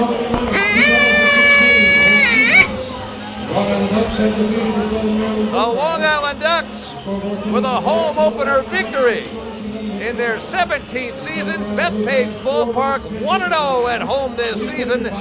2 up. and 6 down overall. The Ducks with a W in front of their home fans on this chilly April 28th. Well, definitely what the Ducks were looking for. Todd Coffey made a little bit hairy in the ninth, but the Ducks can exchange the high fives, an uplifting win where Long Island did a couple of things that plagued them so much during the course of the season.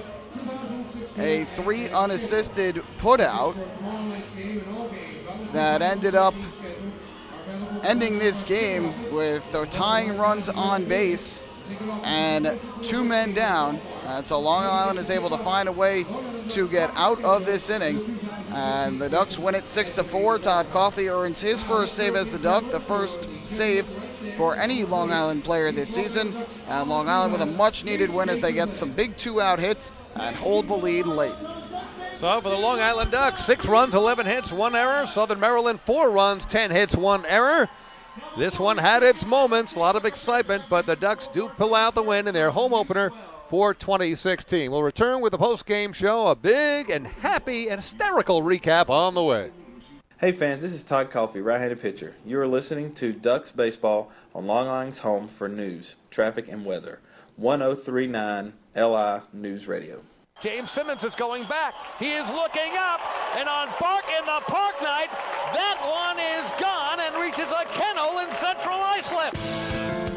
That was another home run for the Ducks. And Duck fans, what's more fun than a home run that helps the Ducks win a game? How about a homer that helps the community win? Chappie's Funeral Home and the Long Island Ducks have once again teamed up for the Chappie's Home Run Challenge. If the Ducks hit 100 homers this season, Chappie's Funeral Home will donate $5,000 to the Quacker Jack Foundation. So every time a Ducks hitter goes deep this season, watch for the Chappie's Challenge home run count on the scoreboard. And if we reach 100, we're all a winner. Chappie's Funeral Home, where caring for others is a family tradition.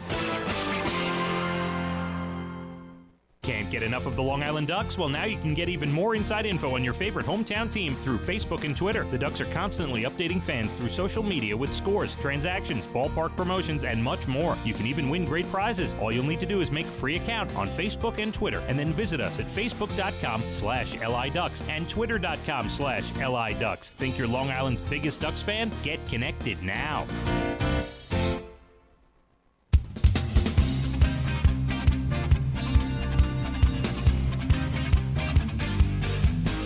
David Weiss and Michael Pollock back at Bethpage Ballpark. The thousands who came out to this chilly home opener leave very happy. Sure, need an extra layer or two with game time temperature at 52, and I believe we're in the 40s now. Bit of a breeze picked up as well.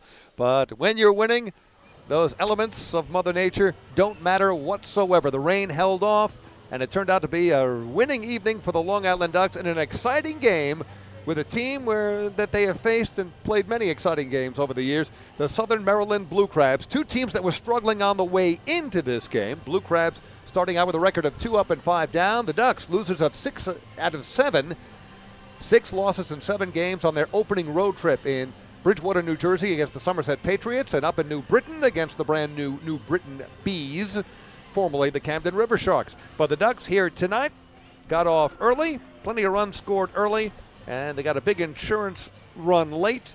Some good relief pitching, and the Ducks pull out a 6-4 win. Yes, much needed win as we recap this game here to start off on the post-game show. Long Island, after stranding a runner at second with 1 out in the first, was able to get the early lead. Phelan Lentini opened up the bottom of the first with a leadoff single to left against John Lester. Went to second on a sac bunt from Delta Cleary Jr. and to third on a pass ball. And after a walk to Lou Ford, Sean Burrows hit a line drive to left field, a ball that the left fielder Fred Lewis seemed to misplay, and it ended up bouncing off his glove, falling on the grass. And so on the error, a run scores, and the Ducks lead it 1-0. Though that lead was short-lived because in the top of the second, Bobby Blevins allowed a leadoff walk to Michael Snyder, and after a 1-6 fielder's choice, gave up back-to-back hits to Brian Nelson and Angel Flores that loaded up the bases for Eric Garcia, who had a ground ball to second. The Ducks tried to turn 2. It was just a little bit too slowly hit. And so it ends up being an RBI fielder's choice 4-6, and the Blue Crabs tie up the game at 1. Though, again, the Ducks were able to respond right away, and they were able to take the lead in the bottom of the second inning. Cody Puckett, leadoff single to left, and Mike Blank a walk, followed by a wild pitch that put 2 runners on. Runners at second and third. 2 outs were made on a shallow fly out to center and a foul pop to third, but Delta Cleary Jr. came through with a big 2-out, 2-run double into the right center field gap. His first 2 RBIs of the season, scored Puckett and Blank, and Long Island took a 3-1 lead. But again, the lead would be short-lived as the Ducks got a little sloppy with 2 outs in the third after a flyout and a ground out. Fred Lewis drew a walk, and then Michael Snyder came to the plate. He hit a high pop-up into shallow right field. First baseman Sean Burrows could not see it at all, and so the only person who could see it was the second baseman Blake Barber, who went out onto the outfield grass and had the ball bounce in and out of his glove. A run scored as Lewis came home from first on the play. That made it a 3-2 game, and Jamar Walton followed with an RBI single to right after a wild pitch that scored Snyder from third, and all of a sudden we were tied up again at 3. Neither side would score in the fourth. The Blue Crabs 1-2-3 in the top of the fifth against Bobby Blevins after stranding a pair on in the fourth. And then in the bottom of the fifth with 1 out, Sean Burrows would draw a walk against John Lester. Blake T. Cody would follow with a single. And after Dan Lyons popped out foul the first, Cody Puckett came through with an RBI single through the left side that plated Burrows. Gave the Ducks a 4-3 lead. That would be the end for John Lester. Tim Sexton came in, gave up an RBI infield single to Mike Blank. And on that infield single, which he just beat out, T. Cody scored. Ducks had a 5-3 lead. Long Island would be held silent in the 6th and the 7th, but in the top of the 7th inning against Dan Blewett, the Blue Crabs were able to manufacture a run as Steve Lombardozzi reached on an infield single to third, which Cody Puckett could not handle. Lombardozzi would steal second, move to third on a flyout by Zach Wilson, and then scored on a wild pitch from Dan Blewett, the first run he allowed this season. So that made this a 5-4 game. The Ducks missed on opportunities in the 7th and the 8th the 6th and the 7th to extend the lead. And in the 8th inning, after the Blue Crabs left, Blue Crabs picked up back-to-back singles with 1 out in the 8th inning from Jamar Walton and Brian Nelson. But on Nelson's single, the biggest play of the game, Walton tried to go from first to third, and he was gunned down on a terrific throw by Phelan Lentini. And the throw got him at third base. That kept this a 5-4 game, and in the bottom of the 8th, the Ducks would tack on an insurance run as Blake Barber opened the inning with a single. Anthony Vega went to pinch run, went to second on a wild pitch, moved to third on a ground out, and after Cleary Jr. struck out looking, Lou Ford drew a walk to keep the inning alive, and then Sean Burrows beat out an infield single to short. That gave the Ducks an insurance run. They led it 6-4. In the 9th, the Blue Crabs tried to rally. They got a leadoff double from Eric Garcia, who went to third on a ground out from Lombardozzi, and a 1-out walk to Brown to put the tying runs on base, but Coffey rebounded, struck out Wilson, and got pinch hitter Quan Jen Chen to ground out to first base to end the game, and the Long Island Ducks held on for a 6-4 victory, their first home win in their first home game of the season. The final totals from tonight's game: 6 runs, 11 hits, 1 error for Long Island. They left a total of 11 men on base. For Southern Maryland, 4 runs, 10 hits, and 1 error. They left 9. The winning pitcher, Bobby Blevins for the Ducks. He gets his first win of the year and improves to 1-0. The loser, John Lester, falling to 0-2. And Todd Coffey picking up his first save of the season. The game took 3 hours and 6 minutes in front of a crowd of 5,469 here in the home opener at Bethpage Ballpark. So I bring back David Weiss here into the broadcast booth. David, thoughts on player of the game for tonight's contest? Oh, man, you take a look. I tell you, that bullpen by committee, that worthy of recognition. But I tell you, what do you think? Delta? I'd probably go with Delta Cleary Jr. Yeah, he was 2 for 4 in this game. That big 2-out, 2-run double in the second. Long Island had been struggling so badly to get those big 2-out run-scoring hits on that road trip, and that kind of, you feel like, helped lifted up the offense. They ended up pounding out 6 runs, a season high for them. And so certainly I would think Delta Cleary Jr. is tonight's player of the game. No doubt about it. And there were a lot of big moments in this game. Fine defensive plays. Cody Puckett with an all-time great grab at third base. Dan Lyons, great play at short as well. We talked about the bullpen, the law firm of Kreider, Blewett, Diaz, and Coffey doing very well. In support of Bobby Blevins, it was not the best outing for Blevins, but he gutted it out, and he kept the Ducks in the game, giving up 3 runs in 5 innings. So I would call that a quality start, and the bullpen was terrific. And some very big hits. Cody Puckett and Mike Blank with back-to-back 2-out RBI singles. That's also not to be overlooked in terms of clutch hitting. And, of course, that big throw by Phelan Lentini to get Jamar Walton at third base, all key plays. We'll take a break. When we come back, the out-of-town scoreboard, and then we'll wrap things up here from Bethpage Ballpark. Ducks winners on opening night here at the Duck Pond, 6-4 over the Blue Crabs. Hey fans, this is infielder Matt Wessinger, and you're listening to Ducks Baseball on Long Island's Home for News, Traffic and Weather, 1039 LI News Radio. Long Island's Ford Giant is bigger and better than ever. Sayville Ford celebrating the grand opening of their new state-of-the-art showroom featuring enclosed service drives, luxurious customer lounge, and a larger selection to choose from. Get giant savings on hundreds of new and used vehicles in stock. Sayville Ford's grand opening celebration is going on now. Visit SayvilleFord.com or download the Sayville Ford app today to learn more about Sayville Ford's grand opening savings. Call 631-589-4800 today.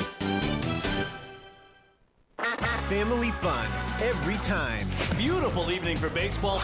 Big action every time. He reaches up. It's gone! Great value every time. And the Ducks have won it 7-1. The Ducks schedule is loaded with new promotions this season. And with an average ticket price of just $10 and free parking, there is no better value on Long Island. For game times and tickets, visit liducks.com. Long Island Ducks Baseball. Good times every time.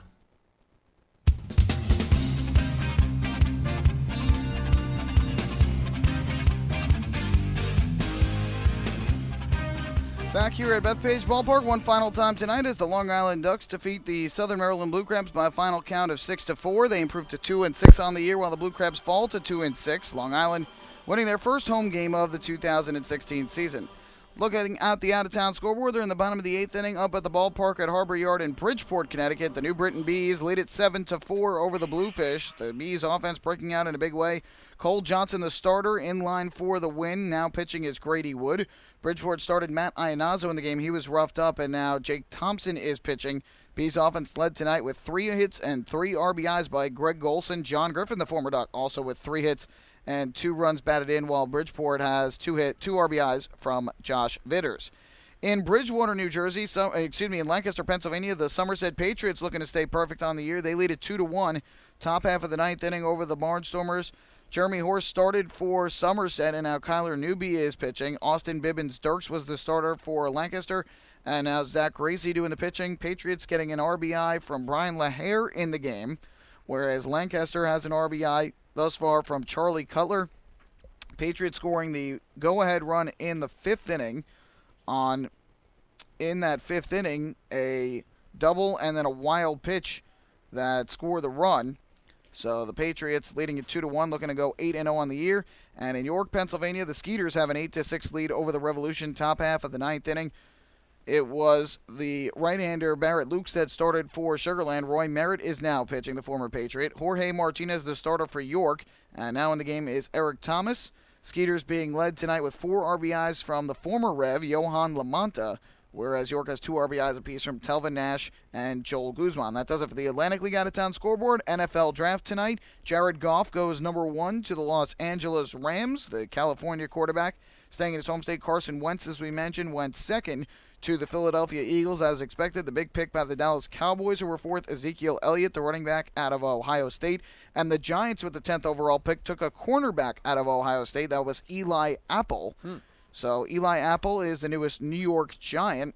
And the Jets, meanwhile, will be about 4 picks away. They are the 20th pick, and currently Atlanta on the clock with the 17th overall pick. And it'll be interesting to see who the Jets end up taking with their first pick in this year's draft. Yeah, you know, a lot of people love the draft. It brings back so many annoying memories and distressing memories for me. We had in 2nd grade at Olden Terrace Elementary in North Valley Stream, they had a kickball draft or whatever, and I thought my name for years was because it was And Weiss. I was always picked last. Oh, boy. For good reason. Anyway, we had a terrific game here tonight, and we're looking forward to the rest of the series. No question. And tomorrow it'll be a fun pitching matchup. The Ducks will be sending out left-handed pitcher Jack Snodgrass, while the Blue Crabs counter with left-hander Scott Snodgrass. So no relation between the two, but 2 names that are quite similar.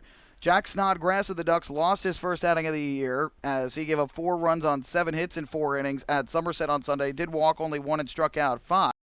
And the Ducks getting the victory here on opening night at home by a final count of 6-4 over the Southern Maryland Blue Crabs. And just a quick note, because I don't think he's listening tonight, but Chris King bring home another win as play-by-play man of the New York Islanders. It has been fun tonight, and Michael, you and I will do it again tomorrow night. Absolutely. Thanks so much for tuning in, everybody. Again, the final score, the Ducks defeat the Blue Crabs by a final count of 6-4.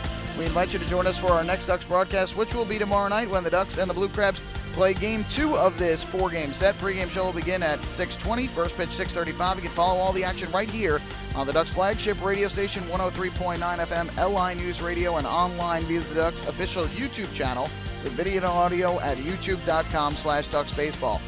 For David Weiss, my name is Michael Pollock. Thank you so much for joining us on your Thursday night. Hope you enjoyed the broadcast and the Ducks home opener. Have a great rest of your Thursday. We'll do it all over again on Friday evening here from Bethpage Ballpark. Good night and so long from Central Islip, New York.